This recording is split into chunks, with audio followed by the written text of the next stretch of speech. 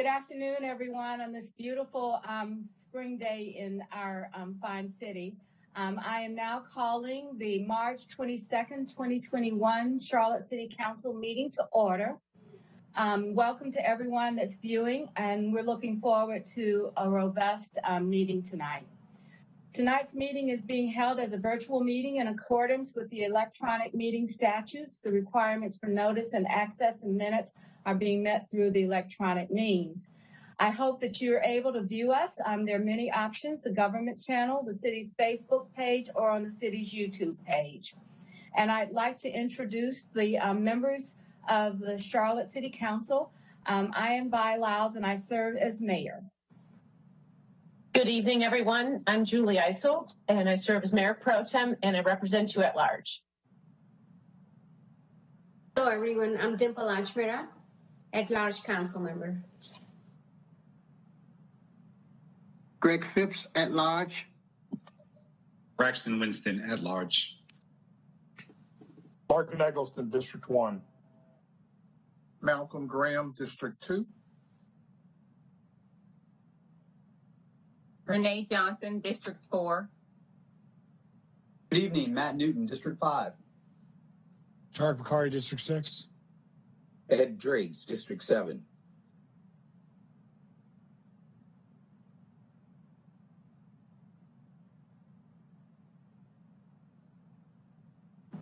Mayor Lyles, you're muted. Mayor, you're muted. It is the tradition of the Charlotte City Council to begin our meetings with an invocation or an expression of inspiration, followed by the Pledge of Allegiance. This is intended to solemnize and help us deliberate well and with the appropriate gravitas as we are as adjusting to our meetings. Tonight, we'll ask Councilmember Renee Johnson to give us that moment, and we will follow with a Pledge of Allegiance recited by Councilmember Driggs. Councilmember Johnson. Thank you, Mayor. Dear Lord, please grant us the wisdom, guidance, and strength to be proper stewards for the people of Charlotte. As public servants, we thank you for the opportunity and the guidance to consider the consequences of our actions and how they affect the public in both positive and negative ways. That our honesty, clarity, and equitable application of resources and justice become our standard and our legacy. In the Bible, Isaiah 58:10 teaches us, if you spend yourselves in behalf of the hungry and satisfy the needs of the oppressed, then your light will rise in the darkness and your night will become like the noonday. Lord, we ask that you unify us in our purpose so that Charlotte becomes the place of compassionate leadership, great neighborhoods, and upward mobility for all of our residents, not just some, for generations to come. We also ask that you will bless our speakers today. Thank you for their diligence and commitment to the city. May we all be attentive and compassionate listeners as we glorify your name and your purpose for this meeting. Amen.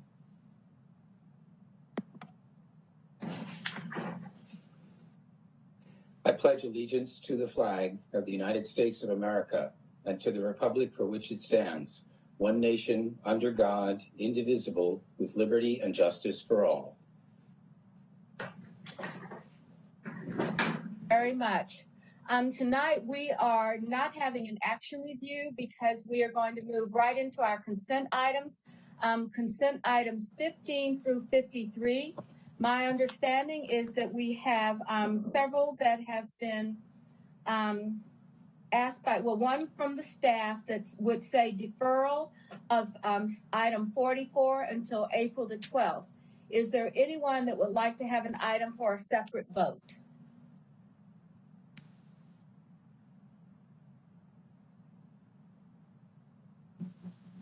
So I don't believe we have anyone for a separate vote. Do we have, Mr. Driggs, are you suggesting a separate vote? No, ma'am, I was just adjusting my screen. Thank you. Thank you. So the virtues of virtual. And then the second thing that I would like to, is there anyone that would like to comment on an item before we take this agenda item up? Yes, ma'am. All right, Ms. Ajmira, what would you like, which item is it? And what would be your comment? number 15 and number 20. All right. Number 15 is our Safe Charlotte program and plan. Grants to have support in the community for community-led efforts. And item number 20 is about our solar panels and our CEOP plan. Ms. Ajmira, you're recognized. I just wanted to make a comment. Do you want me to make a comment now Yes, or please. later? Comment now would be great. Okay. All right. Let me just. I'm bringing up item number 15 and 20 here. Hold on. Okay, so item number 15 is for the Charlotte Grant Program.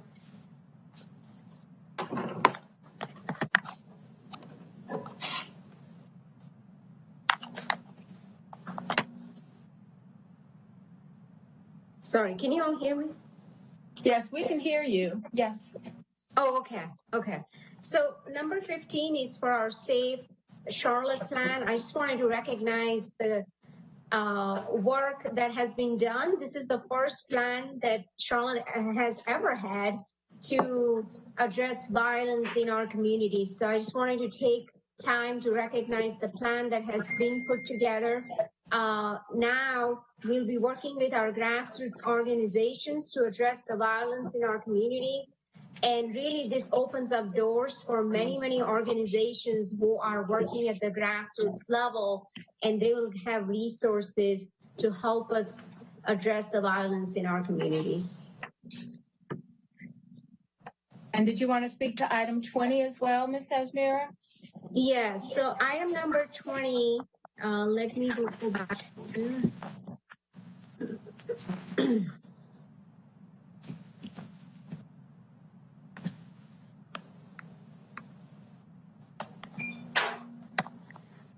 Okay, so item number 20 is for city facilities solar installation project. So this helps us further our CEOP goals, and it helps us meet our facilities policy that we had passed earlier last year. So if we continue to move along this path, I think before we know it, we are going to beat our 2030 goal that we have to go carbon free for our city operations. That includes our facilities, our transportation, and our energy generation. So I just wanted to highlight the effort that has been done by our sustainability department. Thank you. Thank you very much. So may I have a motion to adopt consent items 15 through 53 with the exception of item 44, which has been deferred by staff. Moved. All right, Second, Mr. Driggs. Eggleston, second by Mr. Driggs. I'll begin our roll call vote, and this is the order that we will use for the remainder of the meeting. Mr. Bakari, Yes. Mr. Driggs, Yes. Mr. Eggleston, Yes. Mr. Graham, Yes. Ms. Johnson, Yes. Mr. Newton, Yes. Mayor Pro Tem, Yes. Ms. Ajmira, Yes. Mr. Phipps, Yes. Mr. Winston. Yes. The motion passes unanimously. The next item that we have on our agenda is the awards and recognitions. We'd like to recognize Councilmember Johnson. Thank you, Mayor. Thank you for this opportunity to recognize this important issue in our nation and our city. So I'd like to read the proclamation from the City of Charlotte and Mecklenburg County regarding Brain Injury Awareness Month observation in March. Whereas acquired brain injury is a serious national public health epidemic resulting in long-term or permanent disability or death, which includes strokes, brain aneurysms, brain tumors, brain infection, anoxic brain injury, and traumatic brain injury. And whereas acquired brain injury is overlooked, underfunded, and affects thousands of North Carolina citizens. Stroke is the leading cause of adult disability in the U.S., and there is a brain aneurysm rupturing every 18 minutes. Whereas brain injuries occur when there's a lack of oxygen supplied to the brain and cardiac arrest, near drowning, choking, and drug overdoses that may cause anoxic brain injury. Each year, approximately 70,000 people in the U.S. are diagnosed with a brain tumor, whereas more than 2.8 Americans suffer brain injury each year, and of those, 50,000 people die, 282,000 are hospitalized, and approximately 5.3 million Americans now live with a brain injury-related disability. Whereas brain injury can lead to a lifetime of physical, emotional, cognitive, and behavioral challenges, the leading cause being falls, motor vehicle accidents, and assaults. Whereas more than 80,000 people in North Carolina will sustain a brain injury this year, and many survivors will be left permanently disabled. Public awareness and understanding of the dangers, prevention, and treatment of these injuries and effects on the family are critical to help protect the people of our state. And whereas we have an obligation to bring light to an issue that is under-publicized and widely misunderstood and continues to result in challenges for those affected and members of their family. Now, therefore, we, by Alexander Lyles, Mayor of Charlotte, and George Dunlap, Chair of the Mecklenburg Board of County Commissioners, do hereby proclaim March 2021 as Brain Injury Awareness Month in Charlotte and Mecklenburg County, and commend its observance to all citizens. Thank you. Recognize Councilmember Johnson's devotion to this effort and the work that she's doing in it, not just in our community, not just in our state, but nationally. So thank you, Ms. Johnson. We do have a second proclamation this month, and I'd like to ask Mayor Pro Tem to read the proclamation that's for another item that we need to really focus on as a community. Thank you, Madam Mayor. This month is Child Abuse Prevention Month. And whereas children are vital to our state's future success, prosperity, and quality of life, as well as being our most vulnerable assets, and whereas all children deserve to have safe, stable, nurturing, and healthy homes and communities that foster their well-being, and whereas child abuse and neglect is a public responsibility, affecting both the current and future quality of life of a state. And whereas parents need support and resources to cope with stress and nurture their children to grow to their full potential. And whereas effective child abuse prevention strategies succeed because of partnerships created among citizens, human service agencies, schools, faith communities, healthcare providers, civic organizations, law enforcement agencies, and the business community. Now, therefore, by Alexander Lyles, Mayor of Charlotte, and George Dunlap, Chair of the Mecklenburg Board of County Commissioners, do hereby proclaim April 2021 as Child Abuse Prevention Month and call upon all citizens, community agencies, faith groups, medical facilities, elected leaders, and businesses to increase their participation in our efforts to support families, thereby preventing child abuse and strengthening the communities in which we live. Thank you. Can't hear you, Madam Mayor. Much appreciate that proclamation. The next item on our agenda is the city manager's report. I'm going to turn it over to Mr. Jones. Thank you, Mayor and members of council. I have two items tonight under the city manager's report. One is dealing with an update in terms of our CF program. We appreciate you unanimously passing item 20 on the consent agenda. And so we'll have Sarah Hazel that will give you an update. I believe the last time that Sarah provided an update, it was August of last year, and it was well received by the mayor and council. I think we have twofold today. One is to tell you where we're going and where we have been with our sustainability efforts, but also to make sure that I say again that Sarah, who's been in the acting role, is now the Chief Sustainability and Resiliency Officer for the city. And you may see somebody in my office that's a familiar face to take over Sarah's former role in the city manager's office. We have Emily Kunze, who's come back to the city. She was our former deputy city clerk from 2013 to 2019, and she hit the ground running and being very excited to be back with the city. So we welcome you back, Emily. And Mayor and Council, what I'd like to do is turn this over to Sarah to give us an update. All right, thank you so. No, go ahead. Just gonna say thank you so much, Mr. Jones, for the really wonderful introduction.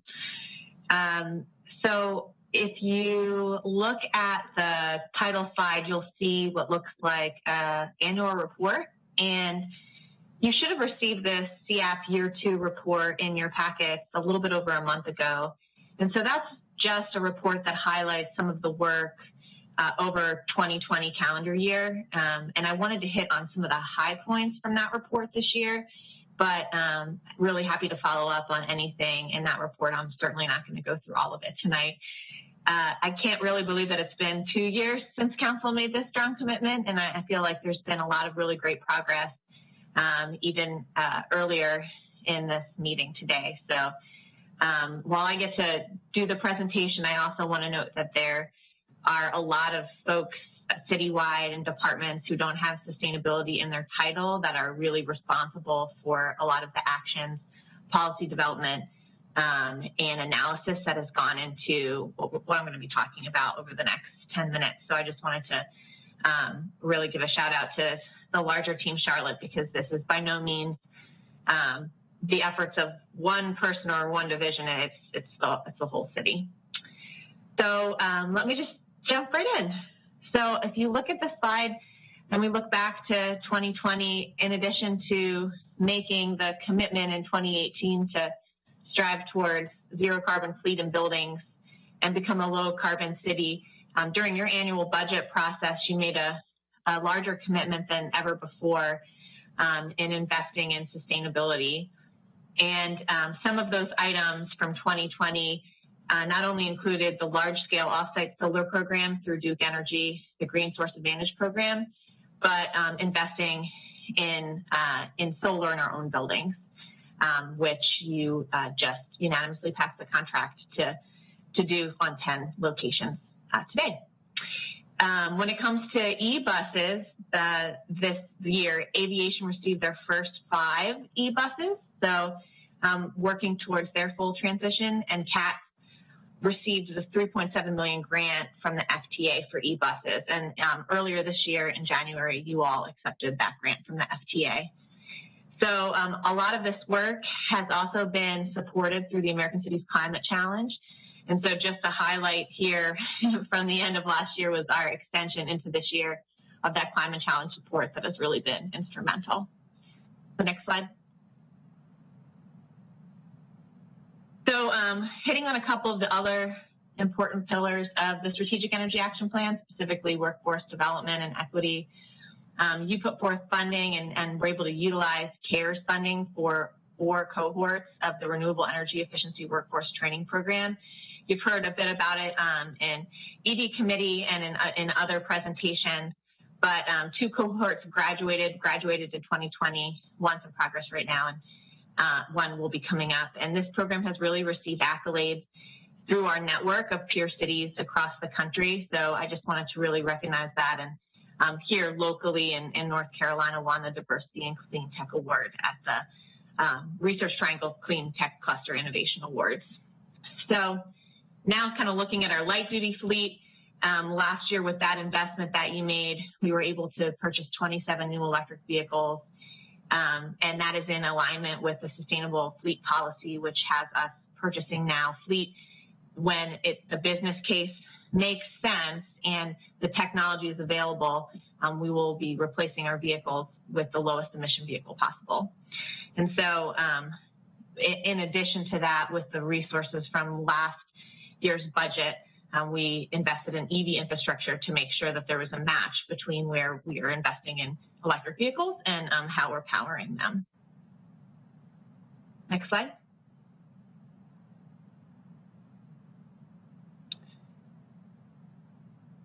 So in January, you all passed the Sustainable Facilities Policy, which is now beginning in implementation. Just a reminder, it does a couple things. It focuses on reducing our energy consumption and enabling more rooftop solar. It aligns our new building charging infrastructure with our fleet policies so that we're not needing to do retrofits, which are always more expensive than when we're building new buildings. And it puts in a standard process to track our energy usage across all city departments, including enterprise funds, and then a annual publishing of those results so we can really demonstrate to the community and lead by example in that way. So that's just one piece of the puzzle, but we know that a big component of hitting our goals is continuing to work with Duke Energy.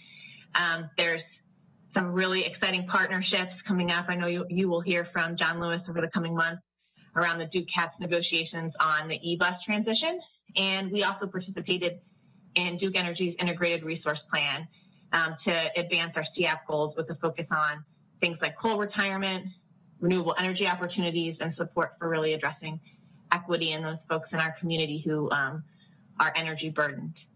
So beyond that, we know that we're not the only, we're looking at our light duty fleet, but we also have some interesting new technology that we're testing, and our solid waste team is testing electric street sweeper. So you may see that out and about.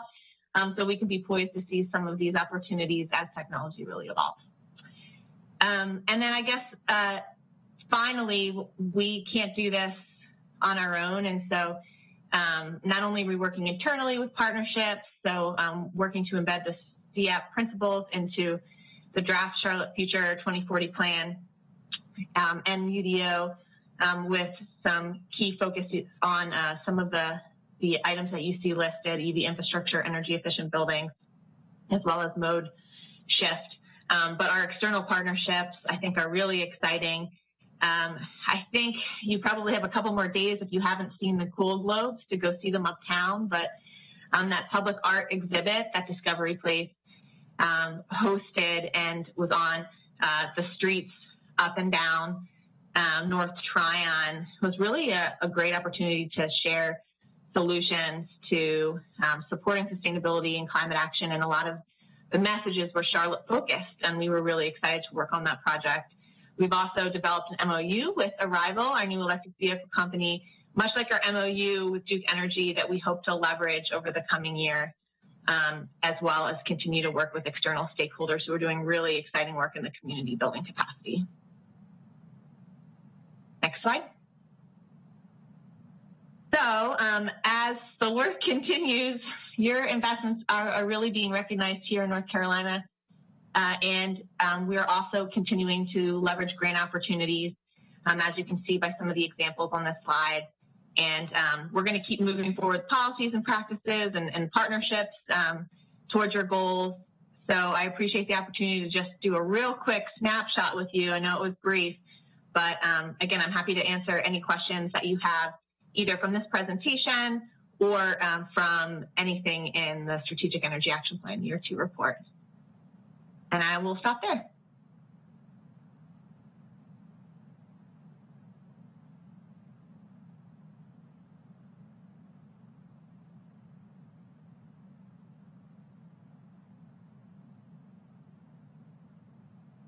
Okay, thank you.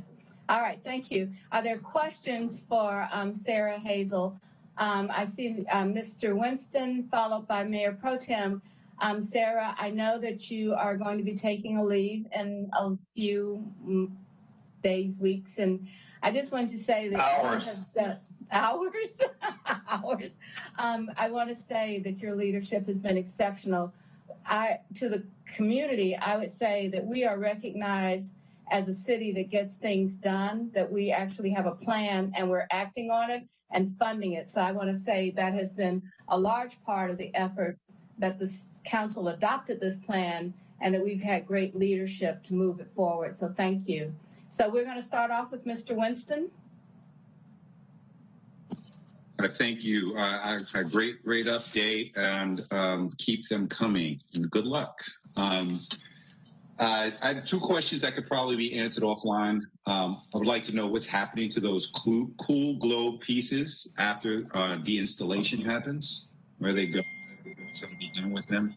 And I would really love to get some insight into this CATS Duke Energy partnership. Sounds very interesting. Thank you. All right. Thank you, Mr. Winston. Mayor Pro Tem. Thank you. Thank you, Sarah. Great presentation. Thanks for your commitment to this work. I have a question about the charging stations. Are we partnering with Duke at all for the quick charge stations? Will we be getting any of those in our area?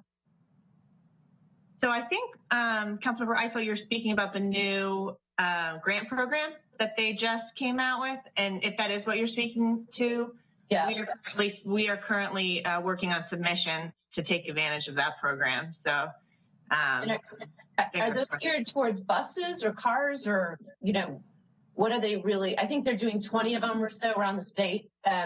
What are they really for? And is that something that we're interested in? So they have a few different grants that are open right now, and there are some grants that will apply to vehicles that we're currently looking to electrify. They have a specific grant around school buses, so that's not exactly something that we're focused on because of our own operations, but there's a quick charger grant as well as level 2 charging grants that we are currently working on applications for. Okay, thanks so much. Thanks for all the hard work. All right. If there are no further questions, Mr. Jones, I hand it back over to you. Oop. Madam Mayor, I was just going to make one comment. Oh, Mr. Bakari, sorry, I can't see. Nope. We've got the shared screen, and so I can't see all 11 of us. No worries, no worries. I just wanted to also say thank you to Sarah for amazing work that you do on this.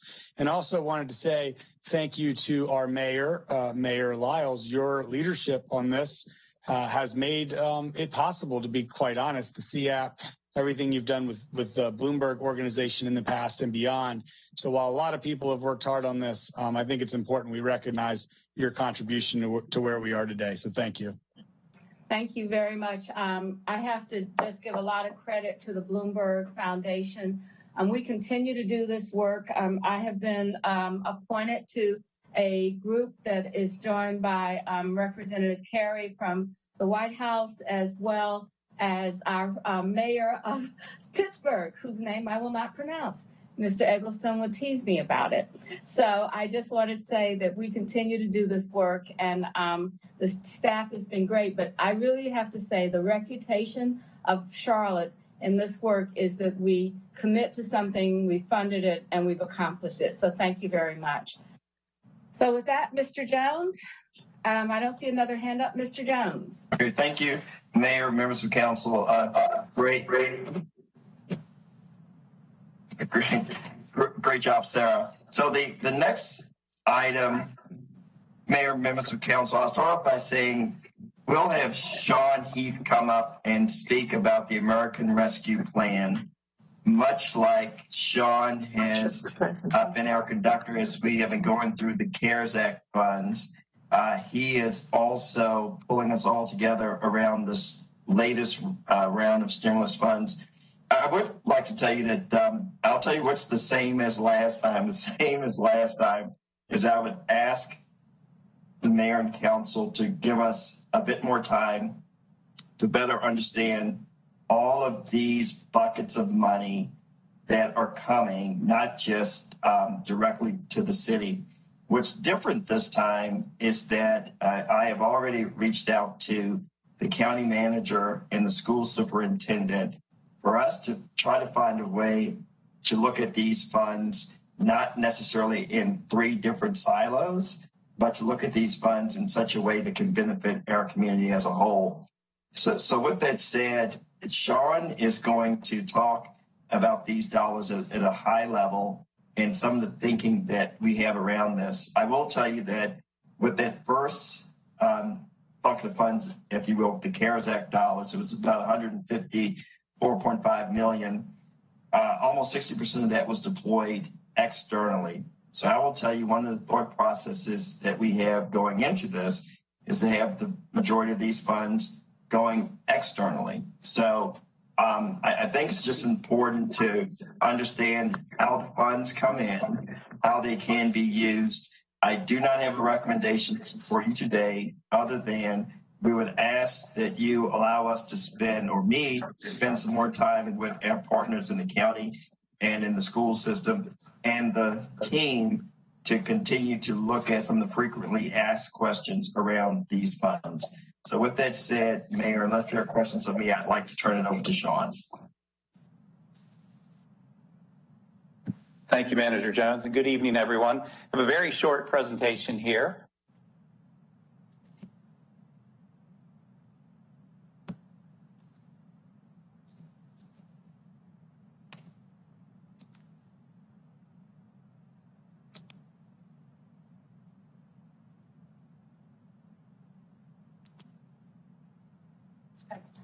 Sean, I think we lost you after I'm back. a short Sorry, I was having some technical challenges. I'm back online. So before we dive into the American Rescue Plan, we thought it'd be helpful to take a quick look at the community-facing funding that City Council programmed during calendar year 2020. So what you have here in front of you is a slide that reflects $135 million in investments, primarily related to the CARES Act. It also includes some funding through the December 2020 stimulus plan, which you allocated in February, associated with various forms of housing, rental assistance, and utility support. We've discussed these investments in great detail over the last few months, so I won't go into a lot of detail here this evening, but just to hit a few high points associated with housing, utility, and homelessness. You can see that that's $64 million that's been programmed. Some of that is actually still making its way into the community through your allocation in February associated with rental relief and utility relief. Of the $64 million, approximately $30 million of it is related to rental and mortgage relief. Approximately $10 million is related to utility support. And there's also some support for homeless related issues embedded in there as well, including, you'll recall last year, the $2 million investment with the Roof Above to support their purchase of a hotel for supportive housing, and then also a $500,000 investment with Salvation Army to support their renovation and expansion to the women's shelter. Moving over into the next area with small business and impacted industry support, $54 million. Thank you. With the $54 million, of course, the signature program here was the Access to Capital program, $30 million plus that was put into the small business sector. There was also some targeted support for impacted industries such as hotels and food and beverage establishments, and also music venues. In aggregate, that was about $15 million. And then you'll remember the decisions that were made around nonprofit relief, workforce development, arts and artists, and bridging the digital divide. So just a little bit of the backdrop as it related to the CARES Act before we jump into the American Rescue Plan. So as Manager Jones has mentioned, there are a number of component pieces of the American Rescue Plan. It was, in fact, a 626-page document, including $1.9 trillion in economic relief. This slide is intended to provide a picture into some of the direct funding that will be received in the Charlotte-Mecklenburg community, starting with Charlotte-Mecklenburg schools on the left, $347 million, which will presumably be focused on reopening of schools and interventions to address learning loss, et cetera. For Mecklenburg County, $215 million, which is quite different than the CARES Act, which provided Mecklenburg County with $39 million. Moving into the green bars, these are focused on the city of Charlotte. We do not know the exact amounts that the Charlotte Airport and CATS will receive, so what we're showing here are estimates at this time. And then the middle green bar there, $149 million, that's what Manager Jones referred to before. It's very similar in size to the Coronavirus Relief Fund under the CARES Act last year. And just as a point of reference, if you look at the state of North Carolina, Charlotte was the city receiving the largest allocation in the state. Raleigh is number 2 on that list at approximately $80 million. So in addition to the $149 million that will come directly to Charlotte, because there are so many different funds and programs under the American Rescue Plan, we wanted to provide you with a little bit of a line of sight into other programs that will likely result in additional funding coming to the city of Charlotte. And I would underscore here that some of these programs will be controlled and administered by federal and state agencies, whereas some of these will actually be controlled by the city of Charlotte. There are 3 in particular that I wanted to highlight on this slide. First is the Restaurant Revitalization Fund, which is $29 billion, a large amount. Certainly that will be spread across the entire United States, and that will be administered by the Small Business Administration. I checked on their website today, and I haven't seen any activity there yet, but based on news accounts, it sounds like they will stand up a program and they'll have an opportunity for grant applications to be submitted via a portal page at some point in the coming weeks. Moving into the next one, emergency rental assistance for $22 billion. Our sense is that this will be structured very similar to the rental assistance program that was introduced in December of 2020. And at this point, our estimate, I would underscore estimate, our estimate is that we may receive, the city of Charlotte, direct funding under this program of approximately $20 million. So hopefully in the next few weeks, we'll have confirmation of that amount. It appears that that money will come to the city of Charlotte in installment payments. So if it is $20 million in total, we think about 40% of that would come to the city of Charlotte in May, with subsequent amounts later down the line.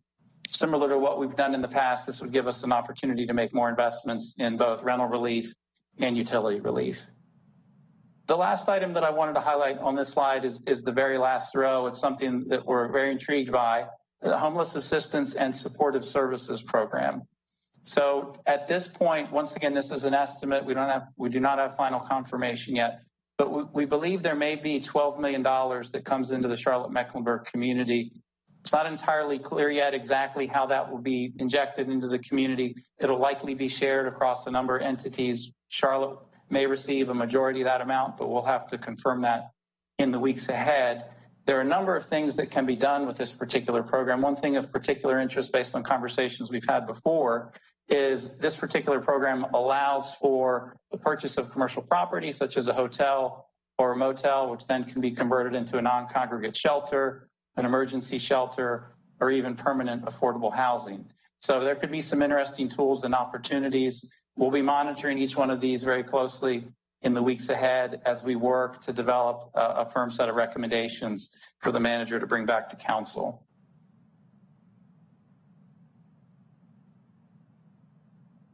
Now, all of the programs in the American Rescue Plan have their own set of rules, of course. And in terms of allowable uses for the state and local fiscal recovery fund, which is the $149 million that was referenced on a previous slide, these are the 4 categories of allowable uses. And there are some distinctions from the CARES Act, so we thought it would be helpful to lay these out for everyone. The first item, category A, really focuses on community-facing economic relief, small businesses, nonprofits, citizens, and impacted industries. The second category relates to premium pay for eligible frontline essential personnel. Category C was not allowed in the CARES Act. It is allowed under the American Rescue Plan. And this is really a recognition that many local governments have faced revenue shortfalls as a result of the pandemic. If you think back to the March 3rd budget workshop and the conversation that the CFO Kelly Flannery led, the occupancy tax and the food and beverage tax in particular for the city of Charlotte are two revenue streams that have faced some challenges during fiscal year 21 as a result of the pandemic. So that's something we'll continue to explore as an allowable use. And then the last category relates to certain types of infrastructure investments. Just a couple tactical items here quickly. Unlike the CARES Act, where the $154 million that Manager Jones made reference to came in one fell swoop, under the American Rescue Plan, the $149 million that will come to Charlotte will come here in 2 installments. We expect half will be received in mid-May of 2021, and the second half, roughly a year later, May 2022.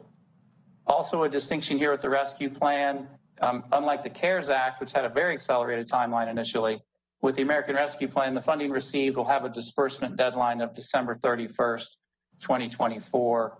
I know there'll obviously be a desire to get money working and in the community as quickly as possible, but with a more reasonable timeline than we originally had under the CARES Act, this will give us an opportunity to integrate and collaborate and be very intentional and deliberate with where we make those investments. So that's good news. One item here just to close out with is really just an acknowledgement that as staff is working in support of the manager's recommendations that will come back to council, we want to try and, all opportunities related to this funding in isolation look like a great idea. But we want to have a way to evaluate and vet this opportunity set. So here is just really an indication of some of the key things that we're focused on in terms of guiding principles for the use of this funding. First, since it's coming in 2 installments, our first area of focus will really be on the initial $75 million. As we get further into calendar year 2021, we'll start giving some more thought to how to go about the investments for the second $75 million that will be received next year. Second area of emphasis as a guiding principle, similar to the CARES Act, there'll be a great opportunity for a significant portion of this funding to be focused on community-facing investments that are directly aligned with City Council priorities related to the economy, jobs, economic opportunity, well-managed government. And then a couple subpoints here that I think are important. One Manager Jones alluded to before. One of the reasons why it's going to take us a few weeks to really develop a thoughtful set of recommendations is a desire for our recommendations to be reflective of what are the other types of funding that we expect to see from the federal, state, and local levels. How can we be smart about maybe being intentional in certain areas and doubling down with other funding sources?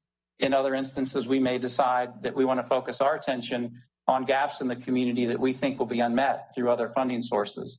So this is just an acknowledgement that we want to be thoughtful about all of the other forms of relief that will be coming from various sources and how that can dovetail in with what we're planning to do with our own funding. One point that we talked about a lot last year was a recognition under the CARES Act that when you're designing and building and deploying and administering these programs, it can be a very time-consuming endeavor. A good idea can't be converted into an actual program with money being invested in the community overnight. So while we aren't required to use all of the same programs that we did under the CARES Act, we will certainly look for opportunities to leverage programs that have already been built where we can. In certain instances, we have community partners and program protocols that have been put in place and improved upon and tested. And we'd love to look for opportunities to continue to leverage those going forward. Then the last thing here is a reference to, similar to the CARES Act, we think it may be wise to set aside what I would refer to as a reasonable or modest contingency balance, even within the initial $75 million, just not knowing what kind of unforeseen circumstances may emerge as we move through the balance of the year. So those in general are the types of things that will inform our thinking. I'm in the midst of conversations with Tracy Dodson and her team and Pam Weidman and her team, and we're really evaluating that full opportunity set now. And we look forward to having a chance to come back in the not too distant future to share a specific set of recommendations. I'll pause there. That's the end of the formal presentation. I'd be happy to answer any questions.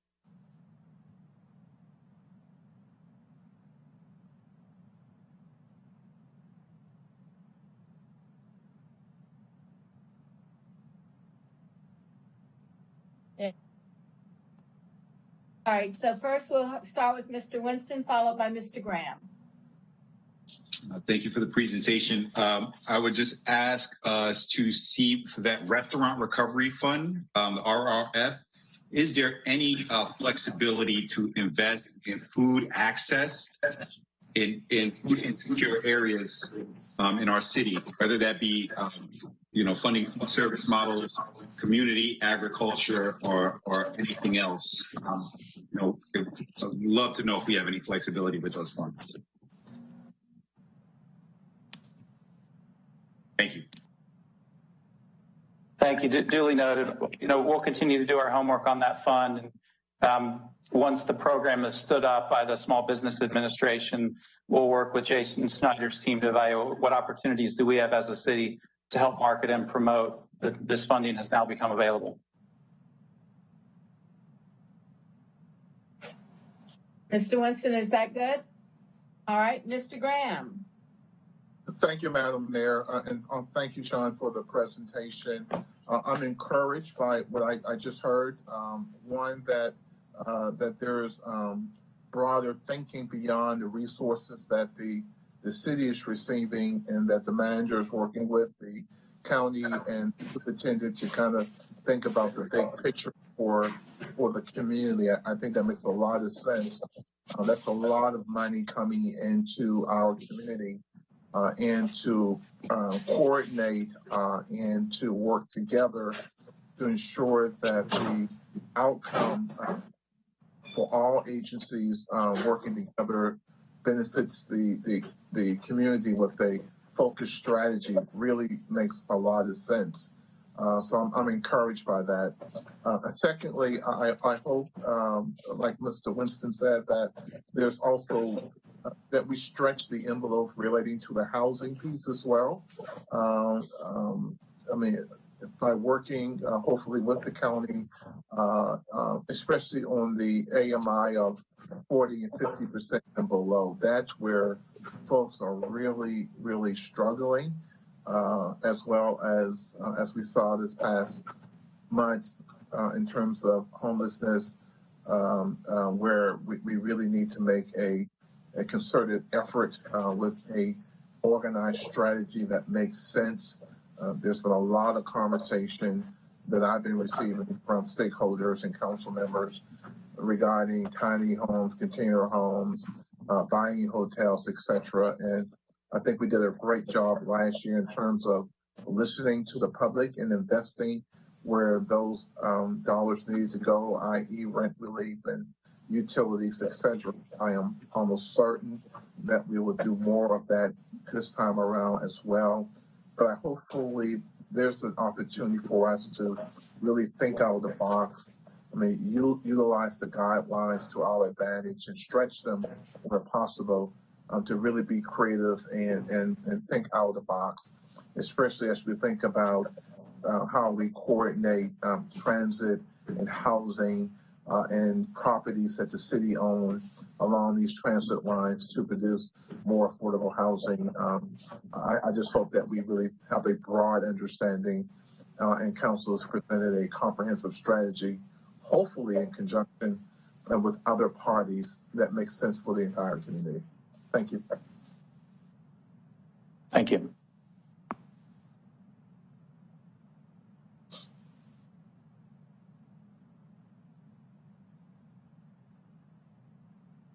Go ahead, Madam Mayor. If that's okay.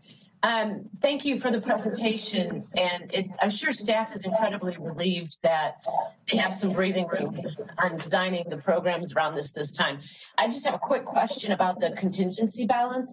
Is there any risk, maybe this is for Sean or Kelly's on, is there any risk that the state would say that has to be considered within our balanced budget requirements and that would have to be spent before, and that we couldn't keep it in contingency balance? Yeah, the way that the act is written, we have discretion to use the funding anytime between now and December of 2024. So I don't think that we have any concern about running afoul in terms of the scenario that you teased out there. Of state law, even if it conflicts. Yeah. Okay, thank you. So I'd like to also jump in, Mayor Pro Tem. So as we look at these funds, it's much like the first round of stimulus funds. We're going to give you a structurally balanced budget without these funds in it. So in other words, ongoing revenue will match ongoing expenditures. If we go back in time a little bit, at the end of FY20, without these dollars, at the end of FY20, we had almost a $15 million surplus that will be a part of your FY22 budget. In FY21, I'll speak for Ryan a bit right now. We're working hard to make sure that we end FY21 without dipping into our 16% reserve. And as we move forward, I would say the one thing that we've thought about is that as we go to FY22, because the budget's going to be bigger, the 16% reserve requirement will be more. So when Sean talks about these contingencies, it may make sense to just have something set aside to make sure that going into, FY 2022, that we would have covered whatever requirements there are for the 16% reserve. So those are all the levers that are going on as we go through this. But I guess the takeaway is that we will not balance the budget off of these funds at a risk of having a structurally imbalanced budget. Thank you, Mr. Jones. All right, our next speaker is Ms. Johnson. Thank you, Mayor, and thank you, Mr. Jones and Ryan, for that information. I have a question about the spending of these dollars. Last year, we were able to do some great work because we did listen to the community, and we were very intentional and strategic and taking a deep dive and looking at the needs. By having those community recovery task forces. So I'm wondering if those are going to be reconvened, even if just for an abbreviated time to discuss the funding and to listen to the community again about where the needs are so we can really take a deep dive on these issues. Thank you. Okay, we have started again, as Sean said, trying to use a lot of the information we gained from those task force and all of the input from the community. And our starting point is trying to see how we can utilize these funds in a way that is consistent with what we learned from the first round. Ms. Johnson. I do think that's something we should consider because we were very intentional and strategic in listening to others' viewpoints and really, really researching the needs of the community. So I think that was a huge part of the success in the spending of those dollars. So it's something that I feel that we should consider. They don't have to be the 12 weeks again, but just to reconvene that group and review the recommendations. Like you said, leveraging our dollars to look at the big picture. We learned through the relief that the mortgage assistance was not a need because that need was taken care of by mortgage companies. So those kind of considerations, I think would just be a good idea to reconvene those groups, just to make sure that we're hearing the needs from the public. Thank you.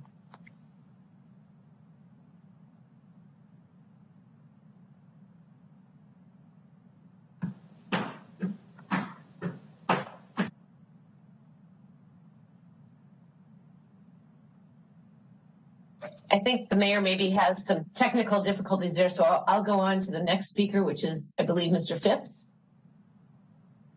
Yes, I had a question. Do we have any residual CARES Act funds that remain unspent? Having trouble? This is Sean Heath. I'd be happy to take that question, Manager Jones. You are muted. Sounds good. Thanks, Sean. Okay. I'll pause for a second. I hear a little background. Mayor Lyles, we need you to mute, please. I think she's trying. Can somebody in the studio mute her? Because I think she's having a background conversation right now.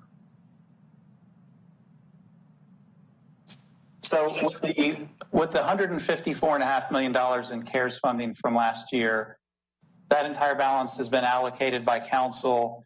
All of it has been encumbered on different projects. There is a balance that is unspent. So encumbered, it's fully earmarked. We don't have what I would point to in layman's terms as money left over that doesn't have a home. And in fact, I shared a note with department heads today requesting that any encumbered balances that have yet to be spent, that we could close that out in a very near-term fashion so we can put a bow around the CARES Act, around the Coronavirus Relief Fund at least, as we transition into the American Rescue Plan funding. Thank you. Another question I have is the outreach and determining needs during the CARES Act funding period.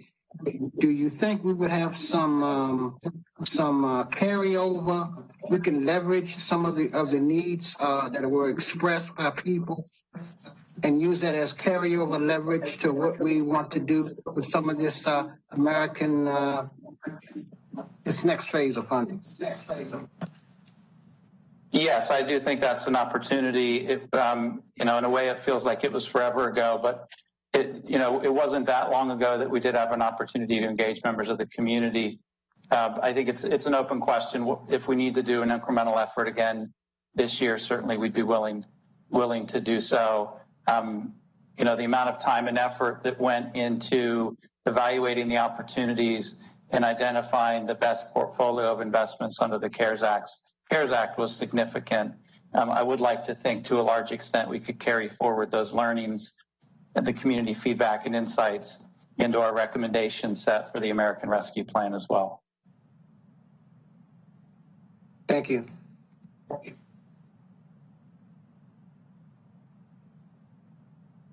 Ms. Ajmera, did you have a comment? Yes, thank you, Madam Mayor Pro Tem. To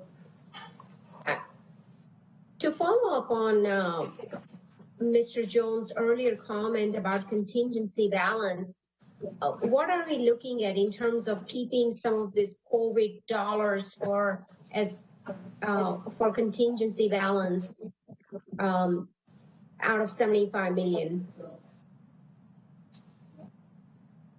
We haven't decided at all what to do.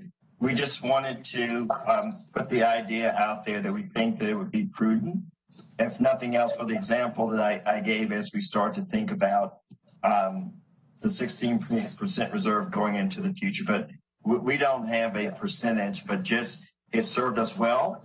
And the first time, and as you may recall, we were able to take a good portion of that contingency and give it back to the council for some of these outward-facing programs. Great. To follow up on that, Mr. Jones, any allocation for our city operations that we should be looking at?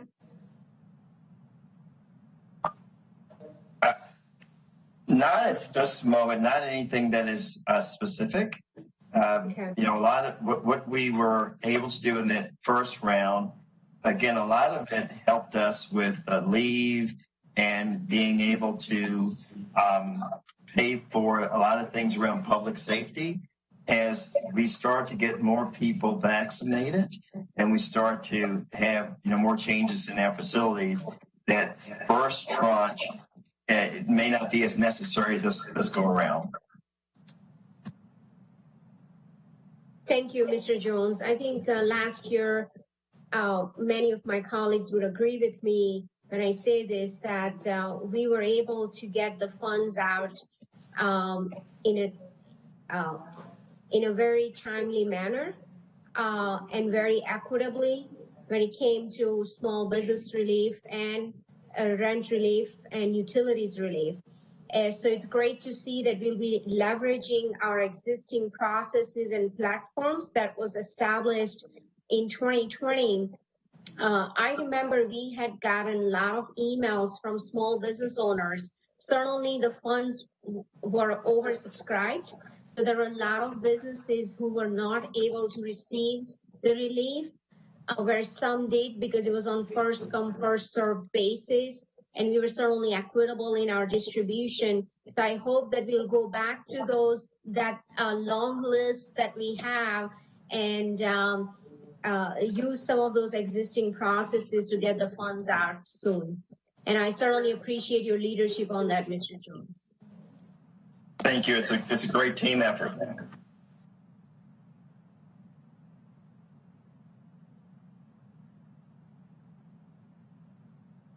I don't know if Madam Mayor is still there, but that is it for our speakers.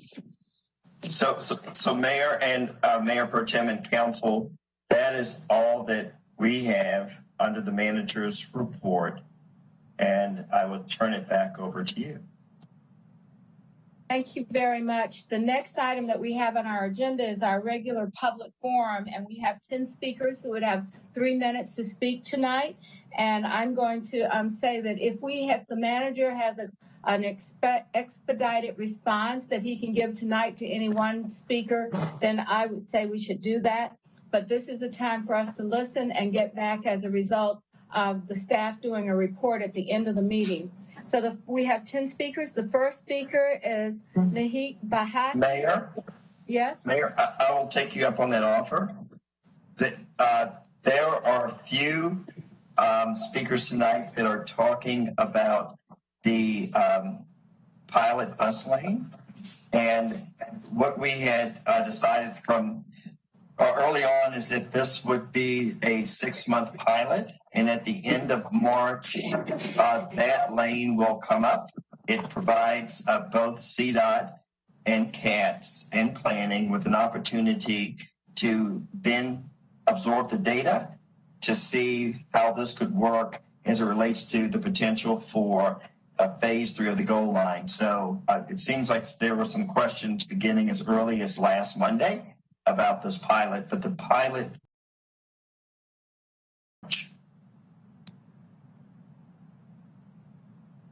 Speaking to that area, of course, you've heard what the manager said, but glad to have you speak.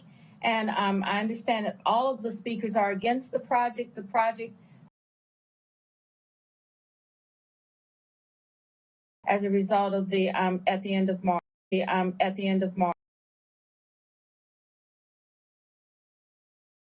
Is it Nikki Bhatia?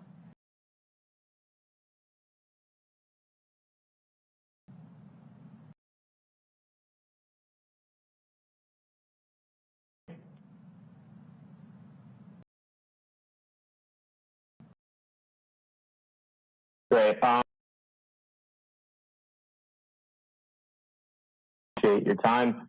Again, my name is Nikki Bhatia. I'm a resident of Charlotte and wanted to raise awareness about some new and exciting technology that's being used to improve policing in other innovative cities such as Chicago, Seattle, and DC Metro. What I'm here to discuss is called police body camera analytics. In the U.S. today, less than 0.1% of police body camera data is being analyzed. The only time this data is ever reviewed is when a use of force complaint is filed by a citizen. And we really think that having body cameras alone and having humans review this data is not an effective way for cities to improve policing. It's a very reactionary measure rather than being proactive. So what this company Green Key does is automatically analyze and transcribe body camera files. We generate performance metrics that can be used by cities and departments to objectively improve community policing. For example, we work with universities across the country and crime labs and other non-for-profits and advocacy groups to create respectfulness reports and de-escalation reports. We believe these can create police performance metrics that can improve the lives of both your police officers at Charlotte Police Department as well as your citizens. There's a new bill that's making its way through the legislative process in North Carolina that, if passed, would require that all body camera data be actually analyzed and mandate all police officers within the state of North Carolina to wear body cameras because we truly believe that body camera analytics is the future of policing. Other states have already started the filing process to mandate that this data be reviewed. Our advisor, Chief Anthony Trevino from San Antonio, recommended that we reach out to Charlotte specifically to gain the support of your leadership and your city council. For that reason, Charlotte has been selected to participate in a free trial of this police body camera analytics program. Green Key and Amazon are working together to donate this software. We're willing to allow Charlotte to process up to 1 year of body camera data for all the officers at the department, which represents a $50,000 cost savings or donation from Green Key and Amazon. Again, there's no cost or obligation to participate in this free trial. We can generate performance metrics on each individual officer, as well as aggregated insights for your elected officials, such as what percentage of police interactions in Charlotte are positive, what is the precise level of respectfulness within Charlotte PD, how effectively can your officers de-escalate interactions with the public, and so on and so forth. We would like to help you understand how the policing is going in Charlotte and what you can do to improve it. We work with groups like the NAACP and other advocacy groups to help improve policing in the country. And we do hope that you accept this offer. I'll stop there because I know I'm at my time. I thank you all for your time. I will reach out to the entire council and mayor to schedule a follow-up call. Thanks again. Well, actually, I would suggest that you begin this kind of conversation with our police chief and the city manager. While the city council makes funding and policy decisions, these kinds of innovations we welcome. But I think that first we need to talk to our practitioners about what they are doing and how they would see it. So look forward to hearing more about it. But again, this is one of those areas that we need to introduce it to a number of people inside the organization as well. So thank you very much. So our next speaker, if I can, I tell you, this virtual is really helpful. Our next speaker is Heather Ferguson, followed by Heather King. Ms. Ferguson? Thank you so much. My name is Heather Ferguson, and I am a 20-year resident of East Charlotte. On behalf of myself and over 1,000 signers of a petition that will be delivered to you this week, we are so glad to learn that the dedicated bus lanes on Central Ave will be removed. However, I wanted to speak tonight to express that this has always been about more than just transit and traffic. This was about equitable investment in all of our communities and East Charlotte not continually getting the short end of the stick. We are not your guinea pigs, and yet we were treated as such when those lanes were put in with no public input and with no regard for their impact on safety and our neighborhood. I encourage you to read the 446 comments collected through the city's survey, which I obtained through a Freedom of Information request. Pedestrians, bicyclists, and even bus riders called the lanes foolish, terrible, and dangerous. One bus rider even wrote, "It's like you're trying to segregate Charlotte even more." Clustering affordable housing and bus transit as you have in East Charlotte perpetuates economic segregation and inequality in our city. And perhaps most disturbing of all, you consider doing this simultaneous to rolling out the 2040 Comprehensive Plan, which is supposed to help mitigate these inequities. This was about economic vitality and quality of life for those of us who already live and work in East Charlotte, as well as not stifling and undermining the potential for the redevelopment of the Eastland site. If done right, Eastland could actually reduce bus ridership on Central Ave because of the jobs it will create right here in East Charlotte, where those people live. Central Ave is the heart and soul of East Charlotte. After 20-plus years of overall deterioration and neglect, that corridor is finally on the upswing. The streetcar will enhance this and serve as an economic catalyst, while the bus lanes would have done nothing but take us back in the wrong direction. I would like to be able to support the transit tax when it comes before voters, but I can only do so if I know that we will be getting what East Charlotte has been promised, and that's the streetcar on a shared lane. Thank you so much.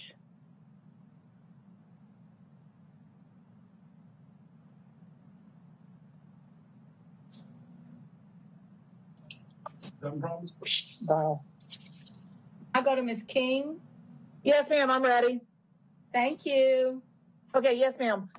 So I'm Heather King, and fierce opposition is how the bulk of East Charlotte constituents would be described as feeling towards the dedicated bus lane pilot program imposed upon us on Central Avenue. This exhaustive experimental program was executed against us, East Charlotteans, with almost no notice, community input, research, nor data concerning how this would affect us. Many of our elected and paid city officials have worked behind a cloak of secrecy and orchestrated what most believe to be backdoor deals, providing zero transparency to push their agenda through while working against the will of the people of East Charlotte.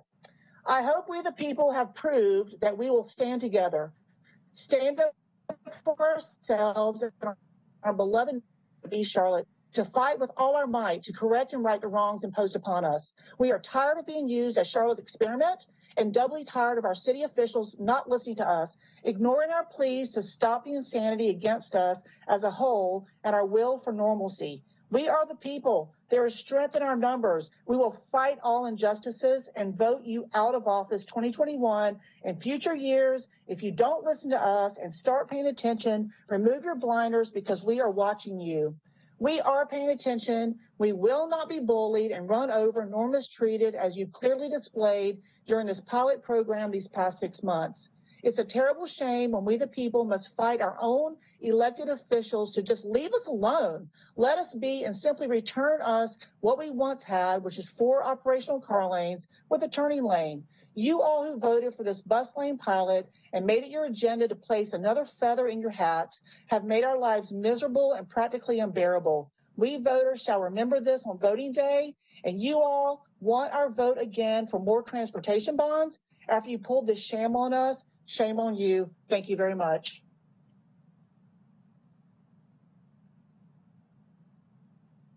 Grant LaFoe.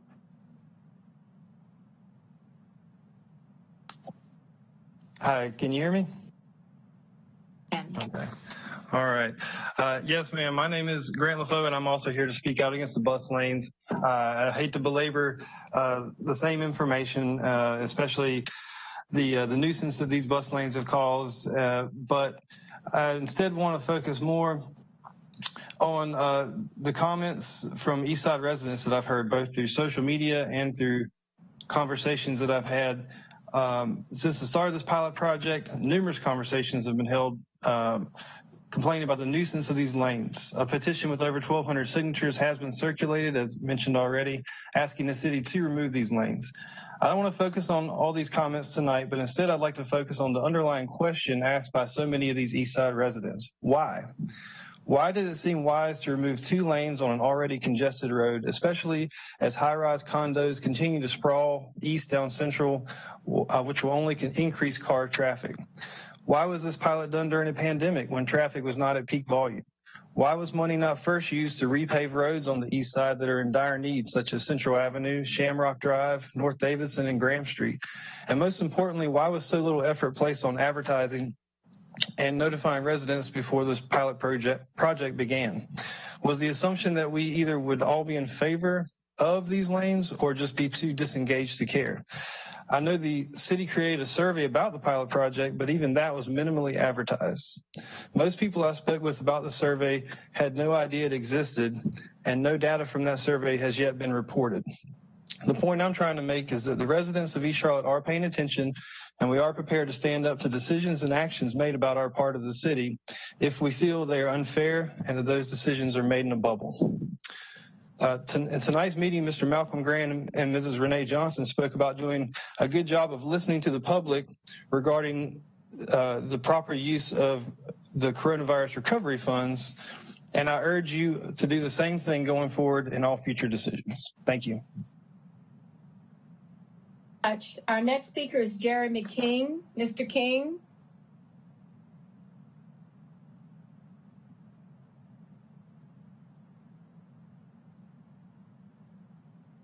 King joining us. Right here. Yes, or no? Hello. We can hear you. Oh, great. Thank you. I just wanted to, in light of this news that came out that I heard of today, I just wanted to congratulate the small group of people that fought to remove these bus lanes. I live in the neighborhood and have for many, many years. And I was basically like, they're going to do what they're going to do. And my wife and her cohorts said, we're going to fight for this. And I've done what I could, but I'm just really impressed that they stuck to their guns. And I thank you guys for listening to them and removing this because it was horrible and it's a terrible idea. Thank you so much. Very much. Our next speaker is Christian Sullins. Hello, can you hear me? Please begin. Hello, thank you for having me tonight. I really appreciate your time. I'm actually here to speak on something different. I'm here to speak about the solutions that are being submitted for Tent City. I feel that, there's been some really good solutions given so far, but I think that the council has a huge opportunity here to really set the bar and the example for communities, all over the nation. There have been some really successful programs launched in California as well as in Atlanta that promote trade skills as well as agricultural skills among homeless people and allow them to not only build and sustain their own lifestyles, but also to help give them jobs and to reestablish their sense of identity. I think in having a long-term solution that this is going to be the really key part of the process is establishing that sense of identity, because these people have had that stripped from them.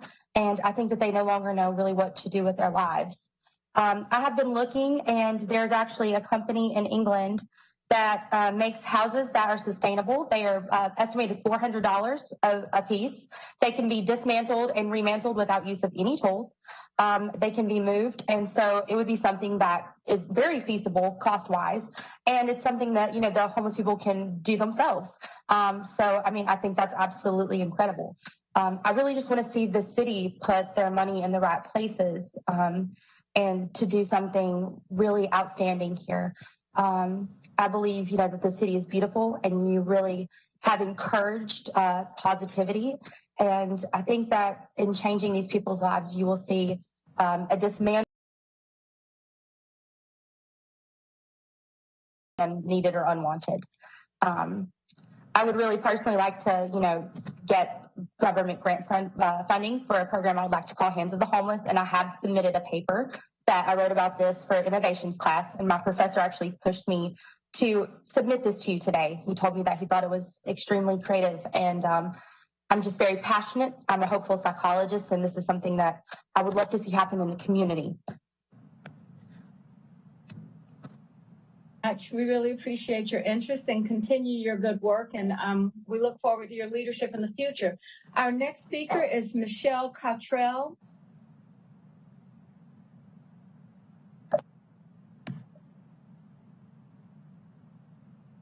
Hi, everyone. Can you hear me? So I wanted to touch back on the arts funding discussion, and I had a few questions about the new structure, and I guess a few concerns that we'd be creating a duplicate of the current. First of all, it seems like there hasn't been a lot of guidance given to the ASC grant in the past. Why doesn't the council try restricted or guided grants within the ASC within their economic development focus before creating a whole new organization? Second, I know there's been a lot of discussion about wanting to increase representation, and that's great, but I'm just wondering how this committee-based organization will be more representative or better representative than the ASC, which I think is about 57 Charlotteans on committees. So I just really wanted to dive into that. There also seems to be a focus on how to solve the problem of corporate and private investment.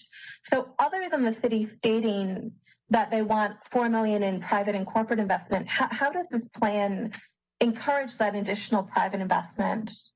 And there's been a lot of discussion of attracting film productions within an economic development conversation, which I'm all for.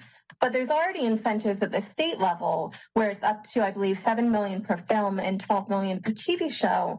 So I'm just a little confused as to how an incremental spend from a $4 million budget would lead to additional film productions when the $7 to $12 million incentive per show is not enough. Lastly, the current budget, well, two more points. The budget is focused on just giving money to organizations. So how are we supporting creatives, which I thought was a lot of the focus of this plan was to build a creative economy. But it seems like for the 2021 budget, all we're doing is taking what could have been granted via the AFC and putting it into a different account to grant to the same organizations. So doesn't it make sense to potentially think about maintaining the structure and creating maybe an innovation fund and putting some of the work and the thought in before creating the new structure and pulling all of the funding? I think this could be really exciting, but I just want to make sure that we're thinking one beyond grants and thinking of other ways to support the artistic community and all of the things that the city council could do, but also have a fully fleshed out plan before changing to create an organization that could end up being a very similar committee-based grant-giving organization. Thank you very much. Ms. Cottrell, I would suggest that you follow the meetings of the ad hoc committee on the arts and culture by the city council, but also know that your questions are rich and deep. And I think that really the best way perhaps would be to reach out to one of the members to have a conversation, because we won't be able to address all of the things that you've been saying. So I would really hope that you reach out to Ms. Seitzel, Mr. Winston, Mr. Driggs, or Mr. Bakari and have a conversation. This is something we'll be doing further work on, and appreciate your comments. Our next speaker is Mason Wallace. Mr. Wallace.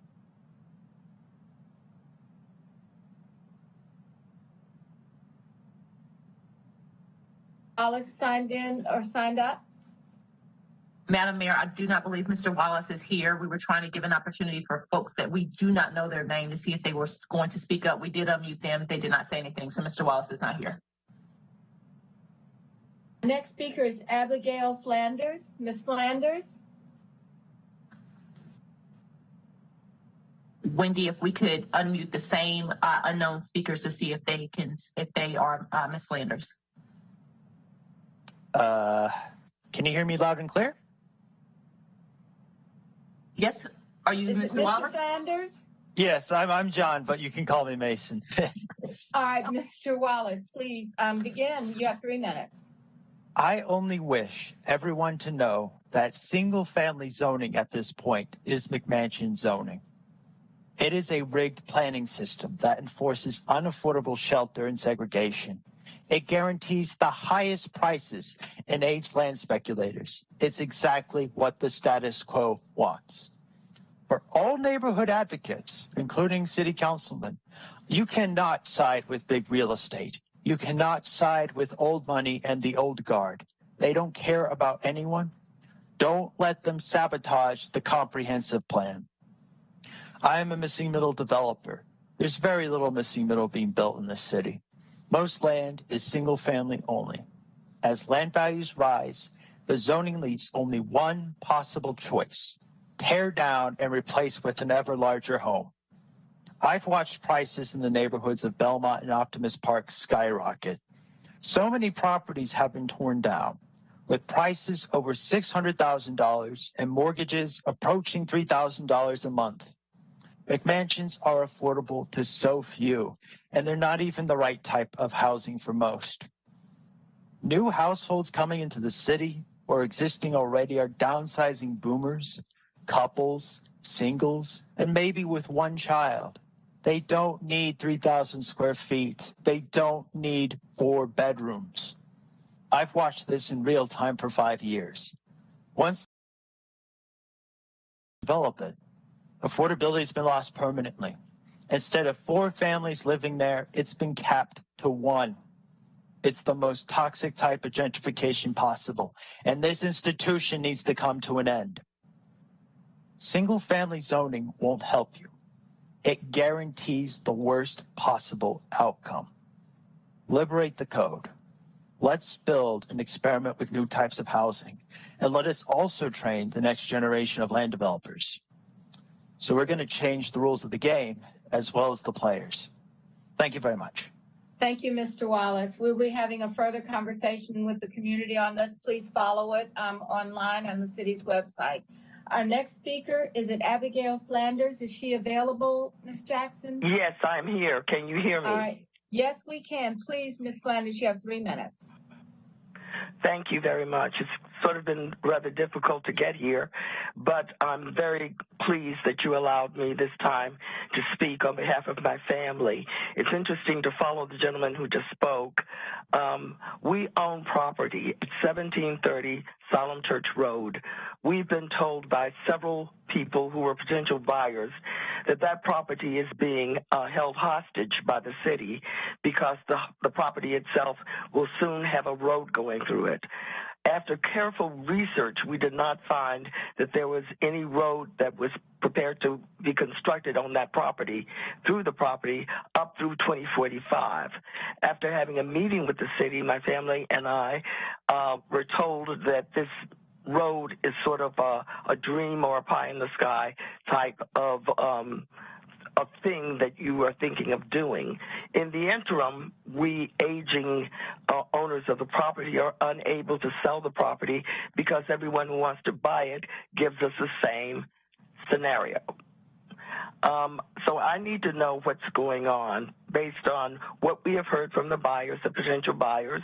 We've even been scheduled for closing, and then we are told that by one buyer after another that the city has told them, don't buy that land because we're running a road through it. And I'm wondering about the zoning issue. We were told that no, it's not a road issue, it's a zoning issue. As the gentleman said, there are a lot of I guess they're zoned R3, we're zoned R3. And I don't understand what the problem is and why we are unable to sell this property to people who are interested in buying it. We're not talking commercial real estate here. We're not talking about commercial buyers. We had one of those who understood that the neighborhood did not want it. What we're talking about are people who are interested in the property and who are being told that there is a road that is scheduled to go through it. We've not been told anything on this end. There's been no documentation, no correspondence, nothing. So we're very concerned and confused as to what's going on and why we cannot sell property right now, and we need the money because we're aging.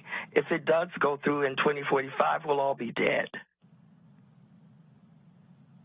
Flanders, thank you very much. I'm going to ask the city manager to have someone contact you, and so that we can be clear on what the facts are and how we're engaged or involved in this.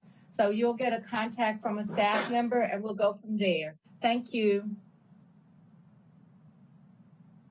Speaker is Kimberly Nelson. Ms. Nelson. Hello, this is Kimberly. Most of you know me as Kimberly Edmonds, now Nelson, the president of Global Impact Industries. I got married last year, but thank you for this opportunity to share with you my input on the comprehensive plan. Of course, division of time is an illusion, and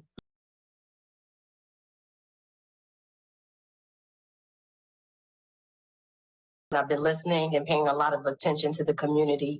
And for some people, a longtime citizen here, 19 years. My family dates back to 1981. I come from Flint, Michigan. My family is from Haiti by way of Nigeria. So my passion is on elevating and creating sustainable workforce opportunities for people of African descent.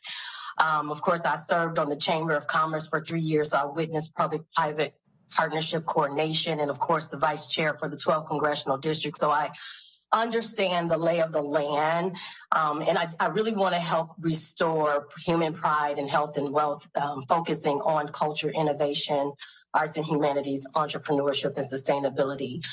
Where my true concerns lie is with digital equity.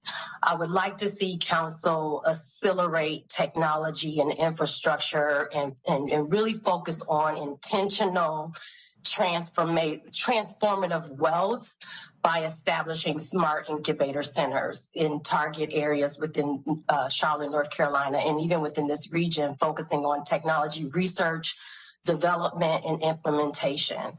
I am a part of the Global African Business Association, where we focus on the African diaspora and Africa, and we're very serious about advancing further in the 21st century. We understand that we need to embrace the fourth industrial revolution. The U.S. has an intense interest in Africa, and I would like for us to look at linking wealth policy input as it pertains to that. I am concerned about the Charlotte's diverse population of people of African descent not being aware of the Thank technology. you, Ms. Nelson. I know that you have much to contribute to us, but I think the 3 minutes are up.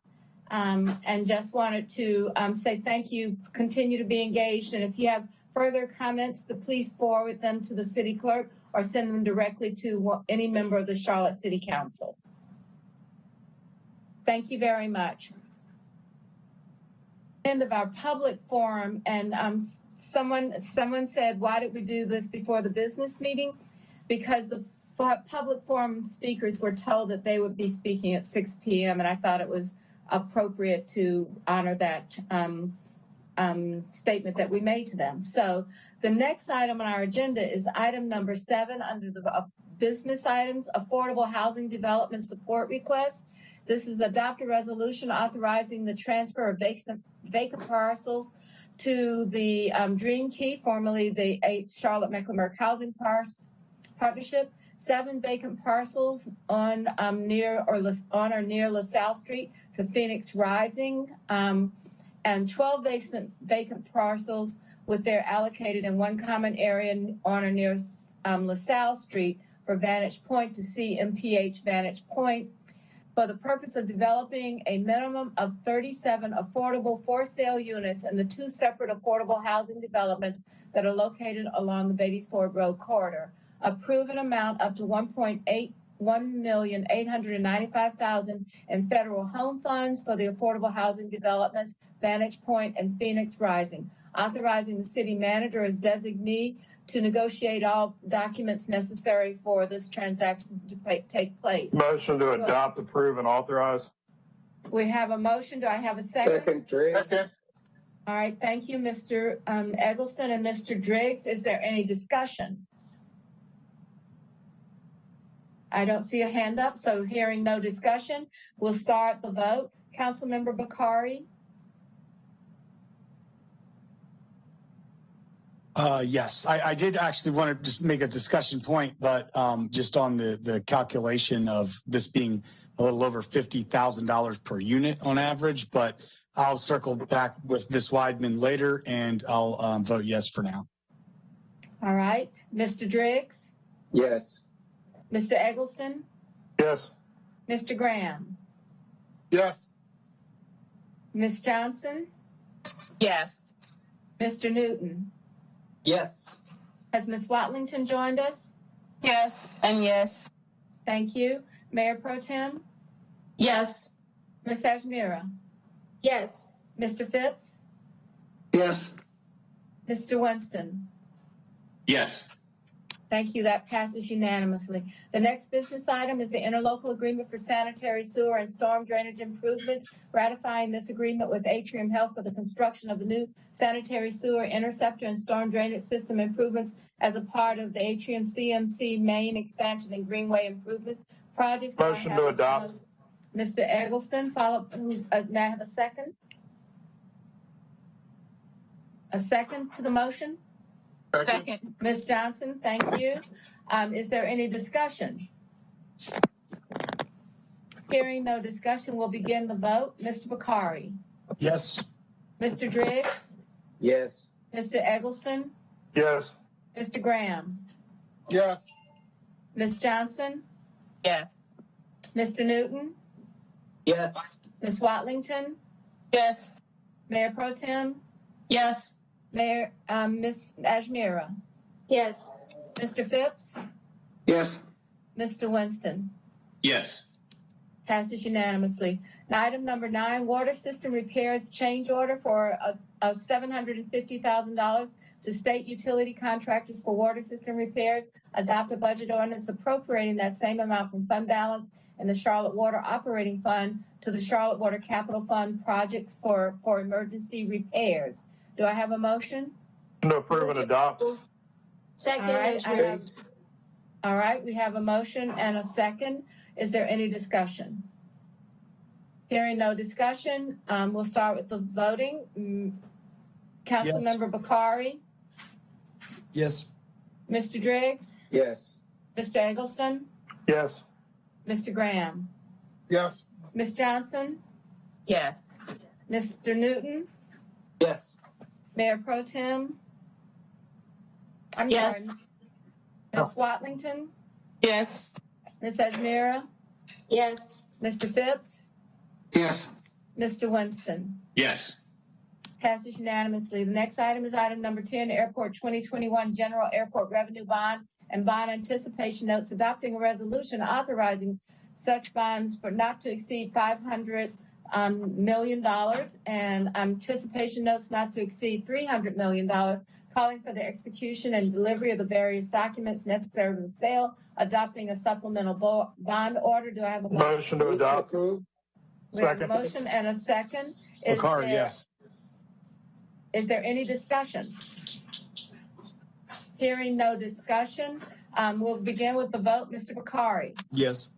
Mr. Driggs, Yes. Mr. Eggleston, Yes. Mr. Graham, Yes. Ms. Johnson, Yes. Mr. Newton, Yes. Ms. Watlington, Yes. Mayor Pro Tem, Yes. Ms. Ajmira, Yes. Mr. Phipps, Yes. Mr. Winston. Yes. Passes unanimously. The next item is 11, adopt a budget ordinance appropriating $157,000 and $157,800 in private developer funds for traffic signal installations and improvements from the developers that are listed in our agenda. Motion to adopt. I have a motion. Second, Do I have a Driggs. second? We have a second. Any discussion? Hearing no discussion, Mr. Bakari, Yes. Mr. Driggs, Yes. Mr. Eggleston, Yes. Ms. Graham, Yes. Mr. Graham, I'm sorry, Ms. Johnson, Ms. Johnson, Yes. Mr. Newton, Yes. Ms. Watlington, Yes. Mayor Pro Tem, Yes. Ms. Ajmira, Yes. Mr. Phipps, Yes. Mr. Winston. Yes. So, thank you, that passes unanimously. The next item that we have is a public hearing to close a public hearing on a resolution to close Cecil Street. And I wanted to ask the clerk if we had anyone signed up.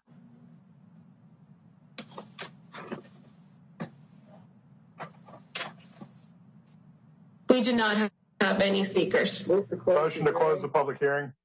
All right, Mr. Driggs and Second. Mr. Eggleston have moved to close the public hearing. So the next item we'll have is our, having noted further discussion, we'll start with our vote. Mr. Bakari, Yes. Mr. Driggs, Yes. Mr. Eggleston, Yes. Mr. Graham, Yes. Ms. Johnson, Yes. Mr. Newton, Yes. Ms. Watlington, Yes. Mayor Pro Tem, Yes. Ms. Ajmira, Yes. Mr. Phipps, Yes. Mr. Winston. Yes. All right, the next item that we have, and before we move into that item, to conduct a public hearing on the draft Charlotte Future 2040 Comprehensive Plan, I'd like to actually read a memo that the council members have received over this weekend. And Mayor, can I ask you a question real quick before you do that? Yes, Mr. Eggleston. Just with the public forum we just had, I feel like we're typically able to see if the person's on with us, that we're able to see the person or see their name or something. I wasn't seeing any of that for the public forum, so I wasn't sure if we were going to be able to see people as they speak to us on this one or not. Let me ask Ms. Jackson to address that. And Ms. Jackson, I also need the list. I think I have the list for the speakers on the public forum, but not the list. Oh, yes, I do have the public hearing list. Thank you. I have that. Thank you. All right. Can we visibly have them on camera? We can visibly have them on camera, but it will take time because we will need to load them in sections. We cannot, it's not a way to load off 100. Move to not do that. Understood. Yeah, so it's fine then. I didn't realize it was that much trouble. Thank you. Well, I think it's a lot of time. It's probably not trouble, but a lot of time. And so, any other questions procedurally before I go into reading this so that everyone will know what we're planning on doing as a result of the public comments? Okay, with that. So I would just like to say that the City Council has met and talked about this since the presentation of the draft. Since we've received that plan on October 30th, we've gotten that kind of feedback and input from the public. For the past several weeks, the amount of attention and public outreach has been significant. And I know that all of you have doubled down in your engagement with this plan, and the community as well has doubled down. Based on those conversations, there will not be a vote on the 2040 Future Comprehensive Plan in April. The information below, which I'm going to read, is a process for the council and for community engagement with the council as we review the significant concerns from the draft document. The first item on the council engagement is that after having discussions with council, the council committees will review the issues that have been identified so far as concerns. In addition, we're going to have people coming and speaking to us tonight and during this comment period, and there are other community forums that are being held, and we will also glean from those conversations additional items of significant concern that the city council committees will be working towards to resolve. The next thing we've talked about is community engagement. Working really hard. We feel like we need to have people speak directly to the council members, and we will host virtual meetings to hear from the community as the process continues. So I would expect that we would be able to have meetings on a regular basis to have people be able to comment. So if you're not participating at this time or feel like it's so many people participating, there will be additional opportunities. So I also wanted to kind of summarize what we've heard as the most discussed topics over the last several weeks. And again, we will add to additional topics as necessary based upon the comments that we hear tonight. The first item is single-family zoning options. The second item is displacement policy choices. The third item is participatory development process. And I should have put in parentheses in there, the community benefit agreements are actually what we're talking about. How do people participate? We have a tool that was in the document, but what we're trying to do is get at the purpose and intent. And the 10-minute neighborhood application opt-ins.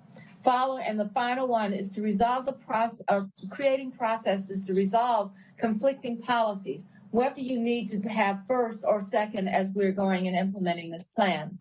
Following this process with council and community engagement, the goal is to have an element of communications, engagement, and governance resolved with a recommendation for the 2040 Comprehensive Plan before the full council by the end of this fiscal year, which is June 30th.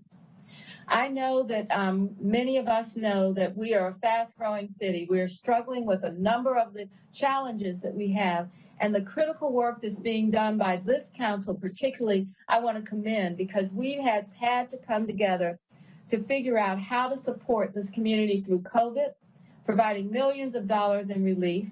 We've also need to come together to improve our social justice and having a safe community.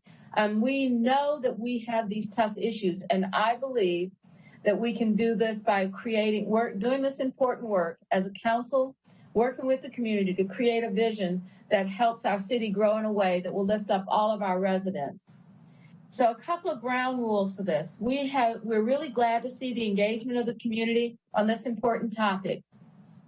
We have over 100 people signed up to give input tonight. So each speaker will have 2 minutes to give their comments. I will call 3 speaker names at a time to allow speakers to get ready for providing their comments. And I'm going to do that. But I also wanted to ask the communities to understand that we as a council have to operate under the virtual meeting laws of the state for us to be able to have these virtual meetings. So I do want you to know that we will always try to have at least a majority of the council available. Council members do need to sometimes step away from the screen for various reasons, especially as we do this.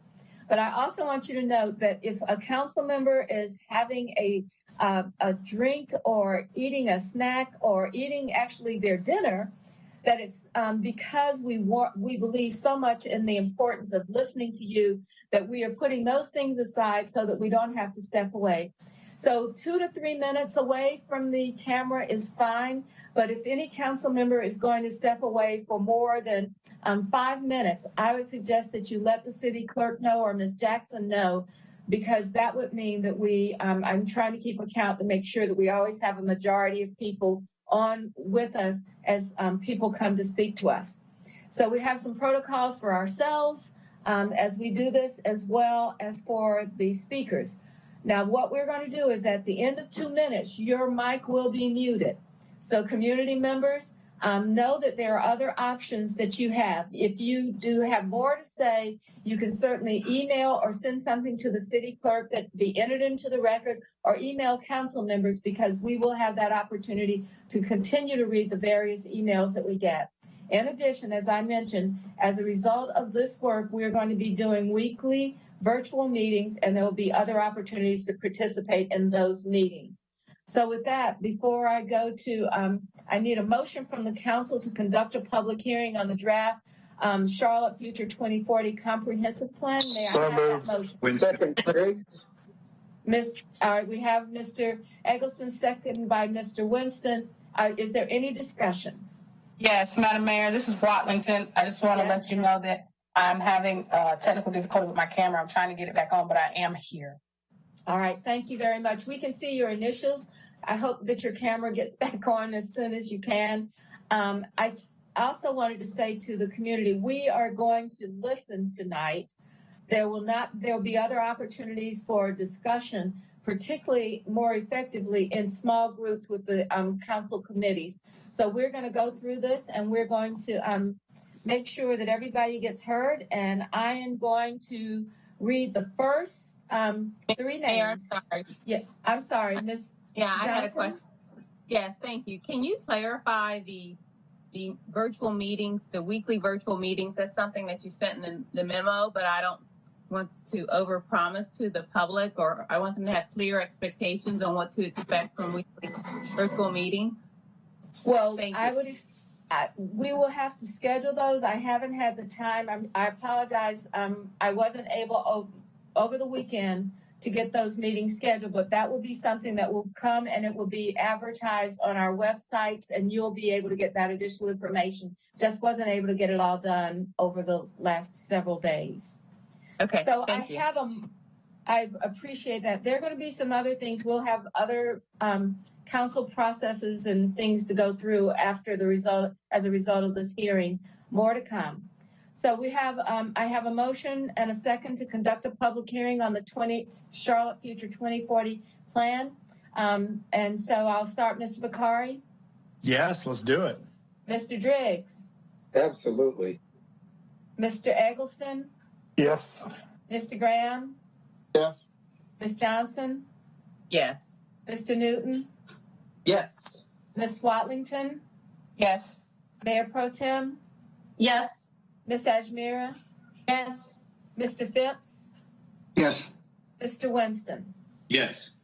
So with that, I am going to call the first 3 speakers is Kiba Samuel, Sam Spencer, Darlene Heater.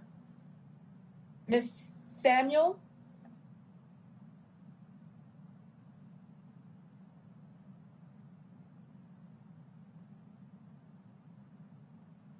I should have said this as well. If we don't have you for technical difficulty, we will try very hard to make sure that we can get you. But if you are just not present, then we will not be coming back to those that are not present. So let's see let's try this out for the first 3 speakers and see how we go. Ms. Samuel.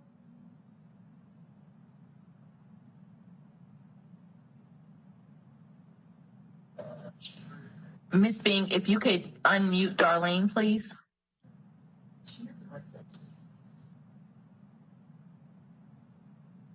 Good evening. Unmuting Ms. Heater. We can hear you. Thank you. Good evening, Council. As one of the city's most diverse communities, diverse in age, incomes, race, culture, workforce, and definitely educational attainment, we fully embrace and support the future that the 2040 plan aims to achieve. And we believe that the 2040 plan is one of the best tools for maintaining our diversity and access to opportunity far into the future. 10-minute neighborhoods, walkability, seamless transit and mobility options, quality parks and quality places. These are all things that we work for every day for Northeast Charlotte and for University City. And we do not think that the quality of life that these types of investments provide should be limited to one part of Charlotte or another. These things should be accessible to all people, regardless of your street address. While the 2040 plan simply sets guardrails that will loosely guide future policy, it's a big step in the right direction. Where some of the big ideas in the document may seem too big for us today, consider where we were as a city 20 years ago and how small some of our big ideas from that time are looked upon today. Perhaps some of the ideas are too big. Well, what's the fuss? Is it not better to set the guideposts with aspiration and work towards it through community conversation and input? If they are not right for us, the city council still makes the decision in the future. And through that conversation, we'll find the big idea that is right for us and right for the moment and right for the future. I want to thank the diligence of the planning staff for their work, and a bigger thanks for the thousands and thousands of community members who engaged in the process. We've heard their voice and we support their voice today. We support their voice by encouraging you to do the same and adopt the 2040 comprehensive plan. For if we keep doing what we have always done, we will get what we've already got. If we keep doing what we've always done, we will get what we already got. Thank you for leading with courage and with aspiration.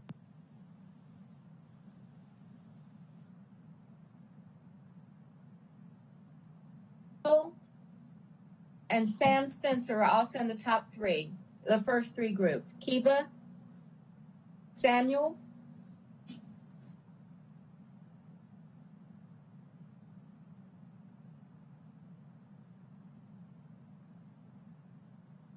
Ms. Jackson.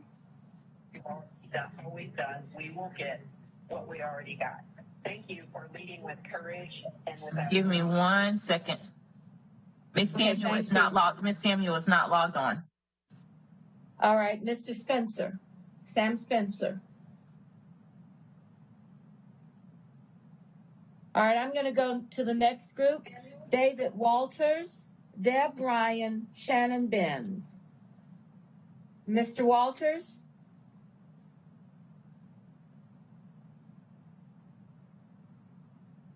That is very true.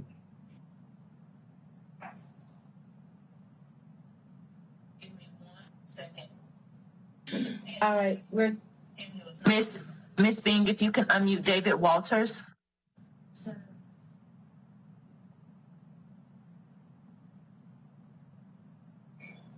Right, thank you for unmuting me. That was a long wait.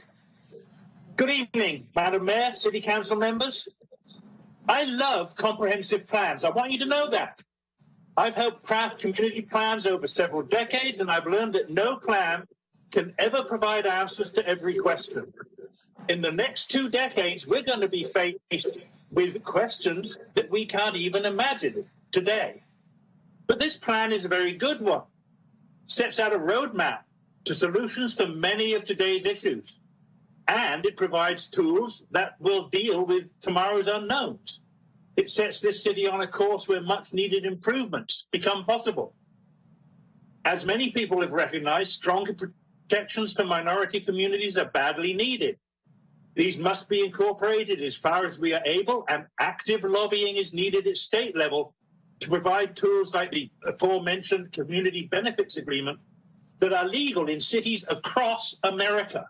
They are not illegal, as some would have us believe. They're just not yet permitted in North Carolina. We also need the more different types of housing we've heard about, close to transit, all those things. They're in the plan. I'm glad there will be a 2-month delay, however, to fix omissions and to strengthen the plan where it's needed. Please don't make that a longer time. I know you won't. And don't listen to the carefully orchestrated chorus of negativity coming from the development interests. They're mainly interested in keeping the status quo and throwing roadblocks in front of the future. you'll hear voices claiming support, urging more months or a year of more studies. Longer delays will only water down the plan to meaningless pablum. In your hearts, you know that. Please be bold. Don't delay. Embrace the future. Thank you.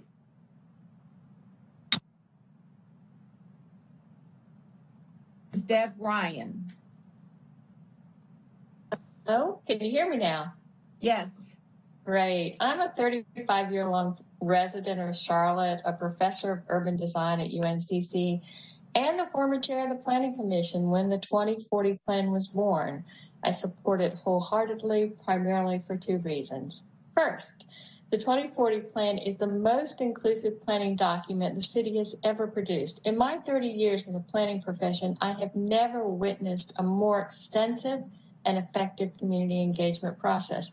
So, if the plan feels different than anything we have seen to date, it is because it is heavily influenced by the opinions of people that we have seldom heard from before. Second, the 2040 plan provides expanded opportunities for economic mobility. It comes as no surprise that the people who have benefited from the status quo to date seek to maintain it, even as most of us now acknowledge that the city has worked well for only some of us, but certainly not for all of us. If we are to acknowledge the reality, then we must question the inequitable impact of single-family zoning that covers over 80% of our city. Worries over property values falling when duplexes, triplexes, and quadruplexes are allowed in the neighborhood are simply unsubstantiated. In fact, the opposite is true. Dilworth, Plaza Midwood, and Myers Park are prime examples where this type of density is already hiding in plain sight. Conversely, there is also simply no evidence that allowing more inclusive housing types in single-family neighborhoods increases the pace of gentrification. That's because gentrification is already well underway and almost unstoppable in many of the Charlotte's inner city neighborhoods. It will continue at a rapid pace with or without this plan. The answer to gentrification challenge is not a physical constraint on a few hundred or even 1,000 lots across the city. Time is up.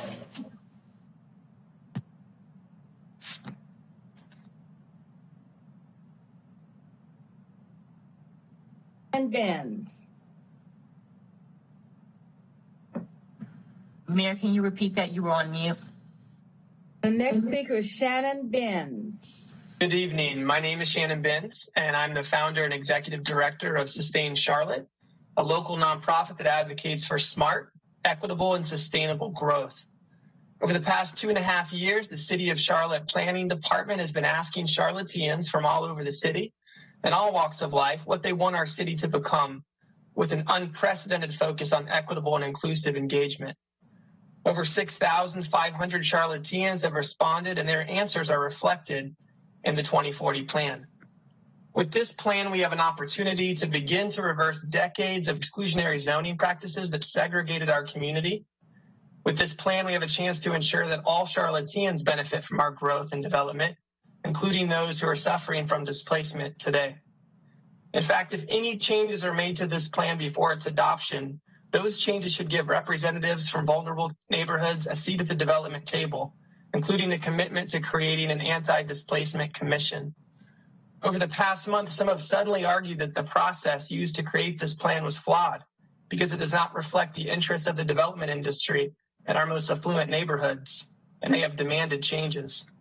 Because they don't like the message, they have decided to shoot the messenger. Well, let's be honest.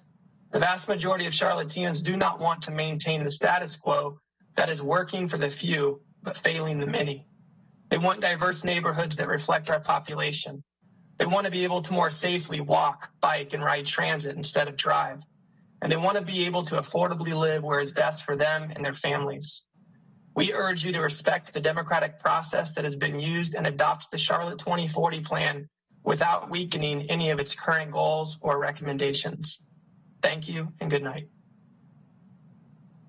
Thank you. Sam Spencer is our next speaker.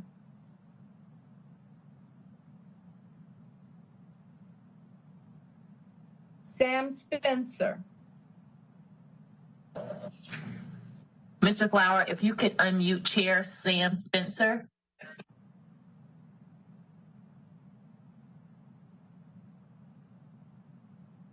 He's listed under, there we are. Mr. Spencer. Thank you, Mayor Lyles, and sorry for the technical difficulties. I'm Sam Spencer. I chair the Charlotte-Mecklenburg Planning Commission, and I wanted to talk today about the process behind the Charlotte Future 2040 Comprehensive Plan. Since I'm speaking in my role as chair, I only want to talk about the process since it's premature for us to endorse the plan because this plan is still in the works. Back in June of 2018, when Deb Ryan was chair of the Planning Commission, we endorsed the process of moving from doing a UDO first to doing a comprehensive plan. If I recall correctly, it got a unanimous vote. Since we decided to pivot to do a comprehensive plan, do our first plan in 40 years, we've seen incredible public engagement. We have seen over 5,500, 6,500 people interact with the comprehensive plan process. We have seen all sorts of people engage from the community to contribute to this plan. This isn't the Planning Commission's plan. It's not the City Council's plan.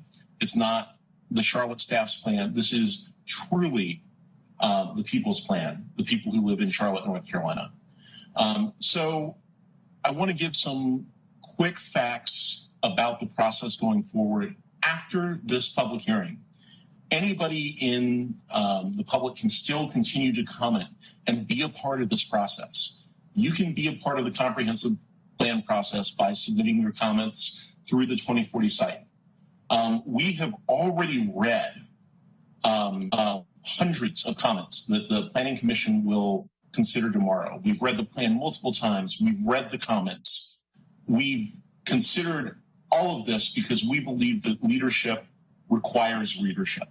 And so I just want everybody to know, without talking about what I like about the plan, what I don't like, Time is up. Seriously.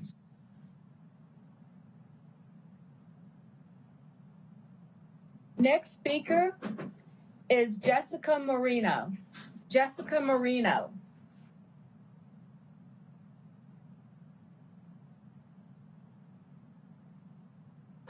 Ms. Marino, you're unmuted. Oh, hi. Sorry, I didn't realize I was unmuted. Hello, everyone. My name is Jessica Maria. I'm a housing justice organizer. I started my work as an organizer due to my own displacement from Oak Haven Mobile Home Park in Mecklenburg County. All of my neighbors were pushed out of the county due to the lack of affordable housing options that we had. This was in 2017. Since I continued, after my own campaign in my own neighborhood, I continued organizing in Charlotte and different communities to make sure that people knew their rights as tenants and that they could protect themselves. What I see is that we still have a huge lack of affordable housing. And my worry is that there will not be enough community oversight by tenants or people who live in and need affordable housing. So if one of the most important things is that we have that oversight, in my opinion, and of course we need this to go through. So I would say not to delay it anymore, but to also make sure that we have community insight and that those recommendations are taken into consideration on the 2040 plan.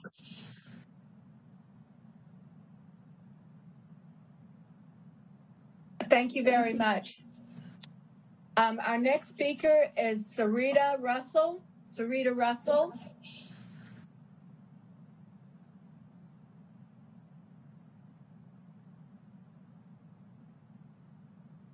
Ms. Russell, you're unmuted.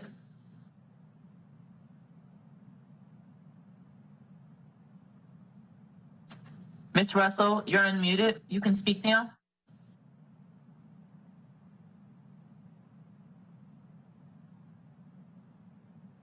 Okay, Madam Mayor Pro Tem, I believe Ms. Russell's not with us. So there's Madam Mayor. We can go to the next speaker. Renetta Mitchell. Renetta Mitchell. Good evening. Can you hear me? Yes, we can. Thank you. Thank you. Good evening, Mayor Lyles, Mayor Pro Tem Islett, and Charlotte City Council. My name is Vernetta Mitchell. I live in and represent the over 60 communities and neighborhoods that are incorporated in the Far East Neighborhoods Coalition, or FENCO. FENCO is bordered by East W.T. Harris, Rocky River Road, Albemarle Road, and the Mecklenburg County line. Yes, East Charlotte does extend beyond Eastland Mall. The Far East is a very diverse area with a very large minority community of all ethnicities, socioeconomic statuses, and ages. The Charlotte City Council and staff has known for at least 10 years that the Far East would be a target for expansion and growth. Yet year after year, the city has not effectively and equitably planned or budgeted for the growth that has impacted the Far East. In conjunction and collaboration with the county, our residents want a plan for the Far East that not only catches up with the development in place, but also keeps pace in terms of mobility, connectivity, infrastructure, parks, environmental protections, and transit. We clearly recognize that what we are asking does not fall under one entity. We expect our at-large city council members to engage with the Far East planning and development, like our city council member, Matt Newton, has been advocating. In addition, we also reject the process outlined in the comp plan that allows developers to increase density without community engagement or funding from the city for adequate resources. Equally important, we want an area plan that includes creation of jobs for our residents in the Far East through economic development. This is how we will realize the 10-minute neighborhood goal in the comp plan. Thank you for allowing FENCO to address this distinguished body, and we look forward to working with you and staff. Thank you very much. Our next speaker is Alan Baker.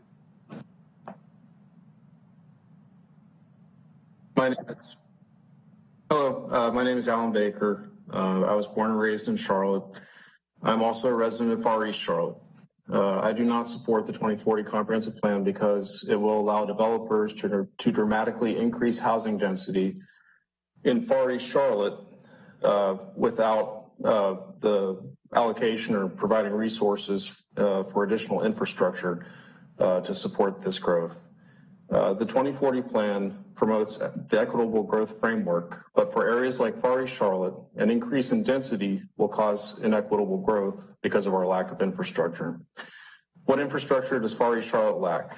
15% of Far East Charlotte residents live within half mile of a grocery store. 7% of Far East Charlotte residents live within a half mile of a low-cost health care provider. And 43% of Far East Charlotte residents live within a half mile of public transportation stops compared to 67% in the rest of Mecklenburg County. However, how can Far East Charlotte residents walk to the bus stop when none of our arterial roads have sidewalks? A dramatic increase in density in Far East Charlotte, which will happen if developers are allowed to build duplexes and triplexes on single-family home lots, will force our most vulnerable residents to walk on two-lane roads with heavy traffic with no sidewalks to get to the bus stop to get to work. Without access to public transportation, our new residents will be more vulnerable to displacement. They will also be in physical danger if they decide to walk to one of our few bus stops. The comprehensive 2040 plan does not provide concrete solutions for Far East Charlotte to support the increased density. I am a member of FENCO, and during our last meeting on March 17th, Charlotte Area Transit CEO John Lewis was a guest speaker. I asked him the following question: do you believe that the current public transportation resources in Far East Charlotte are sufficient to support the changes proposed in the Charlotte 2040 plan? He answered no, and that there is no budget to expand public transit. Time is up. Our next speaker is Kathy Davis. Ms. Davis. Kathy Davis. Hear me? Can you hear Yes. me?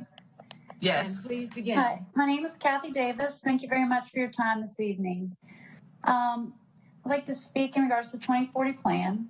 The city planner and the planning commission chair tout that much time and community feedback went into the Charlotte 2040 plan that was released in October.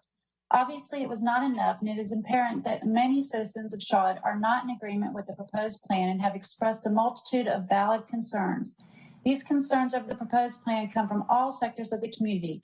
They are not exclusive to a select few or a select group, as has been stated by members of the Planning Commission in recent interviews. Addressing a 320-page plan that took years to develop cannot be done within the less than 2 minutes I have left. So my statements tonight will be broad and general, but know that I have provided very specific input to the 2040 planning staff.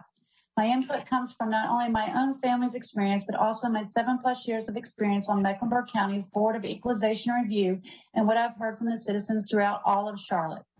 Residential neighborhoods, especially those close in town that feel the greatest impacted density, need to and should have a seat at the table as the plan is being tweaked and going forward when the UDOs and mapping are to be developed to go along with the plan. We must protect exclusive single-family zoning within our neighborhoods. To eliminate the protection for such a critical part of our housing diversity from denser development will only lead to negative consequences, consequences which have not and are not adequately addressed within the current 2040 plan, especially with infill development. If we do not protect the option of exclusive single-family zoning, such an option will become fewer and even more unaffordable. Those wishing to raise a family in a single-family home will have to look to move further out from the city. Especially for in-town neighborhoods, the character of neighborhoods will be lost to build-and-go developers, and already strained resources such as parks, schools, roads, tree canopies, etc. will suffer. A blanket policy of eliminating exclusive single-family zoning is not does not address affordability. Thank you, Ms. Day. Thank you.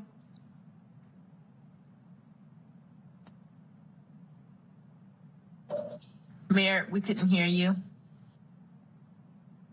No, now you're. Is Emily Wheeler. Emily Wheeler. Miss Wheeler is not able to speak. She sent an email saying that she could not join us. Thank you. Our next speaker is Claire Reiser. Okay. Ms. Reiser? Hi, I'm here. Thank you. We can hear you. Okay. My name is Claire Reiser, and I am part of Community Building Initiative's Leaders Under 40 program, Class 10. Recently, Taiwo Jaioba came to speak to our class about the 2040 plan and the role we as young leaders in Charlotte can play in seeing this plan to fruition. Contrary to what many dissenters have said over the past several weeks, this is not my first time hearing about the plan, as I was approached at my polling place on Election Day by a Charlotte Future volunteer. Engagement is a two-way street. I am a Charlotte native raised in Dilworth and now living in Myers Park, in a duplex to be more precise. The association of my current neighborhood has gone door to door, handing out literature, urging us to tell City Council to vote against the plan. But it is this same neighborhood whose residents were aghast all over the Nextdoor app and Facebook pages at the cold-heartedness of city leaders for clearing 10 City, asking, how dare they? How can we help these poor people? What my neighbors are blind to is the obvious connection between 10 City and the situation they're fighting. If we do not allow for affordable living spaces in neighborhoods with high-performing schools, safe streets, and walkable food and retail options, Charlotte will continue to wear the crown of 50 out of 50. Our city cannot close the opportunity gap and improve economic mobility without changing the status quo and allowing for duplexes, triplexes, and quadplexes to exist in an area that is currently primarily single-family zones is hardly a drastic step. Rather, it's a good first step for a city looking to change the policies that put us in this predicament in the first place. We herald Charlotte as a beacon of a new South, and if we truly desire to live up to that moniker, we must be willing to make changes that challenge the city's long-held comforts. Thank you. Thank you, Ms. Lord. Our next speaker is Christina Danis. Mayor Pro Tem, that was Ms. Reiser. That was Ms. Oh, Reiser. I'm sorry. Our next speaker is Vivian Lord. Ms. Lord. Thank you. Sorry about that. Ms. Okay, Lord? can you hear me okay? Yes, we can hear you. Please. Wonderful. Yes, I'm Vivian Lord, and I do not live in an affluent neighborhood. I live in the Far East, and according to the Quality Life Explorer, in the Far East part of Mecklenburg County where I live, we have zero proximity to low-cost health care, zero proximity to public transportation, and almost zero jobs per acre. The Far East has 6.9% paved roads with sidewalks in comparison to the county's 43% paved roads with sidewalks. But we are diverse, much more than the city. We have 41% African Americans, 31% white, 17% Latin American, and 4.5% Asian Americans. With no amenities now or in the future, the city has approved developers to clear cut and build huge developments in the Far East. We've had 47 developments and 7 in the progress. So that's 52 since 2016, less than 5 years, and there are more waiting. We would encourage the City Council to consider Seattle's plan of upzoning by selecting neighborhoods that targeted more housing choices close to the community assets. Areas of few community assets were not included in Seattle's upzone changes. Seattle first piloted 3 neighborhoods and then increased to a total of 27 neighborhoods. Their comprehensive plan, growth and equity analysis examined demographics, economic and physical factors to understand current displacement risk and access to opportunities. In the fiscal impact analysis for Charlotte's 2040 plan, 2 specific expenditure areas are identified as lacking funding tools. These are mobility and community amenities. The city does not have a mechanism to fund the impact of new development on streets beyond existing funding sources, and which is to maintain existing roads. Also, the comprehensive plan calls for a variety of community amenities to be built to support. Time is up. Please send your additional comments to the city clerk's office or email them to her. The next speaker is Christina Davis. Christina Davis.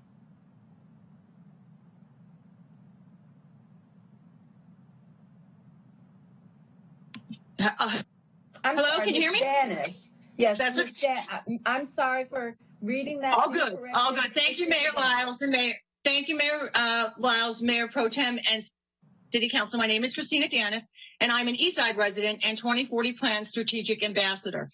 I support the decision to include more local community conversations to explain how the 10 goals of the 2040 Plan will be operationalized. Thank you for recognizing the need to ensure youth are at the table as part of the decision-making process. After all, this plan is their future. I suggest the existing draft plan consider the following 3 components. Establish a youth planning council that reflects all areas of the city and is coordinated with CMS so that the students selected for the council are provided educational credit and approved access to participate in the council committee policy development conversations about turning a plan idea into action. 2, please clarify the 10 plan goals and objectives as currently achievable due to city oversight power, near-term feasible due to the development of enhanced staffing and funding alignment partnerships with the county, CMS, and other plan partners, and those longer-term objectives that may be more aspirational due to needed approval from the North Carolina General Assembly or other city legal limitations. This plan guides the UDO policies. It is not entirely aspirational. Much can be realized now. 3, please consider adopting a city resolution that partners with the county to establish a shared active transportation definition and program, like the Charmex Stormwater Services entity, but for parks and mobility connection projects. The county adopted such a resolution on September 15th, 2020. I welcome the opportunity to discuss these 3 components further with you all. Thank you for your time. Danis. Our next speaker is Michael Smith. Michael Smith, Mr. Smith. Good evening, Mayor and Council. I'm Michael Smith, and I serve as the CEO of Charlotte Center City Partners. On behalf of our board at Center City and our diverse stakeholders in Uptown, South End, and Midtown, it's my pleasure to be with you tonight. Thank you for your leadership to take on this great and necessary challenge of adopting a comprehensive vision for Charlotte. This is a proven best practice and is essential to the intentional and equitable growth of our community. The comprehensive plan has offered us a rare opportunity through an extensive community engagement process implemented by your team to evaluate the community's aspirations for itself and for generations to come, and to eventually codify those values into code through the UDO. I have heard many of my stakeholders with open questions about some of the elements of the plan. And with the extension of the public input process, I've encouraged them to heighten their engagement and dialogue in the city process. This plan is an opportunity of a generation to guide the strategic growth of our city. We must be bold, and you are being bold. We must continue to be an attractive place for our children to begin their careers. We must build upon the magnetic city that's been handed off to us by our predecessors, continuing to attract talent, jobs, and investment. It is the lifeblood of a healthy city. We commend Ty and the planning department for their thoughtful process and community engagement. We stand ready, as always, to be your partner and look forward to creating a more welcoming and equitable, economically vibrant, culturally rich, and beloved place for all. Thank you. Our next speaker is Alan Baker. Alan Baker. Ms. Bean, can you please unmute the unknown iPad to see if that's Mr. Baker?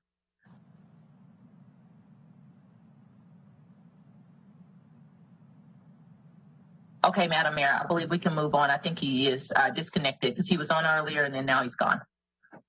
All right, thank you. I thought he already spoke.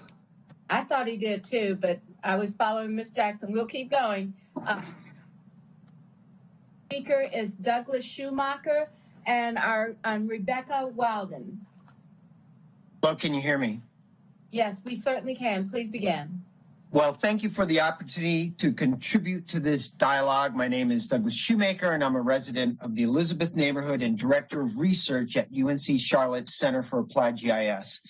The past several years have made obvious the need for intentional, coordinated cityscape responses in order to, one, compete with other cities for capital and talent, two, prepare and respond to big physical threats ranging from pandemics to historic storms, and three, survive our own success, maintaining quality of life when economic attractors swell populations of both rich and poor.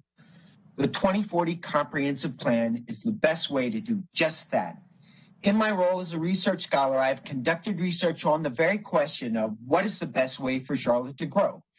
Using modeling, I found that allowing more density in our city's suburbs presented the most benign future possible among 5 scenarios examined. In fact, the only scenario that maximized economic development while minimizing environmental harm was an increased density scenario.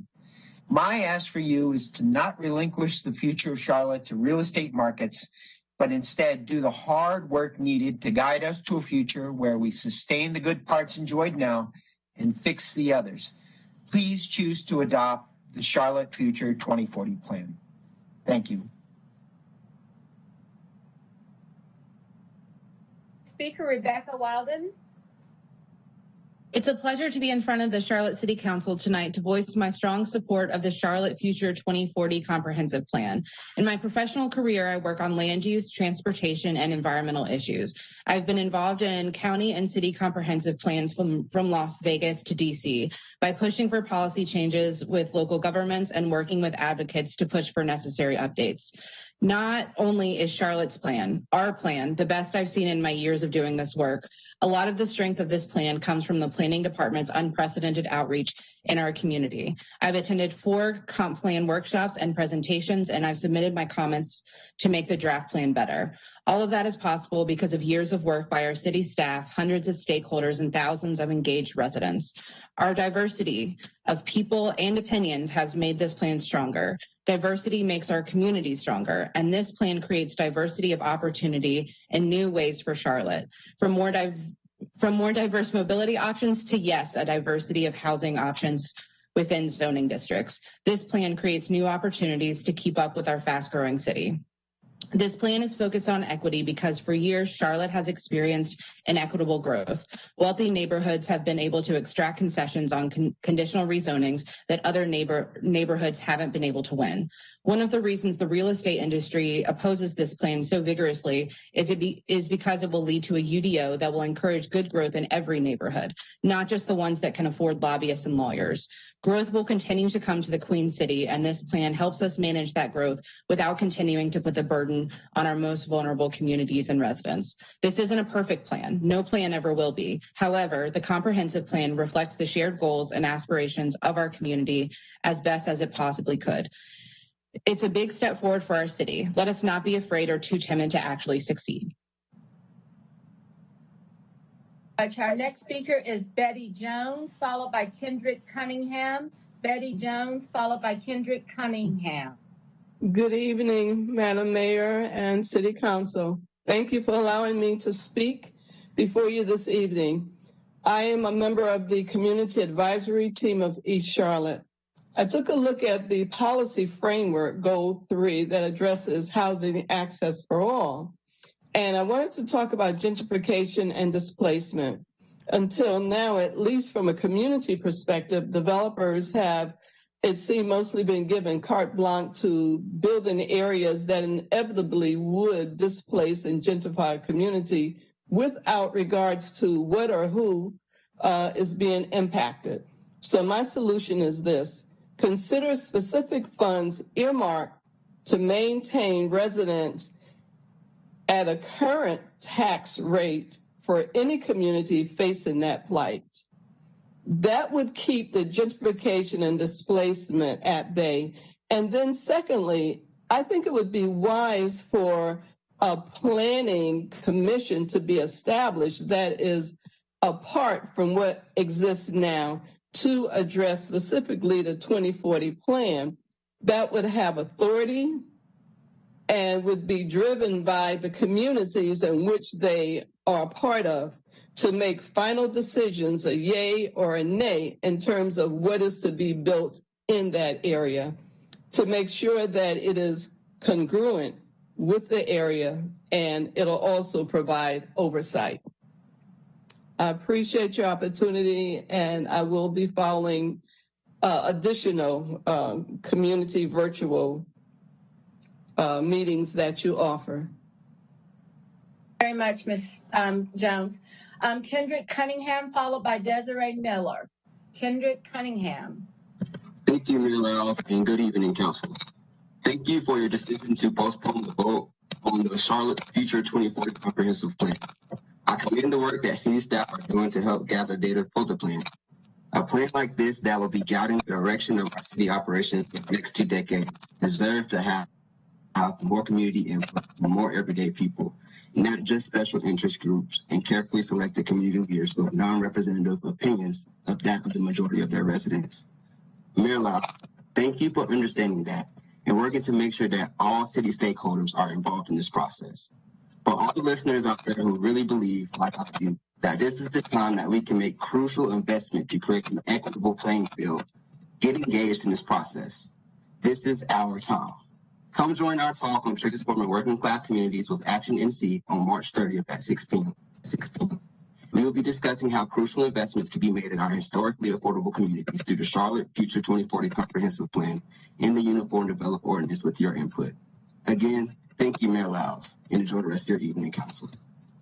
Our next speaker is Desiree Miller, followed by Lorena Castillo-Reitz. I'll be brief because what I had planned to ask has already been granted. Thank you for delaying the vote on the 2040 Comprehensive Plan. There's a lot of work that is needed in order to address the many concerns with the plan. And I'm pleased that you have decided to open up more opportunities for all of our communities to become engaged.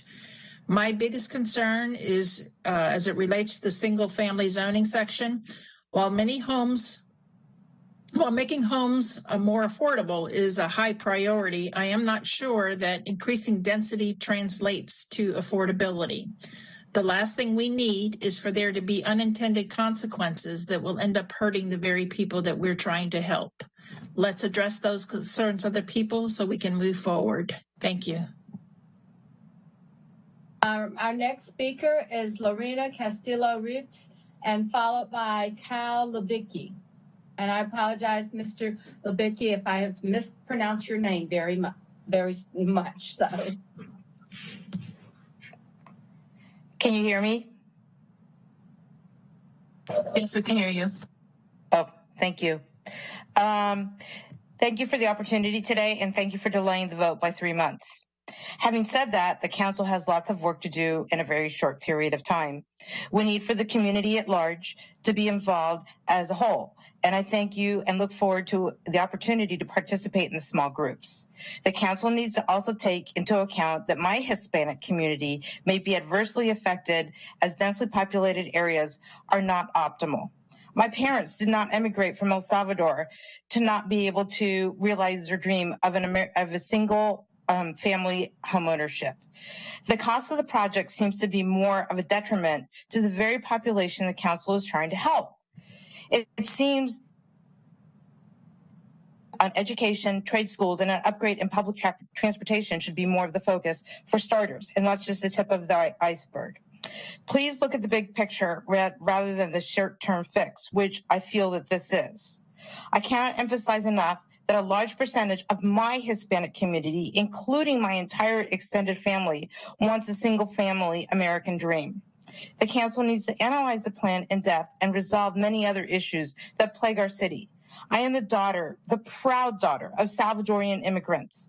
It's funny how I live in a single-family home in an area that many of you consider wealthy, and I have contributed diversity to my neighborhood through hard work, along with many other Hispanics and people of color. Thank you so very much for your time. I'm Kyle Lebecki, and followed by Corinne Mack. Yes, hi. My name is Kyle Lubke, and I live on the west side of Charlotte in the Enderley Park neighborhood. I was a 2040 Plan Strategic Advisor, and I am a self-described YIMBY, which means yes in my backyard. In fact, prior to moving to Charlotte 3 years ago, I helped found a YIMBY organization in Minnesota called Sustain Ward 3, now Sustain St. Paul, no relation to Sustain Charlotte. I am also a daily public transit rider and a bike commuter. I think that there are a lot of great things in the 2040 plan. These include goals to make it easier to build accessory dwelling units, as well as eliminate anti-free market building requirements such as parking minimums. I think the plan's vision to incorporate a renewed emphasis on transit and bike integration into our built environment is essential, and its goal of the 10-minute neighborhood is in many ways admirable. That being said, I think that the plan still needs work. Specifically, I think the recommendation to allow for up to triplex buildings on every parcel in Charlotte is short-sighted and will exacerbate issues such as gentrification and displacement and the lack of generational wealth building opportunities in communities of color. Developers will swoop into neighborhoods like my own in the Crescent, where cheap land is readily available or historical overlays like in Dilworth don't exist. They will tear down existing single-family homes and build either dense rentals or townhomes and condos that do not appreciate in the same way as a single-family home. This is a great result for renters as it increases the supply of rental housing and thus lowers the price around the city, but it is not great for encouraging the development of affordable single-family homes for purchase. I would recommend that council work with communities within the Crescent to figure out how to effectively encourage dense development, such as the upzoning recommended in the 2040 plan along high-frequency transit routes, while at the same time make homeownership something within the reach of all Charlotte residents. I would also like to see red lines to the existing plan after such discussions have been had so that members of our community can easily see how community input was taken into account. Thank you. Lubke. Ms. Corinne Mack, Reverend Mack, followed by Patrick George. Reverend Mack.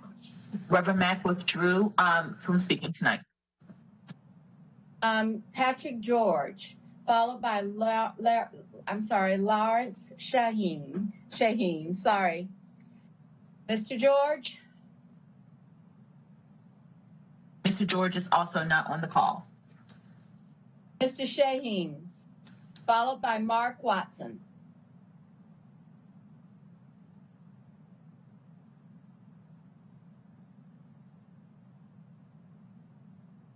Can you hear me, ma'am? Yes. Wonderful. Thank you so much, Madam Mayor, Mayor Pro Tem, members of council, and members of the public. My name is Larry Shaheen, and I'm here today in my role as chairman of the Mecklenburg County Bar Real Estate Section to speak against the 2040 plan and urge you not only to delay it further, but to make sure that we continue to have edits that will make sure that Charlotte continues to be entrepreneurial, diverse, and that it will allow anyone to grow a type of business in this area that will allow them to create wealth. My family immigrated to the United States in the early 1900s from the country of Lebanon.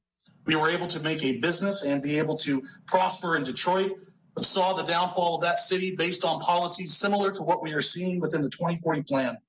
Coming to Charlotte, we were able to experience entrepreneurial success and were able to grow very successfully.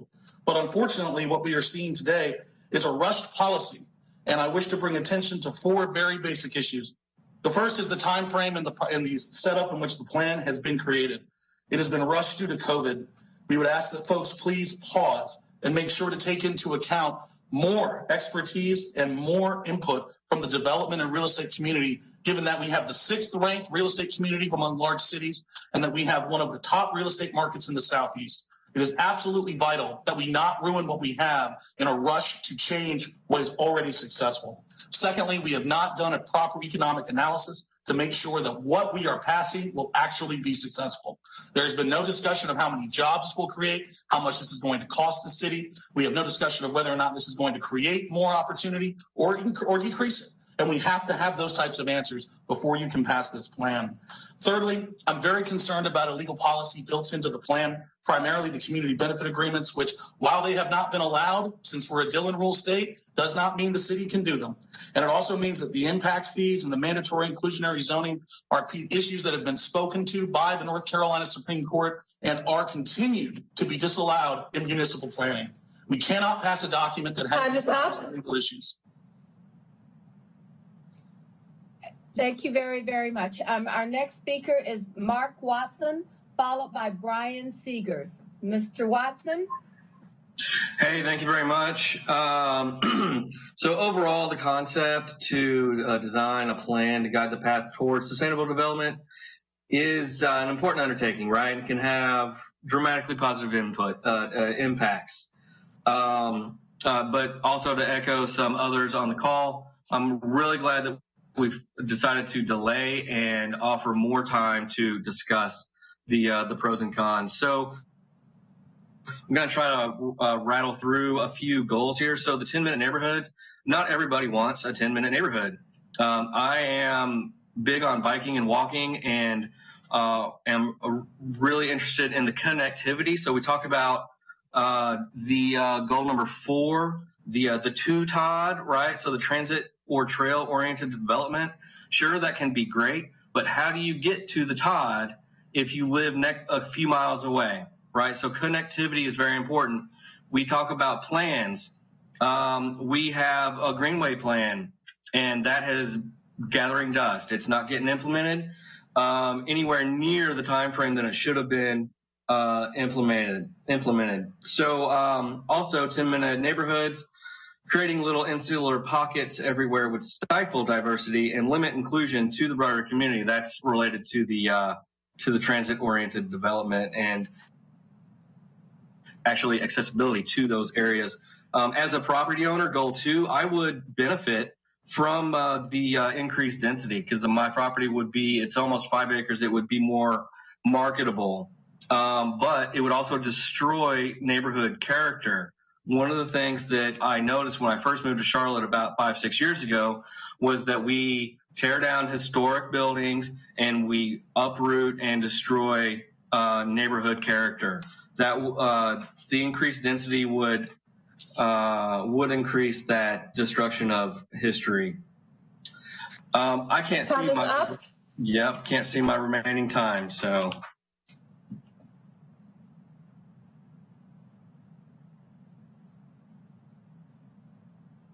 Is Brian Seegers, followed by Veronica Mobley. Mr. Seegers. Hi, thank you so much for making time for me to speak. I really appreciate it. I am a strategic advisor for the 2040 plan. I've lived in Charlotte most of my life. I live in Enderley Park in West Charlotte, and the idea of a 10-minute neighborhood is awesome. As I was learning about that throughout the 2040 plan strategic advisor program, I was extremely excited. After really listening to Victoria speak about her point of view on this plan and ending single-family zoning, I really feel like this type of unfettered development will ensure that our most affordable neighborhoods in Charlotte get built out with duets. If you don't know what a duet is, it means an expensive duplex. We will increase traffic without assisting the core goal of the 2040 plan, affordable housing and creating generational wealth. You'll hear people speak against ending single-family zoning. Many of those people just don't live in neighborhoods that it would be impacted by because they live in neighborhoods with zoning overlays that stop this kind of thing anyway. So please make sure that we don't end this. There's so many great things about Charlotte and so many wonderful ways that we can ensure affordable housing and generational wealth happen. I just don't think this is the way to do it. Thank you so much. Speaker is Veronica Mobley, followed by Patricia Battle. Ms. Mobley? Can you hear me? Yes, I can. Please start. Good afternoon. My name is Veronica Mobley. I live in the far east side of Charlotte, and my community is located on Harrisburg Road. A member of FINCO, we have a very diverse group of community members, and we definitely have a lot of steady growth right now. But what we don't seem to have is the city's full attention and resources to help grow our community and improve our quality of life. The 2040 plan guiding principles and goals seem to be made for the development of communities like the Far East Side, but we are not incorporated in the plans. The plans stop at Eastland Mall. Our community members within our boundaries and Harrisburg Road, where I live, deserve to have safer, wider streets, well-lit streets, sidewalks for our children and family members, proper transit systems, stops, and frequencies for the students and working members of our community to connect to the railway and other communities. We deserve to be able to safely access our local parks, then be able to enjoy quality amenities at those parks that cater to all walks of life, trailways, playgrounds, recreational centers, exercise equipment, etc. We want our quality of life to advance as the city advances. We don't want our needs to be overlooked and left out of the 2040 plan. Thank you. Patricia Battle, followed by Mike Lazzotti. Ms. Battle?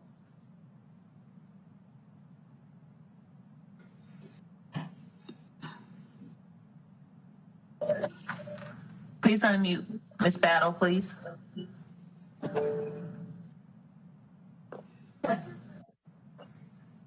Battle?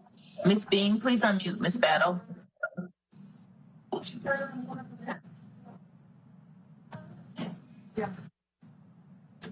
Oh, okay. Thank you. Okay, thank you. Thank you, Mayor Lyles and the council members for this time to speak. And thank you for delaying the vote. My name is Patricia Battle, and I live in the Turtle Rock subdivision in the Far East Charlotte. I've been a resident in Charlotte for about 27 years. The charm of our area here in the Far East is that we are a very diverse community. And what I plan to do, and I hope to plan to do, is to age in place in my home. And the 2040 plan does not support my ability to age in place. It seems to me it is a one-size-fits-all that doesn't support the Far East and the Far East residents. My worry is not gentrification or growth. My worry is lack of resources and access to essential services that have not been supported. We are being heavily developed without a plan to improve or connect us to the rest of the area. I am now and will be an at-risk resident. It is difficult to age in place without access to transportation, without sidewalks, and without other amenities that support those efforts. I ask this council, and I insist this council, to please provide equity and fairness for the Far East residents with resources and funding, and an area plan specifically for the Far East. Thank you for your time and for the opportunity to speak. Mike Lazzotti, followed by Alan Banks. Alan Banks. Hello. Mike Lazzotti. Yes, we can hear you. Please begin. Thanks. Thank you, Mayor. I support the Charlotte Future 2040 plan. I'm a sustainability manager, and I moved to Charlotte to work in a city that's improving and becoming one of the more sustainable options in the USA. But the process of becoming something better means planning for that future and reversing some of the unsustainable practices and plans of the past. Housing is a particularly difficult area for Charlotte. As a Charlotte resident, I'm concerned I'm not be able to find appropriate housing as I age, downsize my family, and consider life on a pension. The current rules and exclusive zoning have created too many places where housing is one size fits all, and it lacks options for changing housing needs for all stages of life. This means that aging in place, as in staying in a neighborhood I know and love, becomes difficult or financially impossible. Please allow changes to the current development rules so that our neighborhoods can support a diversity of people throughout their lifetimes, and we will not have to move away when we need smaller and more affordable housing units. Thank you. Mr. Alan Banks and Tim Sidema will follow Mr. Banks. Good evening. Good evening, Madam Mayor, council members. My name is Alan Banks. I'm speaking to you this evening as chairman of RIBIC. What is RIBIC? It's the Real Estate Building Industry Coalition. We have a single mission, and our mission is to encourage regional economic growth, job creation, and a healthy real estate economy. Since inception, we've worked with staff and council on many good public policies and enhanced life here in Charlotte. Just two things I want to cover tonight are a thank you and an offer. A thank you to our mayor. Thank you, Madam Mayor, for your leadership in this process and for your wisdom in delaying the vote this evening. We're making decisions about the Charlotte our children will be living in, and we need to get this right. Our offer is we're willing to and eager to gather around the virtual meeting, around the virtual conference table, if you will, and work out a plan that works for all, getting started on the next draft of this plan. We have a good framework, but we're just not there yet. We're not unlike others. We're in favor of job creation, enhanced housing affordability, economic growth throughout the region, a vibrant city that continues to draw more investment, a healthy real estate industry that works for all. In the early 1980s, business leaders John Crosland and Alan Tate conceived and birthed the idea of RIBIC. I don't think they thought of it as a special interest group. No, I think they probably thought of it as a Charlotte interest group. We're available to work as a Charlotte interest group, to roll up our sleeves and get to work on the next draft of the Charlotte 2040 plan, and we look forward to the future with you. Thank you, Madam Mayor. We're followed by Tim Sidema and then followed by Maddie Marshall. Mr. Sidema? Yes, thank you, Madam Mayor, council members. My name is Tim Sidema. I'm with Crosland Southeast. Thank you for allowing me to speak tonight. I know many of you personally through our work on affordable housing development, a topic I care deeply about. In tandem, issues like equity, social justice, and upward mobility have been near and dear to me as I help to advance the work of Freedom Communities, Project 658, and other nonprofits with which I'm involved. It's from that perspective that I'm here tonight. I don't care at all about the status quo, and I do like many aspects of this plan. Notwithstanding the great intentions of equity that this plan purports to champion, this plan will make affordable housing less affordable. This plan will accelerate gentrification and increase displacement for those in our community most at risk. And this plan will lead to fewer jobs, one of the best ways to build upward mobility. Crosland's work over the past 4 years on Eastland and along the Freedom-Tuckasegee corridor has taught us much with regard to equity and community-minded development. It is naive to think that this plan can make the private sector magically fix intractable social problems such as food and childcare deserts or lack of proximate healthcare facilities or other social determinants of health. The practical result will not be more of these amenities, but rather less development, fewer jobs, and a slowing economy. The plan stipulates many specific planning principles that sound great and actually are great, but they do lead to higher costs and less affordable housing. There needs to be a balance against other, sometimes competing goals, like housing affordability, which we all know is a crisis in our community. The plan speaks to its aspirational qualities, but there is no mention at all of the 3 best policy changes we could do to help stimulate development of more affordable housing in the wedge. And I see I don't have time to detail that, but thank you very much for the opportunity to speak tonight and for your leadership. Mr. Sidema, we're followed by Maddie Marshall and then Amar Johnson. Ms. Marshall? Ms. Marshall had an emergency and had to drop off. Ms. Marshall, I hope it's not anything significant and it's okay and better. Mr. Amar Johnson and then Marta Tataje. Mr. Johnson, Amar Johnson. Good evening, Madam Mayor and the City Council. Thank you for allowing me the time to speak to you tonight. I'm the president of the Sequenceville Community Organization. I wholeheartedly support the Charlotte 2040 Comprehensive Plan. You have my fullest support. Let me start off by saying I'm disappointed that you guys are going to delay the vote in April. I want you to be encouraged and have courage to vote on this plan and to pass it. The time to act is now, not later. With that being said, anybody who doesn't want to support this plan is essentially a segregationist. They're trying to hide themselves behind racist laws and policies that will only further perpetuate systemic racism. The strength of a neighborhood is its compositional makeup. Any company I've ever worked for in corporate America has done very well because it has a great compositional makeup. Age, gender, race, etc. This comprehensive plan is a blueprint for the city's next phase. It's a testament to the community's character, and it's a guiding light for determining the community's goals and aspirations for the future. This is a living document. A living document can change as you go along. You can make improvements. I've had casual conversations with the members of my neighborhood.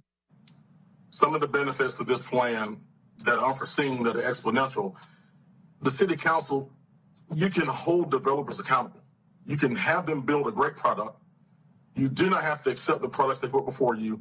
Do not let them exploit the low-income, economically depressed areas. Also, with this plan that's really been overlooked, you have diverse school districts if you have diverse communities. Diverse school districts means you have diverse equity. You have social equity. You'll build social mobility. You'll have social equality. The Sequenceville community is a microcosm of this 2040 plan. I invite all City Council to travel themselves down West Boulevard, where Time is up. Trade Street, where it meets with West.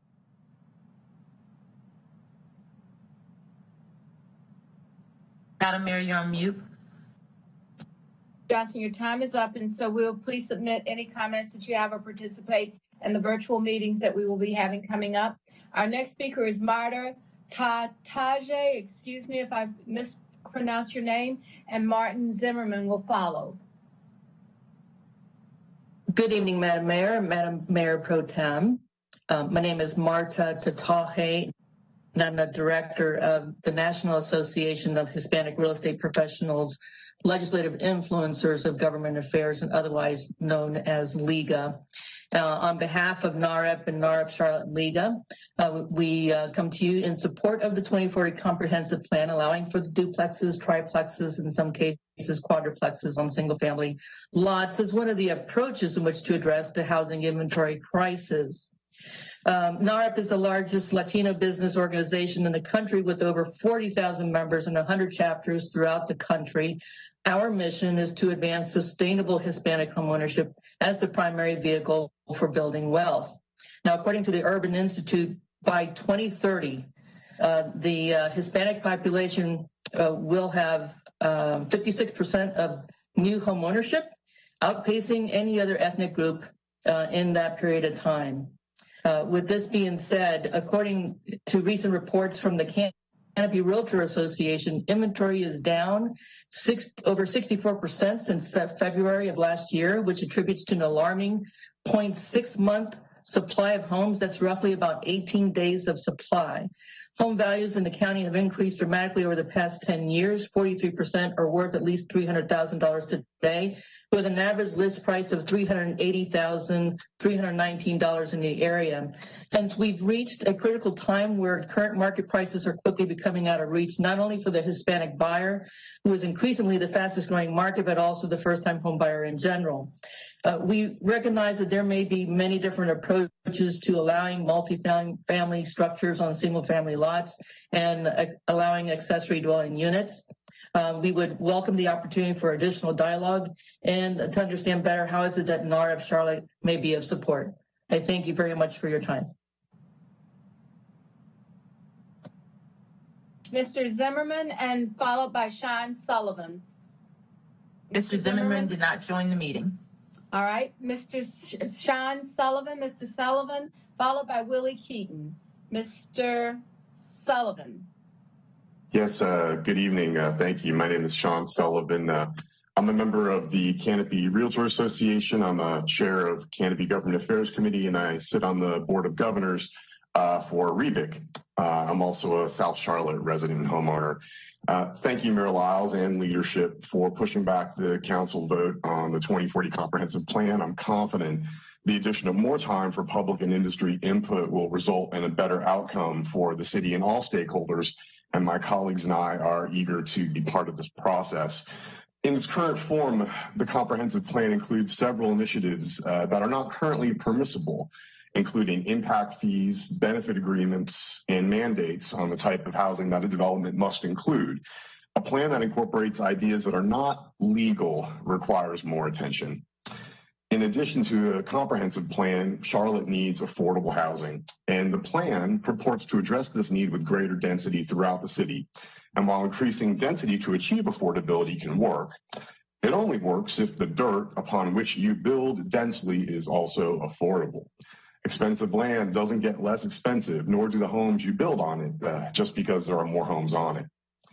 I hope council members and staff will be open to addressing these concerns so that we have a plan that achieves the stated goals of livability and affordability for all while being deliberate, practical, and sensible.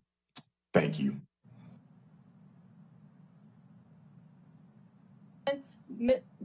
Reverend Keaton, followed by James Lee. Reverend Keaton, followed by James Lee. Reverend Keaton is not on the call. Mr. Lee, are you available? And Mr. Lee would be followed by Ryan Mapek. Mr. Lee is not on the call. All right, Ryan Mapek, are you available? Hello. Yes, we hear you. Hey, thank you, Madam Mayor, for allowing me to speak here, and council members and public servants. Thank you so much. And I am a resident of the Far East Charlotte and a member of FENCO, like others that spoke tonight. I want to speak out against the comprehensive 2040 plan. I want adjustments there, and I already thank you for delaying the vote. I want a specific place type dedicated specifically for single family housing, which will allow specific housing and not include duplexes into our areas, increasing density with lack of infrastructure. Also, I want access to resources as criterion of neighborhoods vulnerable to displacement, which is our neighborhood. Our neighborhood is also one of the most diverse neighborhoods in Charlotte, which was spoke before. Also, I would like a dedicated area plan to the Far East, not just a comprehensive cookie cutter plan. And I would also implore you all to expedite infrastructure into sidewalks and streetlights on Harrisburg Road and surrounding areas. Last year, there was a hit and run accident where a young man was killed. If you don't know about that, then that's a separate issue for you to get informed on. Nothing was done on that, and there's still no sidewalks and lack of streetlights. There's 0 streetlights down Harrisburg Road from Albemarle Road to Robinson Church Road. I would implore you to take a drive down there after sundown, and you will realize the lack of safety and what a concern it would be to send your kid down there to walk to the park, the basketball court. There would be a huge risk of an accident. And if this were to be done where a hit and run accident where someone was killed. Time is up. Give your remaining comments to the city clerk's office. We would be delighted to be able to read them. Our next speaker is Teresa McDonald, followed by Ashley Hawkins. Ms. McDonald, and followed by Ms. Hawkins. Ms. McDonald is not in the meeting. Ms. Hawkins, followed by Carla Knott. Ms. Hawkins? I'm here. Can you hear me? Yes, we can. Awesome. Thanks. My name is Ashley Hawkins, and I am a lifelong Charlotte native and the president of the Southern Piedmont Central Labor Council. We work with about 40 unions in the Charlotte metro area. and I am here today to express my support for the 2040 plan. I am appreciative of council's interest in including new and exciting things like community benefit agreements to allow citizens to continue in the development process and influencing the way our city grows. I appreciate the holistic approach towards equity for workers by addressing issues like affordable housing and transportation access. We also appreciate the definition of family sustaining wages in the glossary of the 2040 plan. Just a reminder that a family sustaining wage in Charlotte, specifically for a family of two, is approaching closer to $25 an hour than it is $15 an hour, as popular conversation would have us to believe. But it is really these family sustaining benefits that are mentioned in this plan that are so important to give working folks the chance to navigate from living paycheck to paycheck to really living. And we are especially excited about goals in Section 8 of the plan around increasing middle income jobs, manufacturing, and middle skill jobs, and of course, apprenticeship and training programs, which unions have been instrumental in our country's history to creating, maintaining, and driving forward. We have several building trades apprenticeships that are thriving and elevating folks to the middle class here in Charlotte every day. And we are looking forward to working with the city. Time is up. On metrics. Thank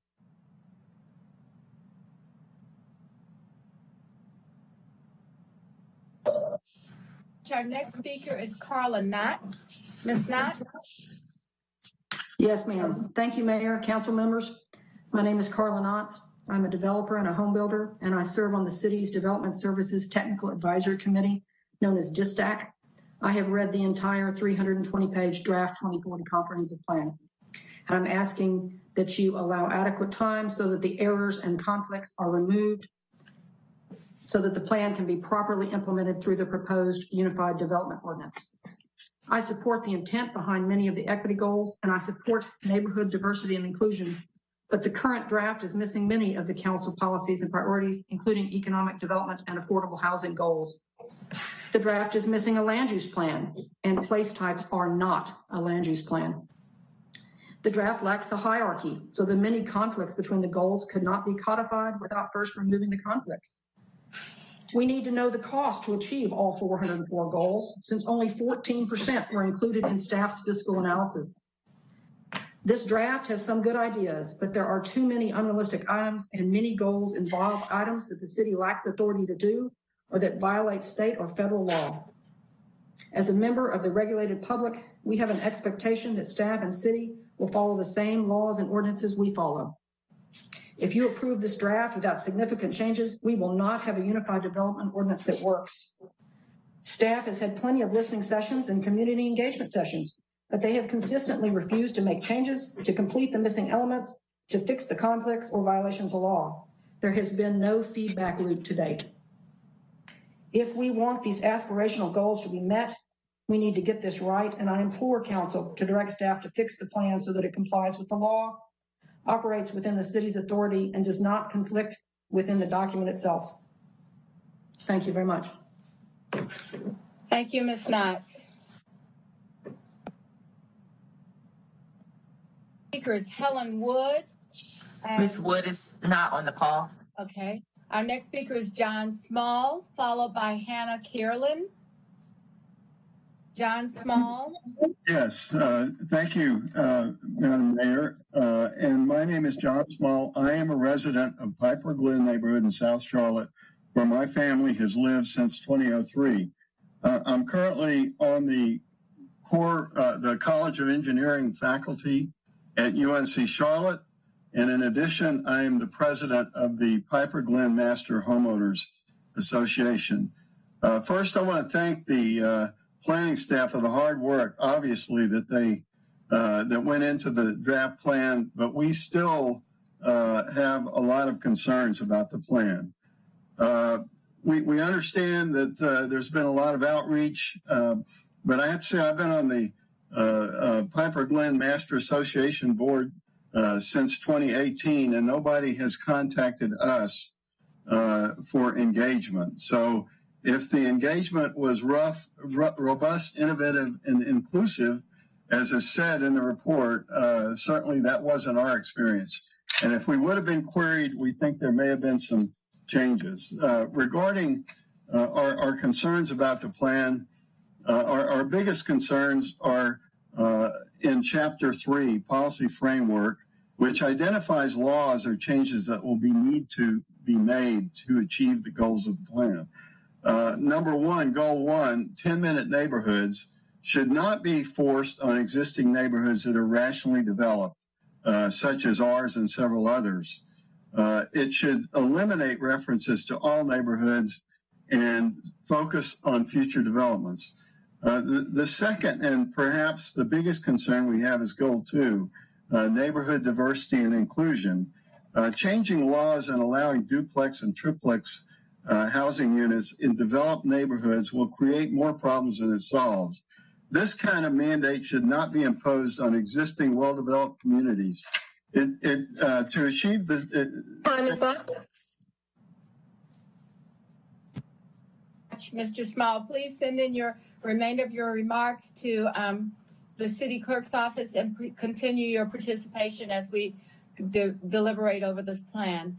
Our next speaker is Hannah Kierlin, and then followed by Paisley Gordon. Thank you. What the pandemic has taught us is that we all enjoy being outside and that it is good for us. I am here to implore that for the Charlotte Future 2440 Comprehensive Plan, Goal 7, Integrated Natural and Built Environment, which ensures that green spaces, large natural habitats, and greenways are a priority, are taken into consideration at every step moving forward for Charlotte's development. Trust for Public Land, a nonprofit that advocates for urban parks, ranks Charlotte dead last for its parks at 97. The city scored the lowest in access, with only 28% of residents living within a 10-minute walk from a park. Charlotte has ranked at the bottom for 5 years now. In the 2008 master plan, 9,747 acres was needed to be purchased for parks and nature. By 2018, only 1,868 acres total had been purchased. This is a race for land, and we are losing.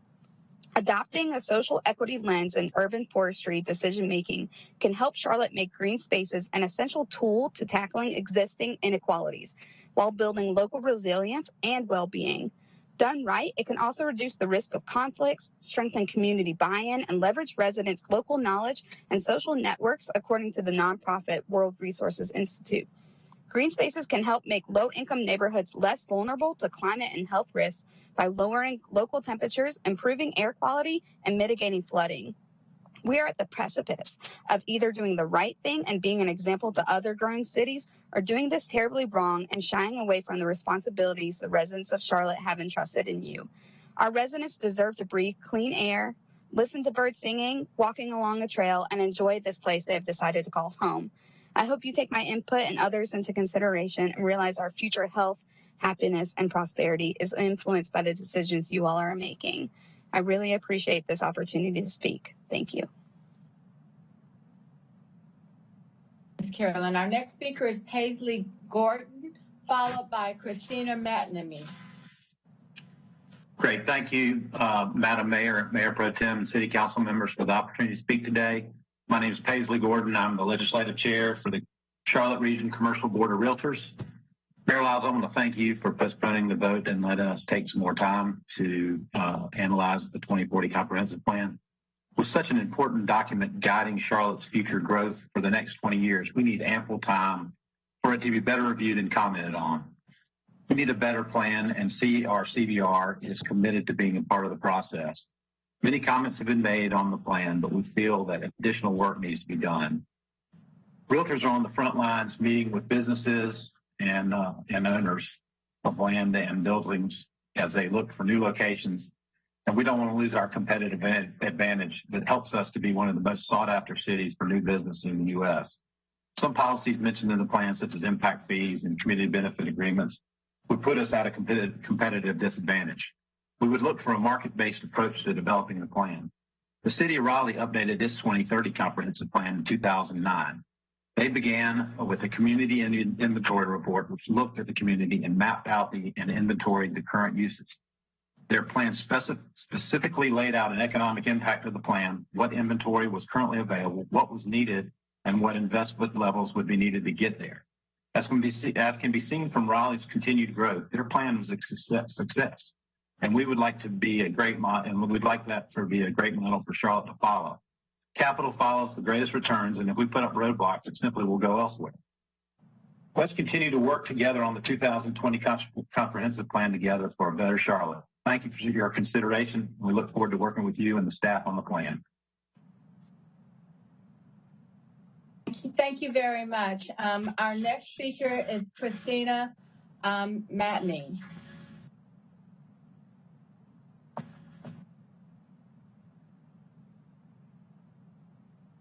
She is not in the meeting, ma'am. I'm going to ask this Mayor Pro Tem to take the next several speakers, and I'm going to step away for just a minute, and I'll be right back. Miss Mayor Pro Tem. Thank you, Madam Mayor. Our next speaker is Sam Smith Jr., and that will be followed by Julie Porter and then Sam Grunman. Go ahead, Mr. Smith. Thank you. Thank you, Madam Mayor Pro Tem, Mayor Lyles, and City Council. Good evening. My name is Sam Smith Jr. I'm with the Northwest Community Alliance. I'm also, Community Alliance is also a member of the Charlotte Community Benefits Coalition. And tonight we're here to say that we support the comments and demands of the Charlotte Community Benefits Coalition. As such, number one, we want to see the language concerning community benefits agreement and the execution strengthened throughout the 2040 comprehensive plan. Also, the transit-oriented development and alignment and the unified development ordinance. Number two, we want the commission of an anti-displacement stakeholder group as part of this comprehensive plan conversation. So thank you, Mayor Pro Tem. Thank you, Mr. Smith. Our next speaker is Julie Porter.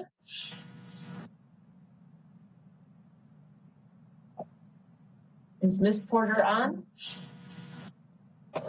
She is. Ms. Porter, can you go ahead? Yes. Good evening, Mayor Pro Tem and council members. I'm Julie Porter, president of Dream Key Partners, formerly the Charlotte-Mecklenburg Housing Partnership. Dream Key Partners is a nonprofit organization with over 30 years of community development work in Charlotte, and we are proud to partner with the city of Charlotte to deliver important programs such as down payment assistance for first-time home buyers and rent and mortgage assistance for individuals who had a hardship related to COVID-19. Today, I'm asking you to support the 2040 plan and especially the changes to zoning on single-family lots. We understand some advocates of affordable housing don't support this policy as they don't believe it will help with our shortage of units. As an actual developer of affordable housing, we disagree. Dream Key Partners has had several contentious rezonings that we believe would have had different outcomes if this plan had been in place. To not have a plan means the same contentious rezonings and the same unequal outcomes, thus ensuring, for example, that low-income kids in affordable housing won't have the same opportunities to attend the best public schools. In addition, our status quo is producing rapid gentrification and displacement in traditionally African-American neighborhoods. This plan gains support and input from thousands of community stakeholders. It has built-in guardrails, it respects the character of existing neighborhoods, and it describes next steps to safeguard them. Not everyone will agree with every sentence in the plan, and they may think they have a better way to describe Charlotte's unique challenges. But we can't delay the rapid growth of Charlotte, and we shouldn't delay this 2040 plan. We believe it will improve the prospect of affordable housing in high opportunity areas and will ensure growth is equitable for all communities. Thank you for your time this evening. Thank you, Ms. Porter. Our next speaker is Sam Grunman. He is not on the call. Okay, then we go to Mr. K. Doyle George, and he will be followed by Jim Hawk.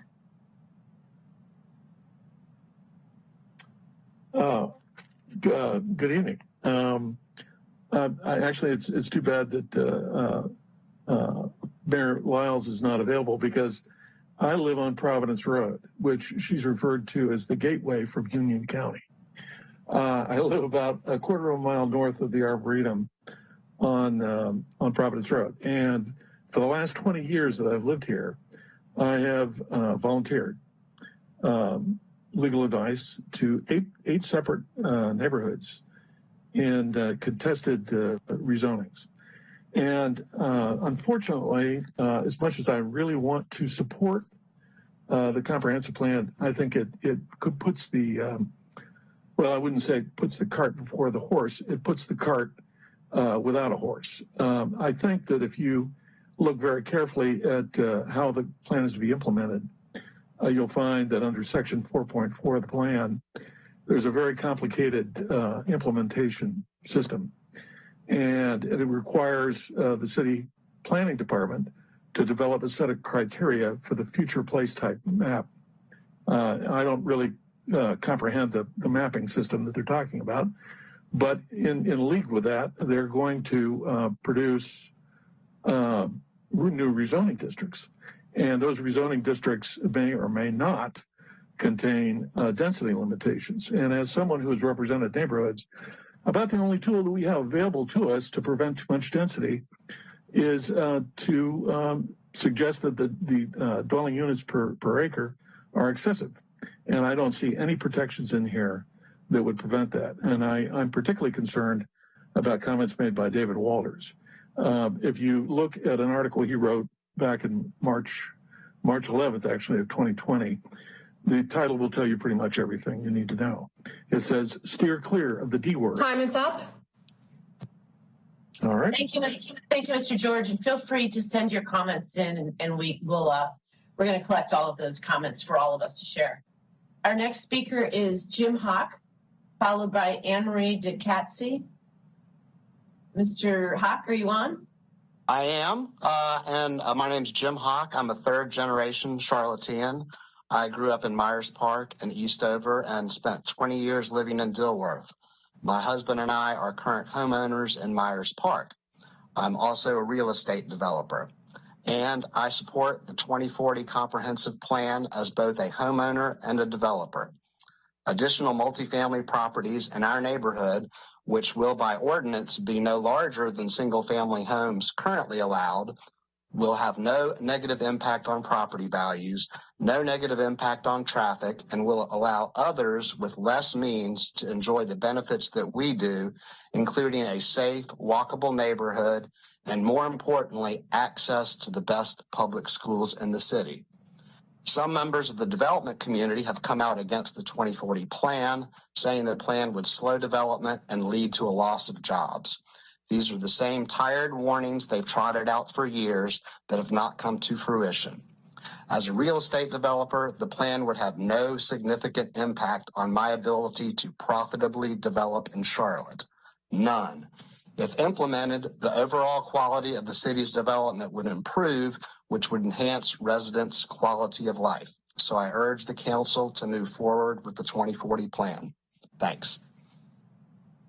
Thank you, Mr. Hawk. Our next speaker is Anne Marie DeCatsey, followed by Rob Nanfeld. Thank you, Madam Mayor and Mayor Pro Tem and members of the City Council. Again, I'm Anne Marie DeCatsey, and I'm the CEO of the Canopy Realtor Association, and I appreciate the opportunity to share a few thoughts with you tonight. As many of you know, the Canopy Realtors care about the entire spectrum, from homelessness to home ownership, and we work through our Canopy Housing Foundation to support initiatives and programs to hopefully lead to an adequate, sustainable supply of housing for residents at all income levels throughout our community. We also work through our government affairs arm, which is RIBIC, and we support public policies that promote incentive-based, free market solutions to increase the supply of affordable housing.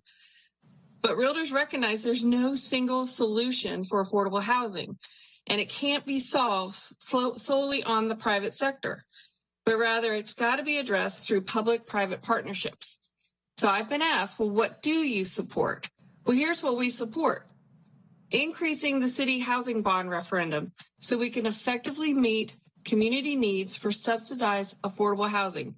The previous 2 bond referenda, which realtors supported, are a start. Work with the General Assembly to expand local authorization for tax incentive tools like property tax abatement, tax increment financing, and tax increment grants. Explore ways to reduce state and local regulatory barriers that add cost to construction and limit the ability of developers to produce affordable housing. And consider changes to local zoning and permitting that increase the incentives for construction of affordable housing. That would include density bonuses and possibly a by right affordable housing zoning overlay. Expand on programs such as your item number 7 tonight on your agenda, the Housing Charlotte Framework. Selling surplus public city-owned land or property as a way to offset costs. Also dedicated.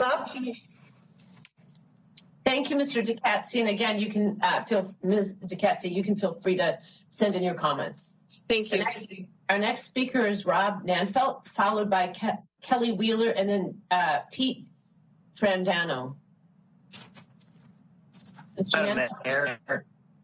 Madam Mayor, members of City Council, Mayor Pro Tem, I'm Rob Nanfelt. I'm the Executive Director of the Real Estate and Building Industry Coalition. We appreciate the vote on the 2040 plan being delayed because it will allow for further opportunity to provide input and the ability to complete the plan in a manner that benefits the entire community. REBIC represents and works on behalf of realtors, home builders, commercial developers and brokers, and apartment builders and managers. I've heard from realtors, especially lately, expressing concerns about the lack of housing inventory and its contributing factor to housing affordability. There should be provisions in the plan that incentivize the creation of additional housing stock for all income levels to meet the needs of a growing city. Home builders tell me regularly how increased regulatory costs drive up the price of housing. We would recommend that specific fees and other regulatory costs be waived in certain circumstances in an effort to increase the amount of affordable and workforce housing. This would be part of the public-private partnership as discussed earlier. The plan mentions this briefly, but more specifics are needed. In the commercial sector, growth has been quite positive in recent years, and this has brought many new amenities to Charlotte. Crafting the 2040 plan, we need to be sure not to include elements that put Charlotte at a competitive disadvantage with neighboring communities and similarly sized cities. The plan as written does not provide a great deal of certainty for those companies that may be considering relocating to Charlotte. This plan is so important because it will guide how and where we grow over the next 20 years. Going forward, we would recommend a process that allows for regular input from interested parties, which has been discussed, along with a regular opportunity, perhaps every couple of weeks or so, to obtain feedback from council members and planning staff on those recommendations. This, as was mentioned earlier, this feedback loop has been lacking in the process thus far, and we think that's an important element. Once again, thank you for delaying the vote. Look forward to enhancing and advancing our engagement. Thank you. Thank you, Mr. Nanfelt. Next up is Kelly Wheeler, followed by Pete Frandano. First of all, I want to say thank you for deferring the approval process. I believe our community needs further debate, education, and more alternatives to be analyzed. Please ask the city staff to produce additional educational documents showing how the proposed strategies align with expected outcomes and make them available throughout all community publications and community broadcasts. Specifically, I ask for more details around the plan's impact on Charlotte's tree canopy. Development, age, storms, and other factors are impacting the tree canopy, and this decline significantly impacts citizens' health and the quality of life in Charlotte. Trees reduce air pollution, filter our water, and help lower temperatures to counteract global warming, especially in urban heat islands. But the declining tree canopy isn't a recent problem. In 2006, I routinely had to check the news daily for reports on the air quality index before I could take my son with lung issues outside to play. Today, as we're planning for our region's growth, we have to account for the fact that this pandemic has left previously healthy individuals compromised with lingering respiratory effects. I also asked City Council to reject getting rid of single-family zoning, as we'll see a flood of multifamily development in density where land costs are lower and in neighborhoods without homeowners association covenants. Density does not equal affordability. I found this out when I was looking for affordable housing in the Myers Park School District for my children. I ask you all to consider my new neighborhood of Beverly Crest near the Arboretum as an ideal example of affordable housing that offers access to amenities such as green space, great schools, walkable access to shopping and transportation lines, and a mixture of rental costs and home prices ranging from apartments, townhouses, right alongside $500,000 homes, all in the same neighborhood. While I believe in the stated goals of the plan, I ask you all to please address the conflict with the tree canopy policy and to look for more alternatives to affordable housing. Thank you for your time. Thank you, Ms. Wheeler. Our next speaker is Pete Frandano. Hi, Mayor Pro Tem, can you hear me? Yes, we can. Thank you. Thank you. Thank you for your time tonight, Mayor Pro Tem, distinguished council members and staff for making time for us today.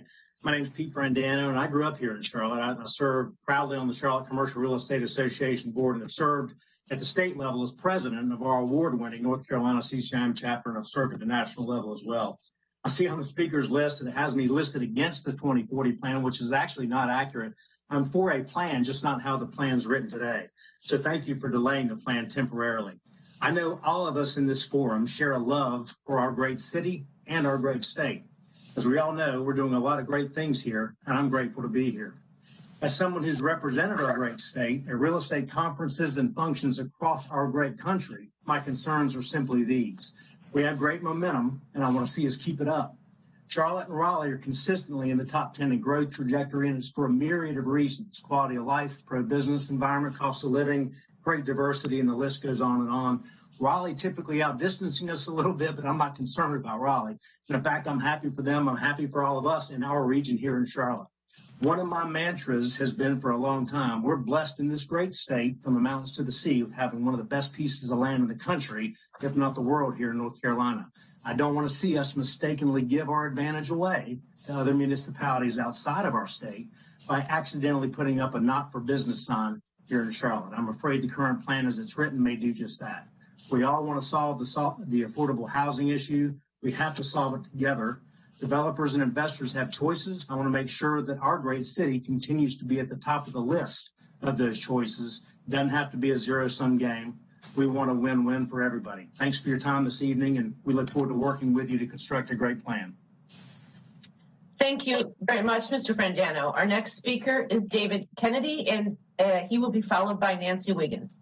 Mr. Kennedy? Mr. Kennedy?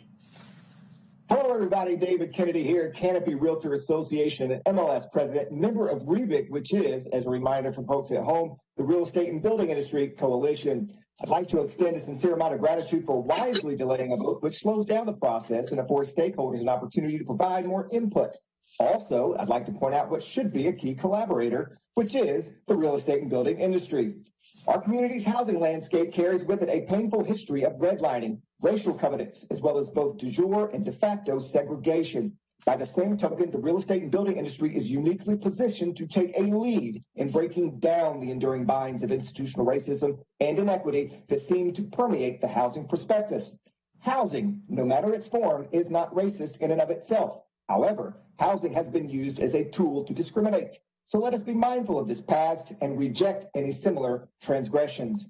Housing affordability is one of the defining policy issues of this decade.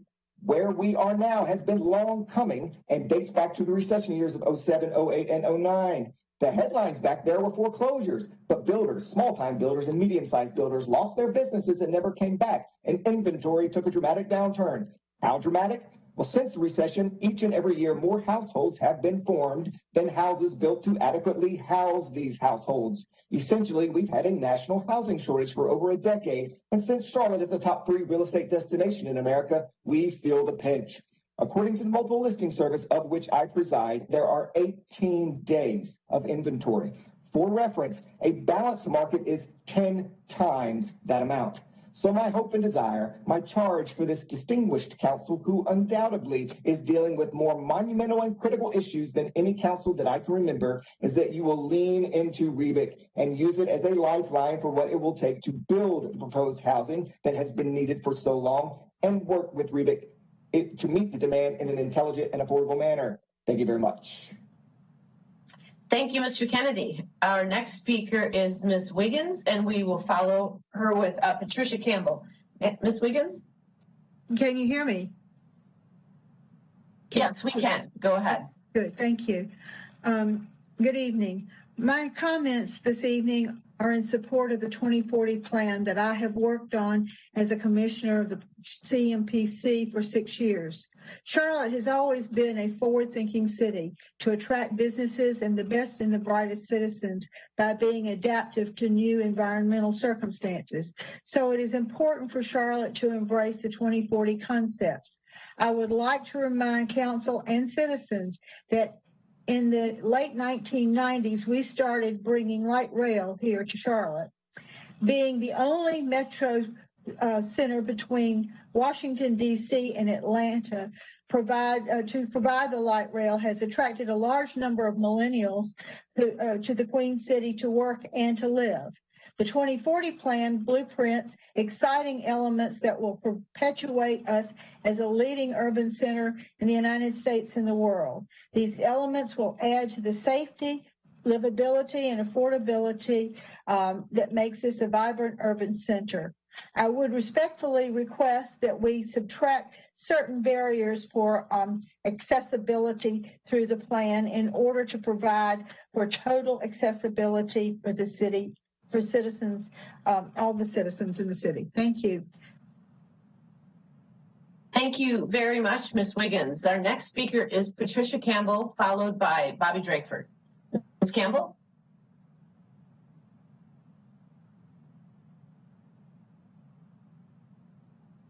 Is Ms. Campbell online? I believe Ms. Campbell is the iPad, the unknown iPad. Ms. Campbell, are you the unknown iPad?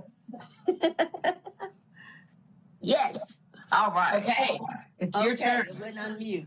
Hi, my name is Patricia Campbell, and I reside in the Finco area.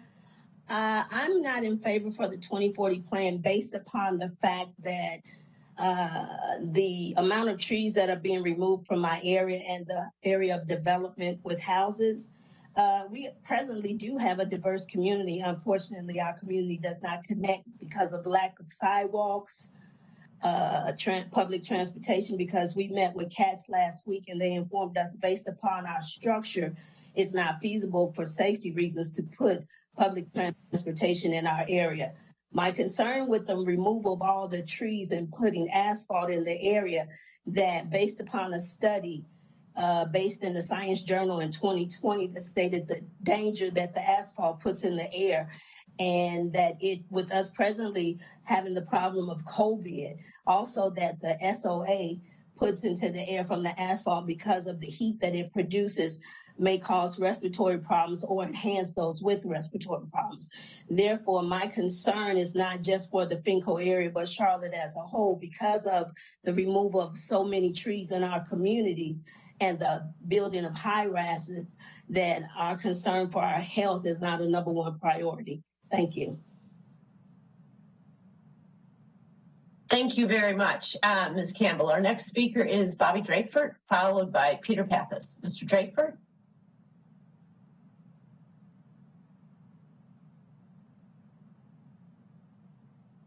Is Mr. Drakeford on the line? Mr. Drakeford, you're unmuted. You can start talking.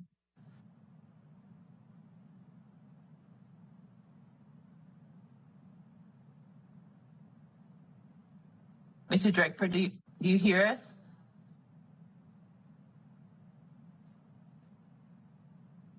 Okay. Mayor Pro Tem, go to the next speaker and we'll see if we can get him on. Okay, the next speaker would be Peter Pappas. Is Mr. Pappas on? Mayor Pro Tem. Yes. Hi, Mr. Pappas. Good evening. Thank you, Mayor Pro Tem, members of the Charlotte City Council. I'm Peter Pappas with Pappas Properties. Thank you for your time for the community to adequately address a number of the concepts that have been outlined in this very ambitious 2040 plan. Specifically, a better definition of complete places is needed, especially with the community at large. It has been many years since our small area plans have been updated.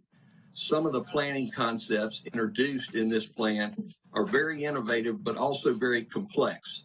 Further vetting of these concepts is needed. Important plans should be included in this document. Second, there are a number of initiatives outlined in the plan that are not permitted by state law. Introducing these concepts could have a number of unintended consequences that could negatively impact economic development in our community. Instead of focusing on these initiatives not permitted by law, why not encourage and expand the use of tax increment grants and financing?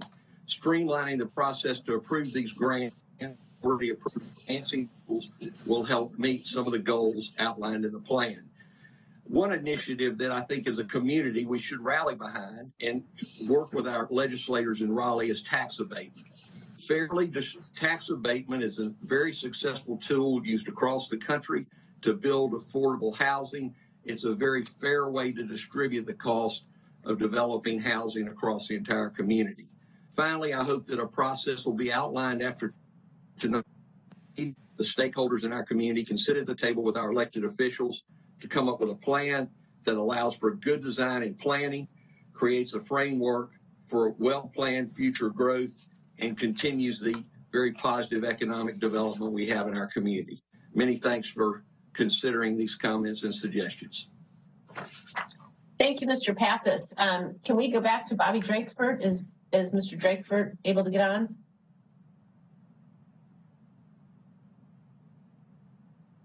Okay. With that, I don't know if it's technical issues on our side, but if they're working on that, then we go to Mr. Charles Breitbart, followed by Mr. Jesse Kimmel. Mr. Breitbart dropped off the call. He didn't know, he no longer wanted to speak. Okay. Jesse Kimmel? Hello. Hi, Mr. Kimmel. Go ahead. Yes. Okay. Hi, I grew up in Davidson and attended CMS schools there and later on Beatties Ford Road. And I've worked in restaurants and performed in music venues here since I moved to Charlotte in 2011. For 4 years of that, I lived in duplex rentals in Plaza Midwood. Renting meant I could live in a neighborhood I liked when I could not have afforded a down payment on a house. I didn't need a car because I could walk 6 minutes to work, and this was a diverse, mixed income part of the city. So over and over, almost as a rule, I saw folks who were not like one another, getting to know one another, learning from each other and helping each other, liking each other. That time was foundational in my understanding of people and building the life I wanted to lead. The network I developed in my neighborhood led me to restaurant management positions, and as an artist, I found rewarding relationships and regular paying gigs. It was a part of my path to happiness and success. I loved Charlotte because of it, and lots of my neighbors were on the same sort of path where renting and working in a walkable neighborhood helped them level up and not to mention enjoy their lives, not just a little, but a lot. That's what happens when a neighborhood is geared towards diversity and community. And y'all can see just from living here over time that the geographical divisions in Charlotte are entrenched and held in place by prohibitive economics. Counting on boundary forces that already keep us apart to act as agents for bringing us together doesn't make sense. If we aren't enacting policies to foster real community, then we're blocking it. We need new results in Charlotte, and if you will not try new ideas, you will not see new results. So I'm in support of this. I've always heard America described as an experiment, and Charlotte has been a good contributor to that ongoing American experiment. This plan is well in line with that. There will be both predictable and unexpected benefits to civic pride and sense of community that we crave so much as a city and as a people right now. Happy people do cool stuff. I've seen it. Create spaces for folks to thrive, and Charlotte will deepen its legacy as a progressive city where taking chances pays off. Thank you, Madam Mayor and council members, for this time. Thank you so much.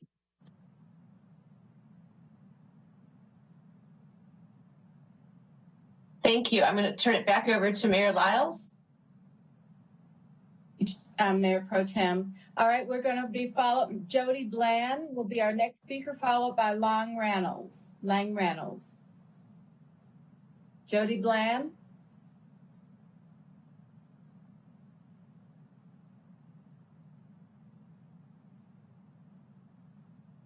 Ms. Bland available, or if not, we'll go to Lang Reynolds, followed by Molly Shaw. Yes, you can go to, yes, good evening. My name is... Go ahead, Mr. Reynolds. Good evening. My name is Lang Reynolds, and I'm a homeowner in the historic district of Wilmore. I'm speaking tonight in support of the 2040 plan and specifically in support of the proposal to revise zoning regulations to encourage more duplexes, triplexes, and more dense development in Charlotte. single-family zoning is an anachronism. We have a lot of goals here in Charlotte. We have a goal to eliminate carbon emissions. We have a goal to eliminate traffic fatalities. We've heard a lot tonight about the need for more affordable housing. All of these goals are connected, and they all come back to the need to increase density. Charlotte is a growing city, and housing will continue to increase in price unless we create much more new housing supply, which requires density. Charlotte is changing. The only constant in life is change. So let's make sure we change for the better and revise zoning policies. Thank you very much. Now we'll go to Molly Shaw, followed by Jason Moore. Ms. Shaw. Good evening. I'm Molly Shaw, and I've lived in Charlotte since 2002. I've spent much of my career in public education, and I'm a proud CMS parent. I'm also a resident of Myers Park. While no plan is perfect, there are three main reasons I invite our Myers Park neighborhood to support rather than obstruct the 2040 plan. The first reason is that our current zoning laws need to change. With almost 400,000 people projected to move to Charlotte by 2040, it's unsustainable to zone more than 80% of our city for single-family homes. The second is related to public schools. Over the last 20 years, CMS schools have resegregated socioeconomically and racially. The 2040 plan would increase density and diversity housing options across the community, impacting schools and kids accordingly. The third reason is that I believe neighborhoods like Myers Park have a disproportionate responsibility to contribute to equitable change. We have a history of racist language in our original neighborhood covenants that initially ensured only white homeowners could live in Myers Park. That legacy of exclusion and isolation endures, as today 94% of our neighbors identify as white. Many Myers Park objections have centered around the potential loss of neighborhood character, yet these concerns are taking up valuable time that should be spent discussing more important issues of the plan. This plan has room for improvement. We must take seriously concerns that eliminating single-family zoning may negatively and disproportionately impact lower opportunity neighborhoods by increasing gentrification and reducing the prospect for residents to build wealth through homeownership. Yet these concerns should not be used as an excuse for neighborhoods like Myers Park to reject change. Now is the time to not only look inside, but across our neighborhoods to create a more equitable and livable future Charlotte. Thank you for your time, leadership, and service. We'll follow Jason Moore and then Sarita Russell. Jason Moore, Sarita Russell. Mr. Moore? Hi, my name is Jason Moore. I appreciate the time tonight. I am the co-chair of the NAIOP Legislative Affairs Committee. We are also a member of REBIC. I wanted to say I've enjoyed listening to everybody tonight. I commend the council for sitting through this. I know this can be pretty tough on y'all. It's a lot of stuff to listen to, but I appreciate you taking the time to do it. My main concern is economic development. I am in sales or business development, as we like to call it, for the job that I do. And one of the concerns I have is bringing capital to this city, because I think that all the things that we would like to have in this plan don't work very well if we're not able to market ourselves in the region. And so my major concern would be with economic development and making sure that the plan doesn't impact economic development in such a way that it negatively impacts the capital that can come to our region. I am not here for exclusion. I'm here for inclusion. I agree and believe that we need to try to include or do a better job of including our residents in our citizens in opportunity for advancement. And we haven't done a good job of that in the past, and it's time for a change. I understand that. I am grateful that the plan was developed with voices that haven't been heard before, but I want to make sure that I impress upon the council that it's important that all voices are heard, and that that business community is heard also, in that we help to try to make some of the aspirational goals of this plan a reality. And that's important, to have some of the experts in business in the room to help do that. And so I would just say that I appreciate the extension on the vote to let us get to work and do some of that tough work that needs to be done. Thank you. Thank you. Ms. Sarita Russell.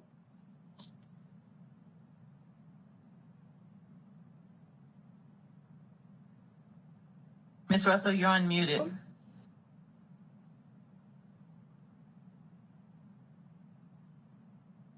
Ms. Russell, can you hear us?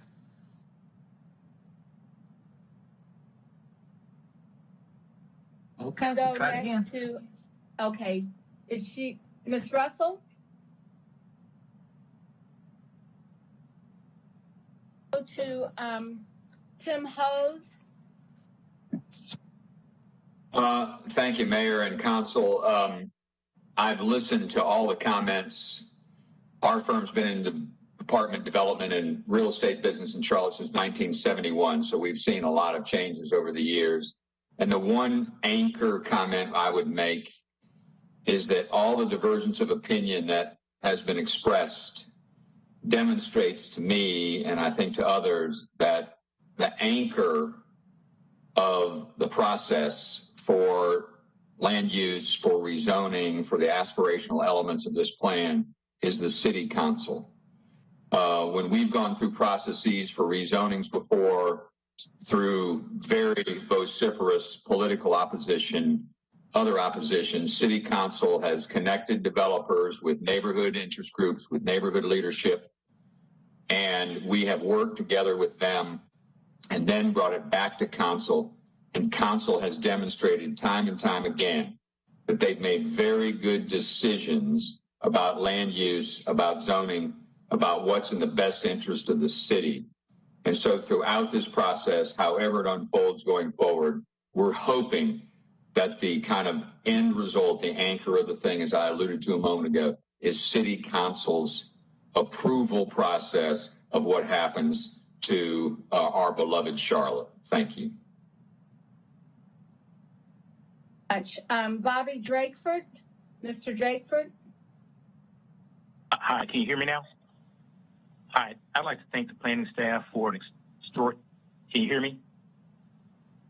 Yes, we can hear you. Hello. We can hear you. I'd like to thank the planning staff for an extraordinary effort to provide a comprehensive roadmap for our community's equitable future, and I've read it in its entirety. I'm a real estate developer who belongs to a variety of constituencies, including the Charlotte Community Benefits Coalition and the Ordinance Advisory Committee. I fully support the goals expressed by the Community Development Coalition speakers. The 2040 plan seeks to represent diverse constituencies, some of whom are not often at the table.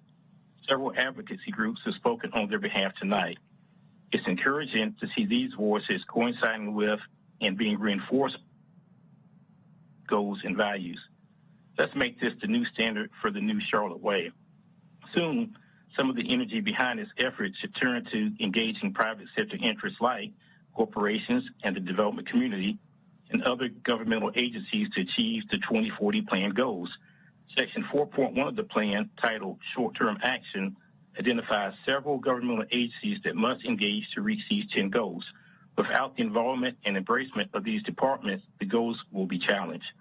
Parts of the 2040 plan depend on the mobility plan, a key growth component of the community and the center city. Of late, there's not been a strong alignment of the chief public policy beneficiaries and the key sponsors like the average voter. This misalignment should also change. Wow. The private sector and other governmental entities must support this plan in an unprecedented, equitable manner. Without this type of commitment, it's unlikely that continue to unilaterally support initiatives that do not protect and promote their interests. Thank you for your efforts towards making Charlotte a better community. Our next speaker is George Malunian, and followed by Lee Allen. George, thank you for joining us.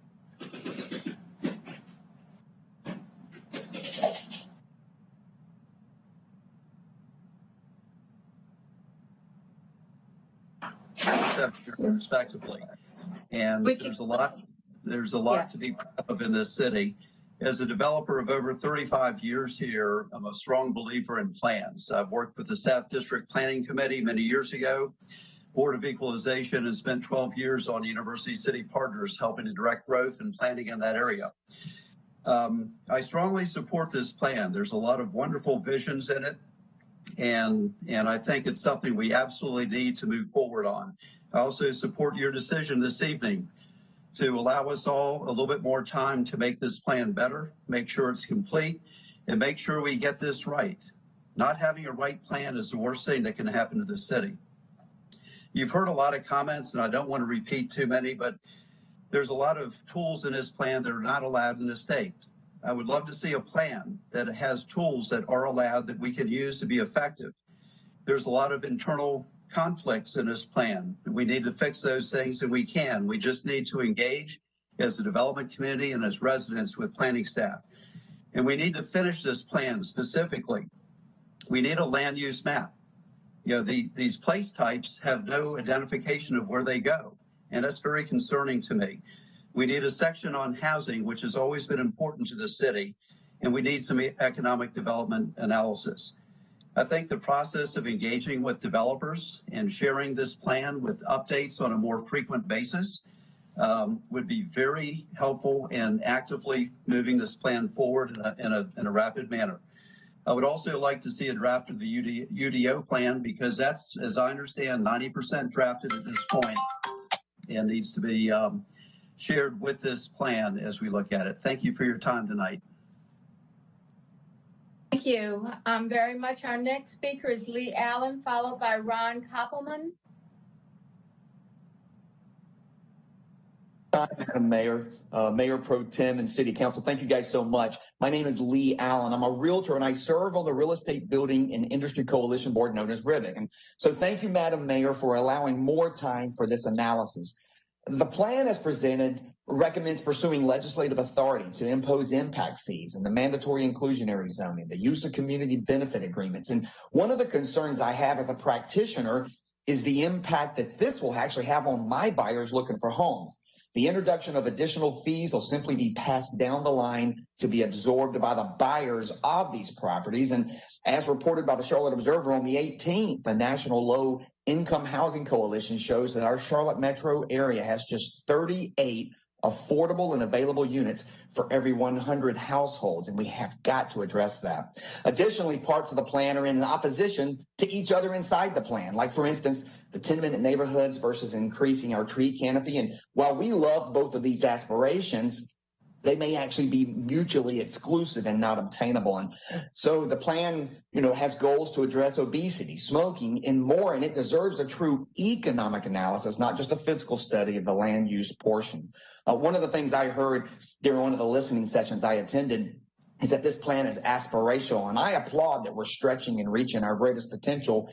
But while this plan needs to stretch us to achieve more, we need actionable details and priorities if we're going to work together to achieve our goals of making the Queen City and the surrounding area the best you can be.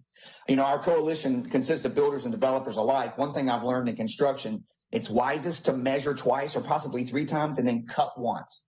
That is, study, work to find consensus where possible, and then together, let's address our challenges. We applaud the staff for their hard work, the council for doing their heavy lifting on taking on this challenge, and you, Madam Mayor, for your leadership. So thank you. Let's keep pushing forward, finding and developing actionable steps, and working together. Thank you again for your time.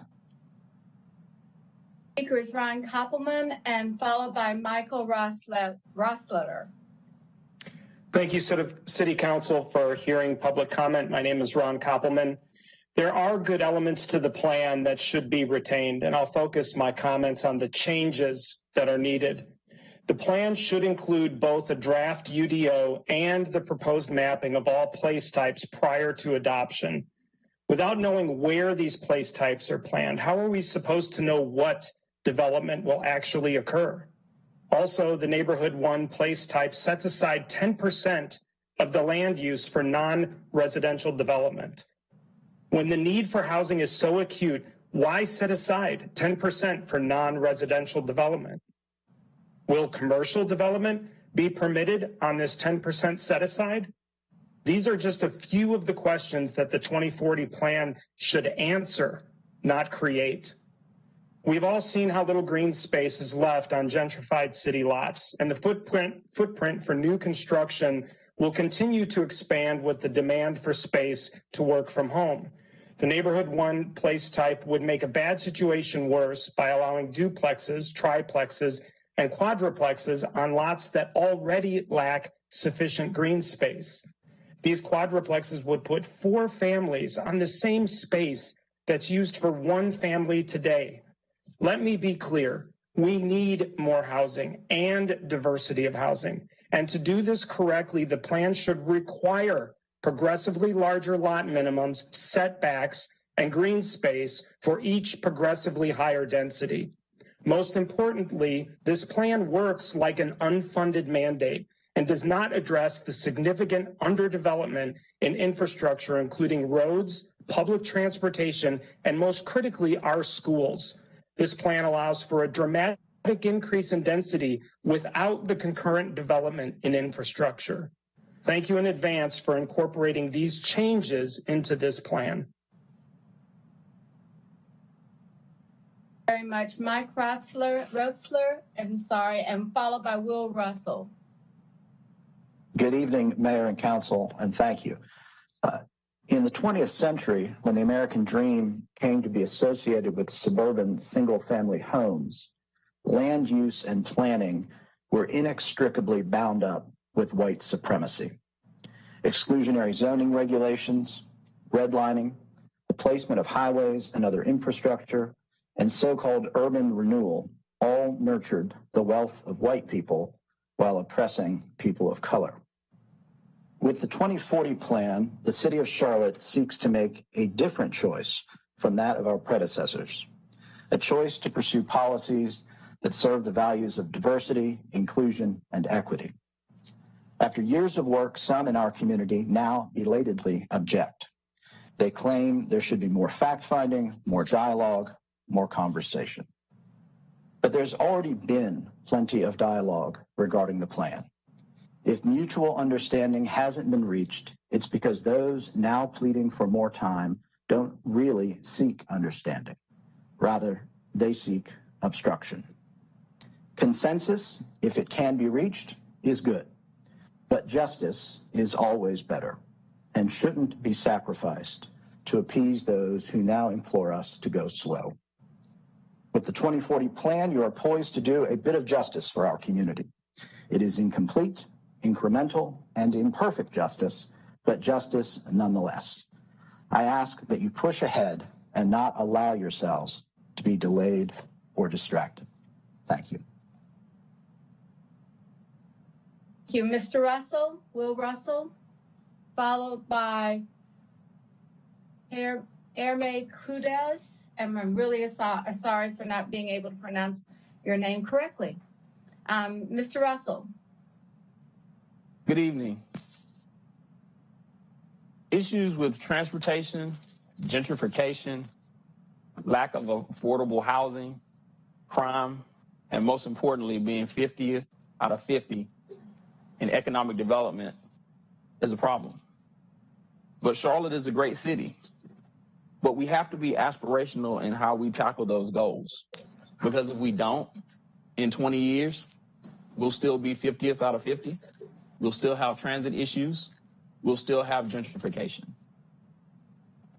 This comprehensive plan offers an alternative to us. Is it perfect? No, but it is a policy. And as you council members well know, that a policy is not enforceable by law, but an ordinance, the UDO, which will follow this comprehensive plan, is bound by law. So I would like to issue a challenge to council tonight. The challenge to lead. Please be bold. Please be aspirational. Please take a chance on the city of Charlotte and the people that live here and lead. Thank you very much.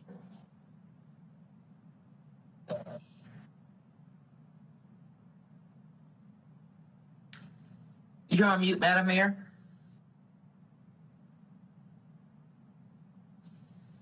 Madam Mayor, you're on mute. Next speaker is Erme Kudez. My apologies for the mispronunciation and in advance, and followed by Gary Parks. Both of these speakers are not on the call. All right. Is David Lewis available to speak? Yes. Mr. Lewis, then followed by David Molinaro. Sorry. Okay, again, Molinaro. it's getting to be pretty late. All right, Mr. Lewis. Thank you. My name is David Lewis. I am a homeowner in Charlotte and a parent of children in the CMS schools. I'm here to voice my support for the 2040 comp plan. As you can see, trends across the U.S. show that people are increasingly demanding more walkable and sustainable neighborhoods. We don't have to look very far to see this demand, as walkable neighborhoods in Charlotte are some of the hottest in Charlotte right now. Clearly, there is demand. To paraphrase Councilmember Bakari, the free market just is. The problem is that our current zoning is an impediment against the natural development of more walkable, sustainable neighborhoods in Charlotte. Why not let the free market have more of a hand in how Charlotte evolves as it grows? If we don't act now, the market will not sit on the sidelines to wait until we get our act together. It will continue to keep us on our current trajectory.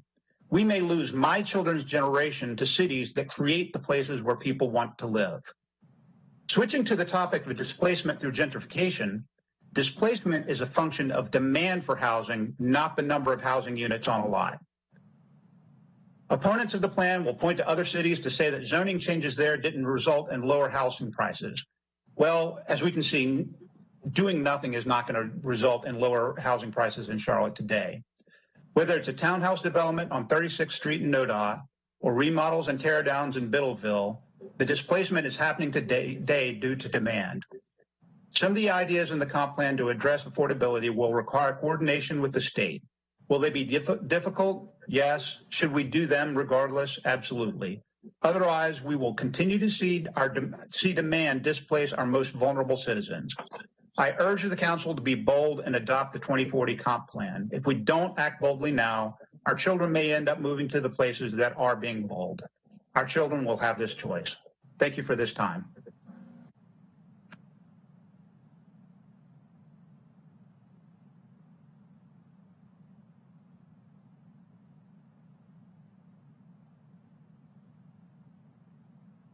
Mayor Lyles, you're on mute. I know, I got it. Our next speaker is David Molinaro, followed by Jessica Finkel. Mr. Molinaro is not on the call, and neither is Ms. Finkel. All right. Our next speaker is Meg Fensel, followed by Brent Gilroy. Good evening, City Council and Mayor Lyles. My name is Meg Fensel, and I want to share a story tonight about why I moved to Charlotte and my neighborhood situation. I moved to Charlotte in 2012 because I wanted to be part of a city that was rapidly growing and changing. And after several years of renting an apartment and seeing my rent increase 50% in just 2 years, I purchased a home in the Yorkmont Park neighborhood in West Charlotte for $65,000. I just checked on Realtor.com. The least expensive house in my entire zip code just went under contract for $175,000 almost immediately.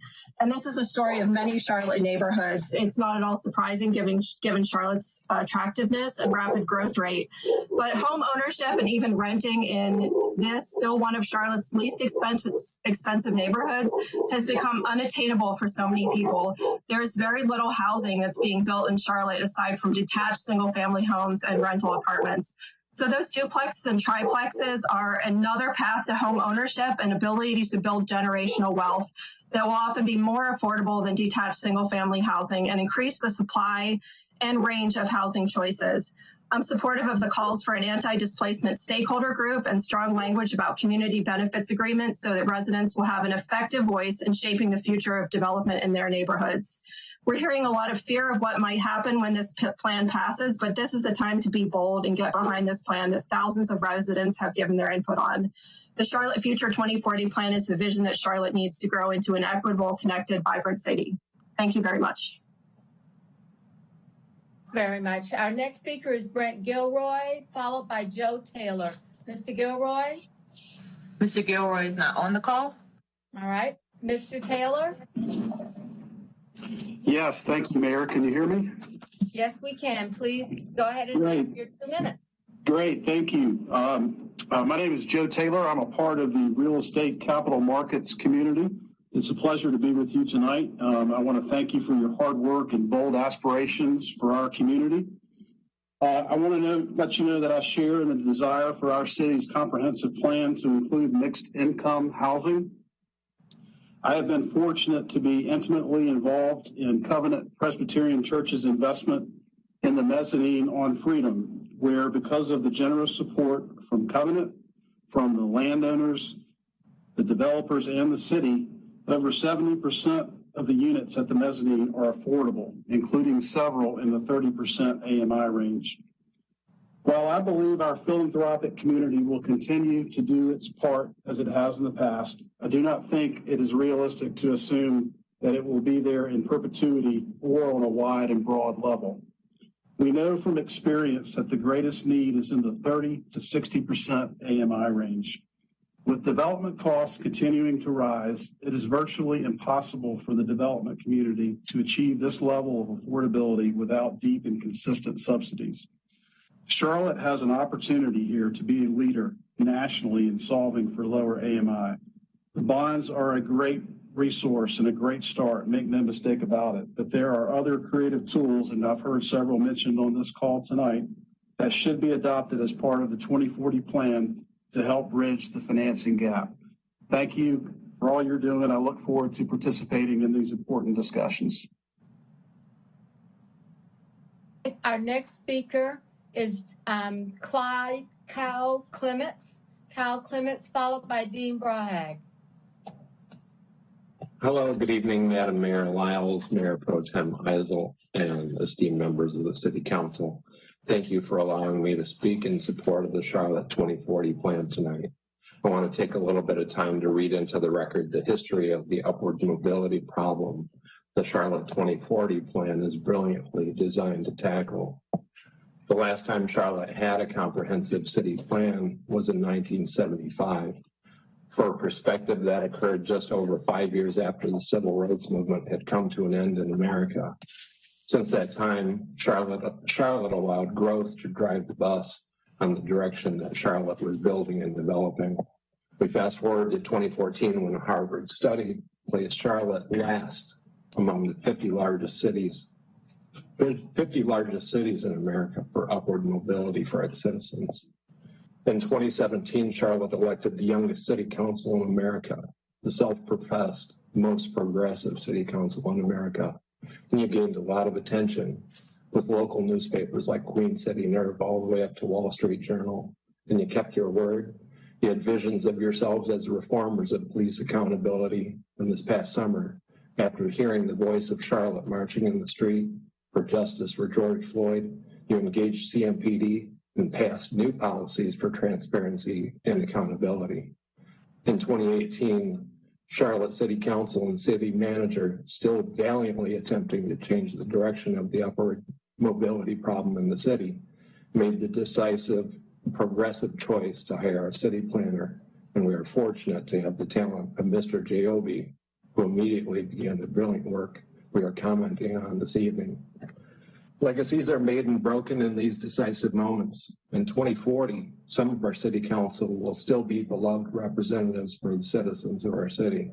Some may have moved on to the General Assembly or maybe Washington, D.C. Others may not represent Charlotte citizens at all, but you will each have a legacy, and I hope you will. Time is up. In 2040. Miss, please send the remainder of your comments to the city clerk or by email them, of course, if you wish. All right, Dean Brahag, and then we'll follow by Diane Mahoney. Mr. Brahag, Ms. Mahoney, and Ms. Ortiz are not on the call. All right, then we'll go to Mr. Prophet, followed by Taylor Rule. Stuart Prophet, followed by Taylor Rule.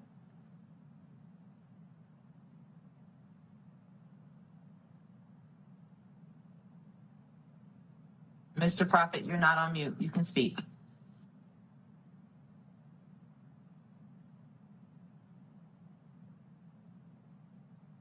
Mr. Prophet. Why don't we go to Mr. Rule, Taylor Rule? Unless hey, can you hear me? Okay, yes, we can hear you, Mr. Rule. Great. I encourage you all to adopt the 2040 comprehensive plan without delay, especially the elimination of single-family zoning. I personally loved living in a duplex when I was growing up here in Charlotte, and I think it would be great if they weren't banned in 85% of the city. 400,000 people are expected to move to Charlotte in the next 20 years. I'd ask you all to make it legal to build enough housing to accommodate them, or at least accommodate them somewhere besides single-family houses far from the city center. Our current zoning regime makes the sprawl an inevitability. I hope that Charlotte can get ahead of its housing shortage before it becomes a crisis on the scale of San Francisco or New York City. Stringent land use restrictions prevent Americans from moving to the most desirable and productive parts of their cities, which is incredibly costly economically and creates inequitable communities such as Charlotte today.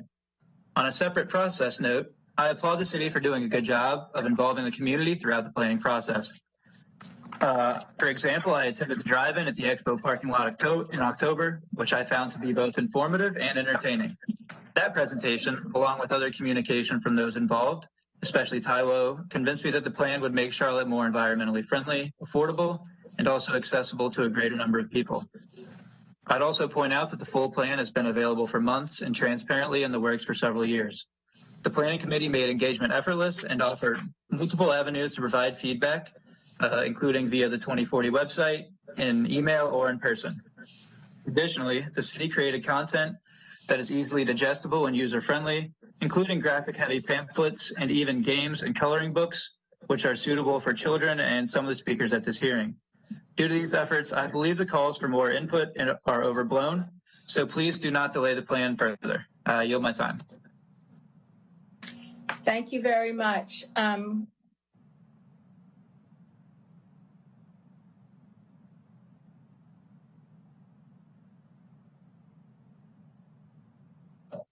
You're on mute, Madam Mayor. Okay. If Mr. Prophet's not available, we will go to Jordan Brooks Adams, followed by Chris Thomas. Ms. Brooks Adams? Can you all hear me? Yes, we can. Please begin. Thank you. Good evening, and thank you to Mayor Lyles, Mayor Pro Tem, and City Council. My name is Jordan Brooks Adams, and I'm a founding member of the Charlotte Community Benefits Coalition. First, please let me share that I appreciate the recent ongoing conversations had with the Community Benefits Coalition, Mayor Lyles, and city staff regarding the CBC's concerns with the comprehensive plan and UDO. In this public setting, I want to uplift and reiterate the comments and demands of the Charlotte Community Benefits Coalition, which are the conditions of our support. As such, we want to see the language concerning community benefits agreements and their execution strengthened throughout the 2040 Comprehensive Plan, the Transit-Oriented Development Alignment, and the Unified Development Ordinance, UDO. We reiterate the demand for the commission of an anti-displacement stakeholder group, and we want to see community benefits zones integrated into the 2040 Comprehensive Plan and UDO. Thank you for your time.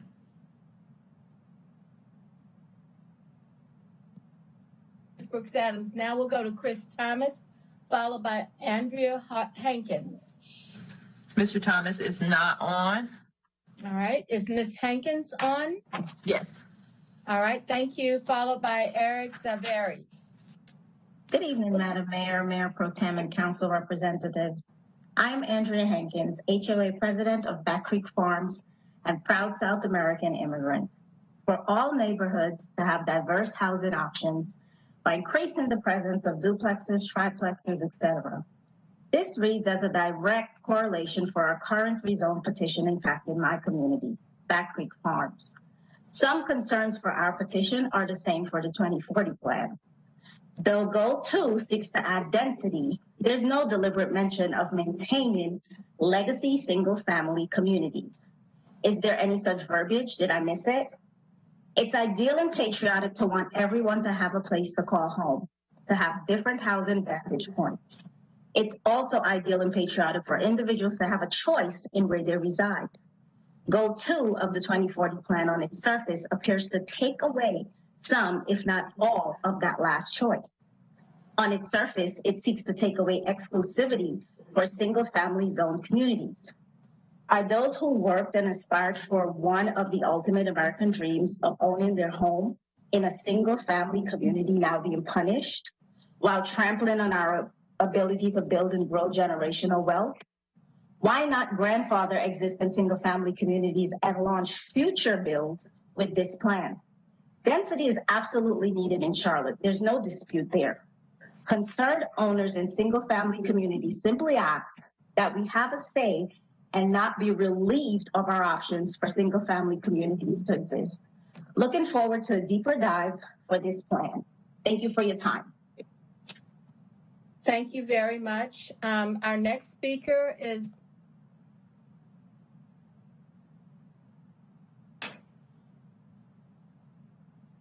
Madam Mayor, you want to unmute? Rachel Russell Krentz. Okay. You want to go to Mr. Eric Zabrell? Okay, Eric Zabrell. Yep. Okay, thank you. Good evening, Mayor Lyles, Mayor Pro Tem, and City Council. My name is Eric Zabrell, and tonight I'm representing the Noda Neighborhood and the Business Association. As a board member, I'm speaking on their behalf and in favor of the 2040 Comprehensive Plan draft. We support the plan's 10 goals, including the 10-minute neighborhoods, which means more walkable, bikeable, mixed-use neighborhoods that are connected to other communities. We welcome the idea of the community benefit agreements to give residents a voice and support the goal of housing access for all, including the work to change legislation to enable mandatory inclusionary zoning. The neighborhood conservative overlay and supporting naturally occurring affordable housing. We support the call for the strategic mobility plan and the aggressive mode shift goal to increase walking, biking, and transit to help free up our neighborhood streets from the increased car traffic. I support, I want to share one of our board members, what they said about the plan. They said, what a wonderful document, very informative, but long. And the length and the plan's systematic approach is its strength, but maybe a weakness when trying to communicate to the city at large. Looking at any one part of the plan in isolation without thinking of how it all works together has led many to misunderstand how the plan may begin to work to correct the problems we face as a city.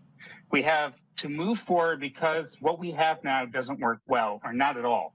The Noda Neighborhood, like many others, is rapidly changing, and we needed this plan years ago, along with the Unified Development Ordinance. A comprehensive, systematic approach is the only way through this, and we are here today because we've lacked an update to the comprehensive plan in decades. Thank you, and good night.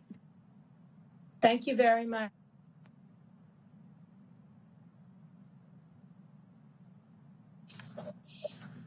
Madam Mayor, you muted again. I'm unmuted now. There you are. Well, it said the same thing. Okay. All right. Rachel Russell Krentz, followed by Tom Coyle. Good evening. You guys must be exhausted. Thank you so much for your leadership and for listening to every piece of our feedback. It's greatly appreciated. I am a resident of Villa Heights and I'm participating and a founding member of multiple neighborhood associations of graduate level education and city planning, historic preservation, and I'm a real estate developer for Ram Realty Advisors. To say the least, I care greatly about this conversation, so thank you for hosting so many conversations all around it. I am truly in support of community input on the future of Charlotte's development, but it's got to be done in a way that will actually achieve the success that we're seeking. Specifically, I want to talk about the community benefits agreement concept. It's scattered throughout the 2040 plan as a linchpin to the plan's success, and I have major concerns about the benefits getting realized, and then the negative impacts on the economic development and on staff's resources. To do this right, you will need significant staff time to make sure that the process and the outcome of an agreement are really thoughtful. It will be an immense undertaking, and there's an opportunity cost to that. And if it's not an immense undertaking, then the tool has not reached its potential. So please be sure that any tools you create have the resources to do it right. With regard to economic development, the goals of this plan, which I wholly support, they're going to require a thriving economy. And a thriving economy requires private investment.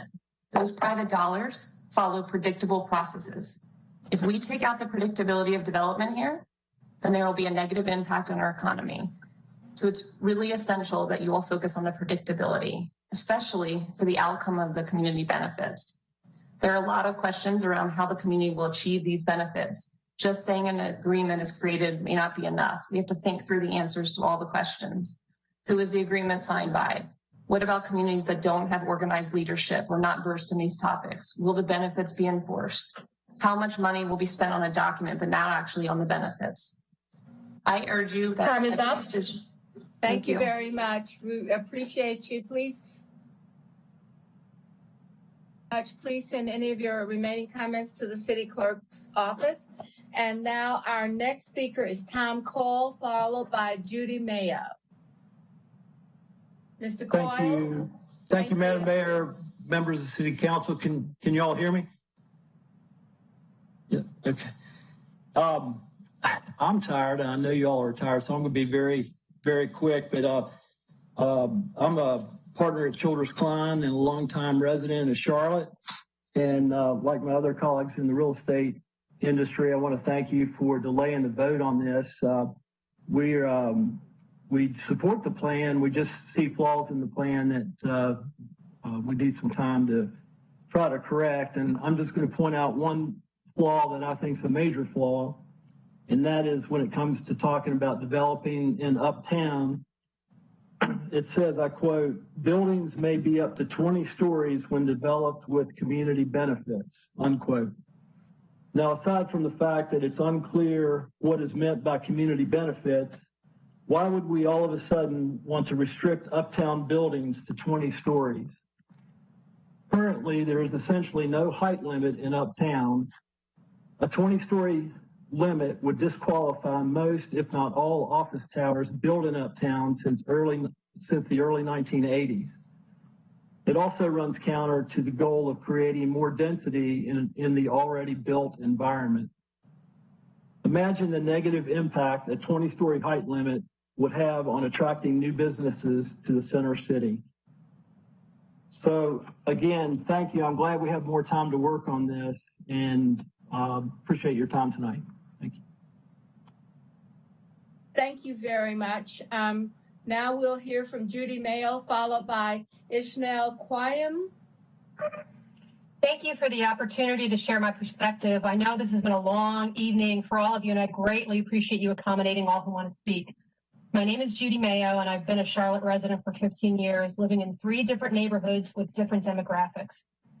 Each time we moved into a house, we also moved into a neighborhood, and the characteristics of that neighborhood were as important as the characteristics of the house. Primary for us was grass and trees, decent yards front and back, both at our house and other houses in the neighborhood. Not everyone wants a yard to maintain, but we do for our mental and physical health. We, like many, invested a large chunk of our savings into our house based on the neighborhood and its green. The 2040 plan as drafted will now jeopardize those neighborhood qualities that are not realistically compatible with multiplexes. Multiplexes require greater footprint, resulting in the loss of yards. Maintenance of existing setbacks is no protection. Multiplexes will push right up against those setbacks, where single-family homes usually have some sort of true yard. This is not hypothetical. That's exactly what has happened with corner duplexes. And what's the plan basis for the erosion of single-family neighborhoods and their vegetation? The assertion is affordability. I've asked several times for data supporting that assertion, but have yet to receive it, though on a recent panel, the executive director of Sustain Charlotte did offer the response that, as anyone who's studied Econ 101 would know, the law of supply and demand will solve that problem. The more supply of housing, the more affordable it will be. The reality seems to be much different. I challenge you all to find an affordable duplex in my entire zip code. There is no discernible price difference between single-family multiplexes, and many new plexes approach $1 million. Neighborhoods where people want to live are desirable, and there will be never enough land in existing desirable neighborhoods to meet the demand for living in those neighborhoods. Hence, supply will not temper prices. Creating a greater supply of desirable neighborhoods seemed to be a better goal, not destroying the character or natural environment of existing neighborhoods. And trees saved somewhere else are not equal to saving mature trees. Time is up. Ms. Mayo, please send any of your comments into the clerk's office if you'd like to share the remainder of them. The next speaker is Ishmael Quayum, followed by Ronald Ross. Thank you, Madam Mayor. By the way, I want to say it's Kayam. I want to say, first of all, that I am a resident of Clinton Park, and I'm concerned about my neighborhood ultimately disappearing, not so much in terms of its character, but in terms of people not being able to afford to live there. I'm a core member of the Community Benefits Coalition, along with the visionary Ricky Hall. And the question I think we ultimately have to ask ourselves is that, we know business as usual isn't really working because of changes and everything else, but will this plan really bring about the type of aspirational change that we really want? And the question, the answer to that question fundamentally is, well, it depends. And we would say that it depends largely on the voices of communities being front and center in the decision-making process, in the development process, and throughout the entire process through which this plan plays out. So, like I said, our group put forth the demand around opening up the OAC Advisory Committee for the Uniform Development Ordinance. We put forth the demand around the Anti-Displacement Stakeholder Group. And we want to show that, community power and communities being organized together really gets results as we have done. We also want to say that an ambitious plan is meaningless without corrective and equally ambitious regulation through the UDO. So we want to see the community benefit language strengthened in the UDO. We want to see it strengthened throughout the entire process. And we need the participation throughout the entire process. The last thing I want to say, particularly to those special interest groups that are on this call, is that if you are against community benefit agreements, you are against deal making. If you are against community benefit agreements, you are against economic development. A community benefit agreement happens every time a developer agrees to build something in exchange for monetary support from the city, or every time a community enters, it comes out against a rezoning petition and the developer, provides some sort of resource, in their development plan or revises their plan for a community. They've been happening for a long time, just not under the name of community benefit agreements. So this entire sort of scaremongering tactic is, it's exactly that. It's meant to sort of Time is up. Here. So thank you. I appreciate it. Very much. We will continue this dialogue. I am sure that that's going to take place in more detailed and perhaps under a different structure. All right. So, Mr. Ross. Yes. Good evening. Can you hear me? Yes, we can hear you just fine. Great. Good evening. My name is Ron Ross, and I am a neighborhood president of Northwood Estates Community Organization, which is located off the Beatties Ford Road corridor. And I'm also a member of the Charlotte Community Benefits Coalition. And I support the comments and demands of the Charlotte Community Benefits Coalition. Again, I just would like to echo the words that were just spoken by Ishmael and just reiterate that we want to see that language that concerns the community benefits agreements and their execution strengthened throughout the 2040 comprehensive plan, the transit-oriented development, alignment, and the unified development ordinance. And we also want commission of an anti-displacement stakeholder group. Again, thank you for your time, listening, and your consideration this evening. Have a good evening. Thank you. Very much, Mr. Ross. Our next speaker is Wayne Johnson, followed by Sharon Howard. Mr. Johnson. Yes, thank you, Mayor Lyles, and thank the rest of the council members for this discussion. And I am in support of it, but I heard him talking about leadership. Thank you for your leadership of putting the brakes on this particular plan, slow it down to give this community some time to get this thing input together so we can keep our community going, because as we go way back from the 90s, the 80s, 70s, everybody's coming to Charlotte for the planning that we did back then. But we did it as a community because you was the assistant city manager. So you've been down this road. So it's just like we're not doing anything different, but the community came together and with the planning staff and everybody, and we built this community. Now everybody want to run us out of what we've done already. But let me I'm going to get 4 points and I'm going to leave it alone, because it's been it's a great discussion.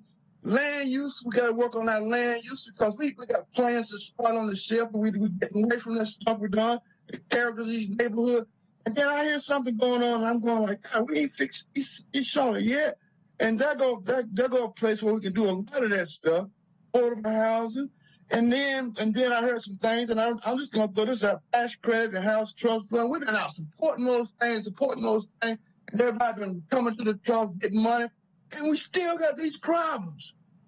So, but I'm gonna stay engaged because I got engaged because I was trying to get out of it, and everybody come get me back in it. And this zoning stuff now, everybody's doing stuff that oh boy, don't even get me started. But anyway, I'm gonna get back engaged, bro. Okay? Mr. Johnson, I love you. I love you. I love you too. Thank you for keeping it real for us, you know?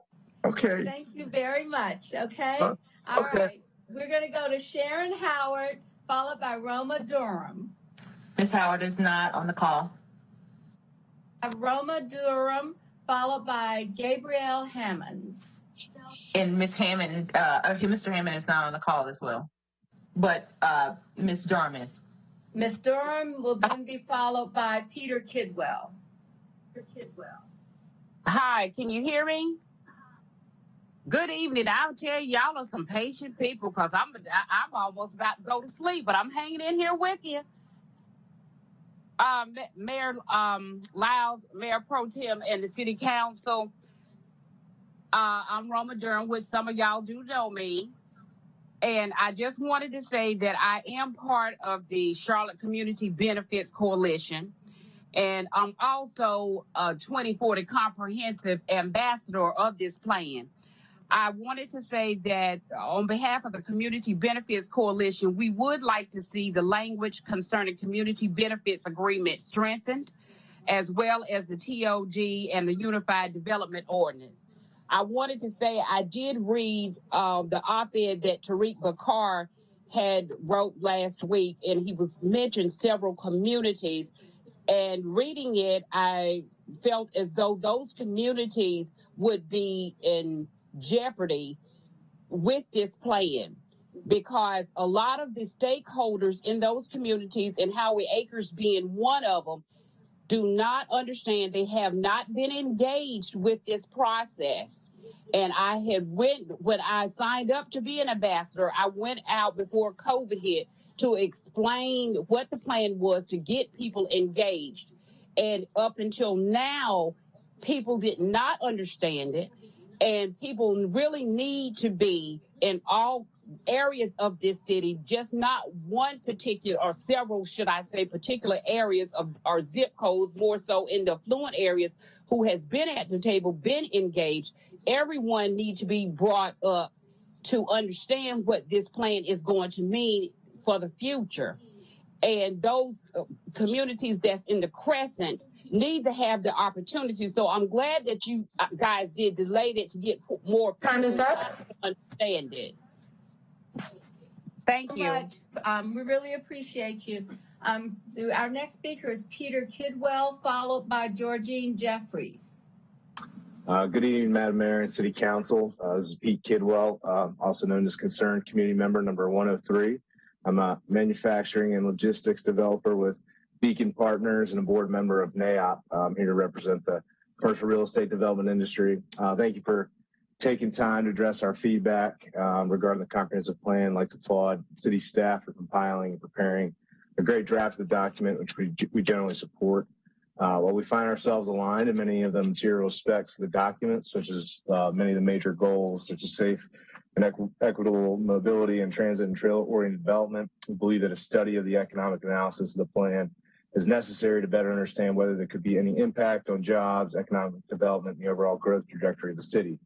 At the January 2020 City Council annual strategy meeting, City Council defined 4 strategic priorities that were designed to guide all decision-making and align resource allocation. The first goal was economic development, which included the economy, jobs, and upward mobility. And I guess we would challenge you guys to say, how can City Council support such a major piece of policy that will impact generations without responsibly reviewing an economic impact study? I'd like to take this opportunity created by delay to see an economic impact study commissioned and create a task force that comprises city staff, council, community leaders, representatives of the development industry, and members of our collective community to tackle this issue. I believe that our city does best when we collaborate through open dialogue and leverage our local experts to come to resolutions, as this document will guide the growth of our city for the next 2 decades. It's imperative that we slow down and get it right. Thank you for your time and your service to our city. Thank you. Georgine Jeffries, followed by Theatri Green. Good evening to our Honorable Mayor, Mayor Pro Tem, members of Charlotte City Council, and citizens of Charlotte. I speak to you tonight in opposition to the zoning change to single-family housing as part of the 2040 plan. My name is Georgine Jeffries, and my husband, 2 young children, and I live on Selwyn Avenue, probably considered a major arterial road in Charlotte. My home was constructed in 1938 as part of a development of single-family homes in this area. Preserving single-family lot designation will preserve the historical architecture of our city, a vital source of beauty and craftsmanship, and thus value to our city. We have 4 healthy 90-year-old trees on our property. Trees are an important part of single-family lots and also an important part of our vision for our future for our city, one that is already diminishing as we speak.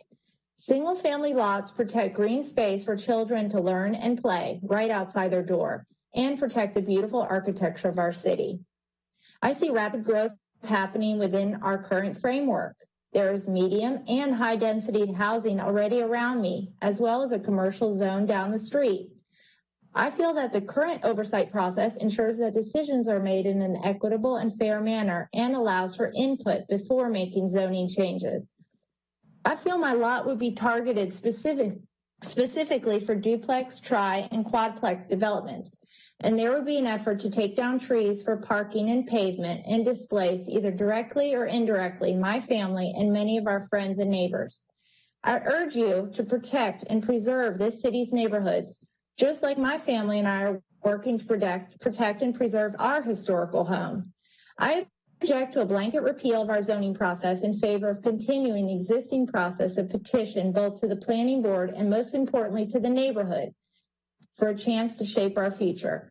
Conversations like this truly bring families together, neighborhoods together, and our city together. Thank you. Thank you very much. We appreciate those comments. Let's see, our next speaker. Madam Mayor? Yes. Yeah, so the other 2 speakers are not on. However, Mr. Stuart Prophet would like to give it one more try. Okay, so are you saying Theatri Green and Roger Blue are not on? Correct. They are not on. Okay. All right, Mr. Prophet, let's have your comments now.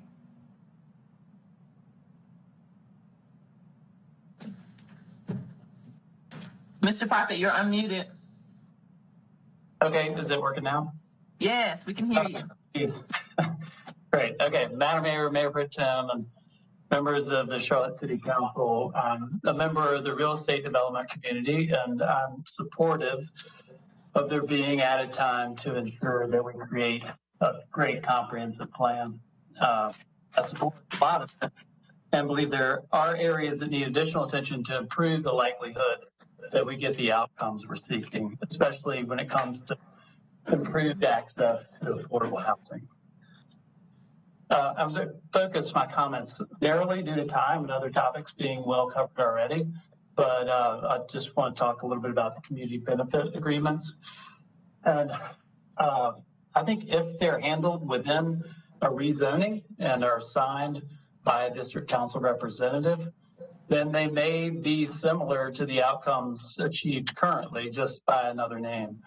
However, if they're employed when a rezoning is not required, it introduces uncertainty, which will negatively impact investment. So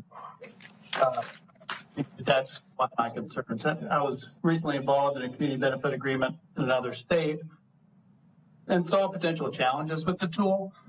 If it occurs outside of the district council representative, then a lack of organization of neighborhood groups, which can result in a loud voice in the neighborhood or even a voice beyond the neighborhood being heard over the neighborhood's true consensus. I think that's a risk. And I think it also potentially lacks balancing neighborhood goals with city goals. So I just think it's important to ensure the district council representative is involved because they're able to make that balance. They know who their constituents are. And there's a level of accountability that CBAs may lack in that the district council person has that vision as a. Time is up. All right. Thank you, Mr. Prophet. So I want to say thank you to everyone that has signed up to express their opinion and look forward to hearing more opportunities. If you'll just give me a moment to say something, I would really appreciate it. Many of you have said thanks to me for providing the process, but I want to say that the design for the new process should be given the thanks belongs to the Charlotte City Council. Over the last 10 days, the Mayor Pro Tem and I have met with every council member to determine where there could be the possibility to move this forward by having a better plan and a better process. And so while it would be, it would be very important to recognize the commitment that these 10 or 11 people have made. Julie and Mayor Pro Tem and I were conveners of this group, but the thoughtfulness around this work came and your gratefulness around that you said tonight belongs to the Charlotte City Council. And I say that very seriously because the city council members have committed to do this work. They have committed to work over the next 8 weeks to get to a place that they can come back to this community and say, here's what we would like to see happen. The most important thing that I would say about that is that they committed to listen tonight to over 100 people speak. There were multiple and varied positions taken while this whole dialogue and comment was going on. But the council has the most difficult work to determine how all of those positions fit into the best interest of this fast-growing city. They have to take these positions that people have said that I want this and I want that and determine what works best for everyone. And that is the real crux of leadership for me. So I want to say this, that I want to ask each of the folks that have been watching this, that have participated in this, is to work on what you want to see. We know what everybody's against. We know where the opposition and the hot spots are. But I think now is the time to pivot to what you want to see. And when I say that, I mean not only what you want to see, but there's sometimes in a history of a process that you have to say that this is what I can live with too. And you have to see that to make this work. This is probably the last time this was done, it was in 1975. And there are places in this community that are zoned under that 1975 zoning that we would be horrified if someone came in and said, I want to change it. And that is already happening. We are seeing it in many of the corridors of our opportunities. I say if you live 30 minutes from Center City, your community is in jeopardy. And what we're trying to figure out as a community is what takes that jeopardy away and make sure that this is the kind of city that we all want to go and live in. The other thing I want to say clearly is that we've heard a few things that are not kind of like completely the way that we would explain them if we were talking about those issues. But I want to say clearly that this is a vision aspirational plan. And it doesn't become a hard document until we decide how we're going to regulate it and do it by ordinance and how the processes work. And there's no time left, basically. If we don't do something by the end of this fiscal year, we are going to lose community.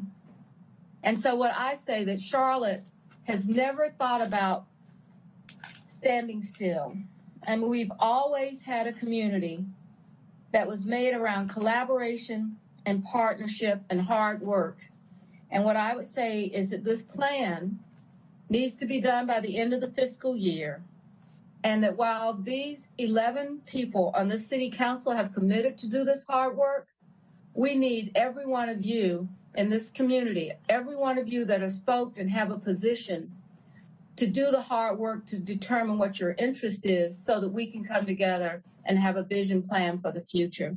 So thank you very much for allowing me a few moments to really say to this council how much I appreciate the effort and the energy that they have put into this. It's not an easy task. 8 weeks, while we have a budget coming up in 4 weeks, we've got many other activities that are priority. And this council continues to put what's at the front of this community's mind first on the agenda and figure it out. So with that, I think that is the last item on our agenda. We will be working together as a council to get comments with schedules around, identify those issues and identify the committee meetings and get that out to the community as quickly as possible this week. Let the work begin. And with that, I'll take a motion for adjournment. Motion to close. A motion to close the public comment period and a second. And I'm going to join that with the motion, the third part of the motion to adjourn the meeting tonight. And so I'm going to have a roll call vote. We'll start with Mayor Pro Tem. Yes, ma'am. Thank you, everybody. Ms. Ajmira. Yes. Mr. Winston. Yes, and thank you for your words of leadership. Mr. Phipps. Yes. Mr. Eggleston. Yes. Mr. Newton. Yes. Ms. Johnson. Yes. Mr. Bakari. Yes. Yes. Watlington. Yes, ma'am. Mr. Graham. Yes. I believe that's everyone that I have. Did I miss anyone? We need to know where the cheering section's coming from. Hey, Well, it's I don't Driggs. know. I haven't been asked and I vote no. Oh, Mr. Driggs. I'm going to vote I'm no, sorry. I always do. Caroline just overruled you, so we are now voting yes. Caroline votes has more weights than yours, Ed. So Always with that, has. we're Thank adjourned, you. and thank you, everyone. Good night.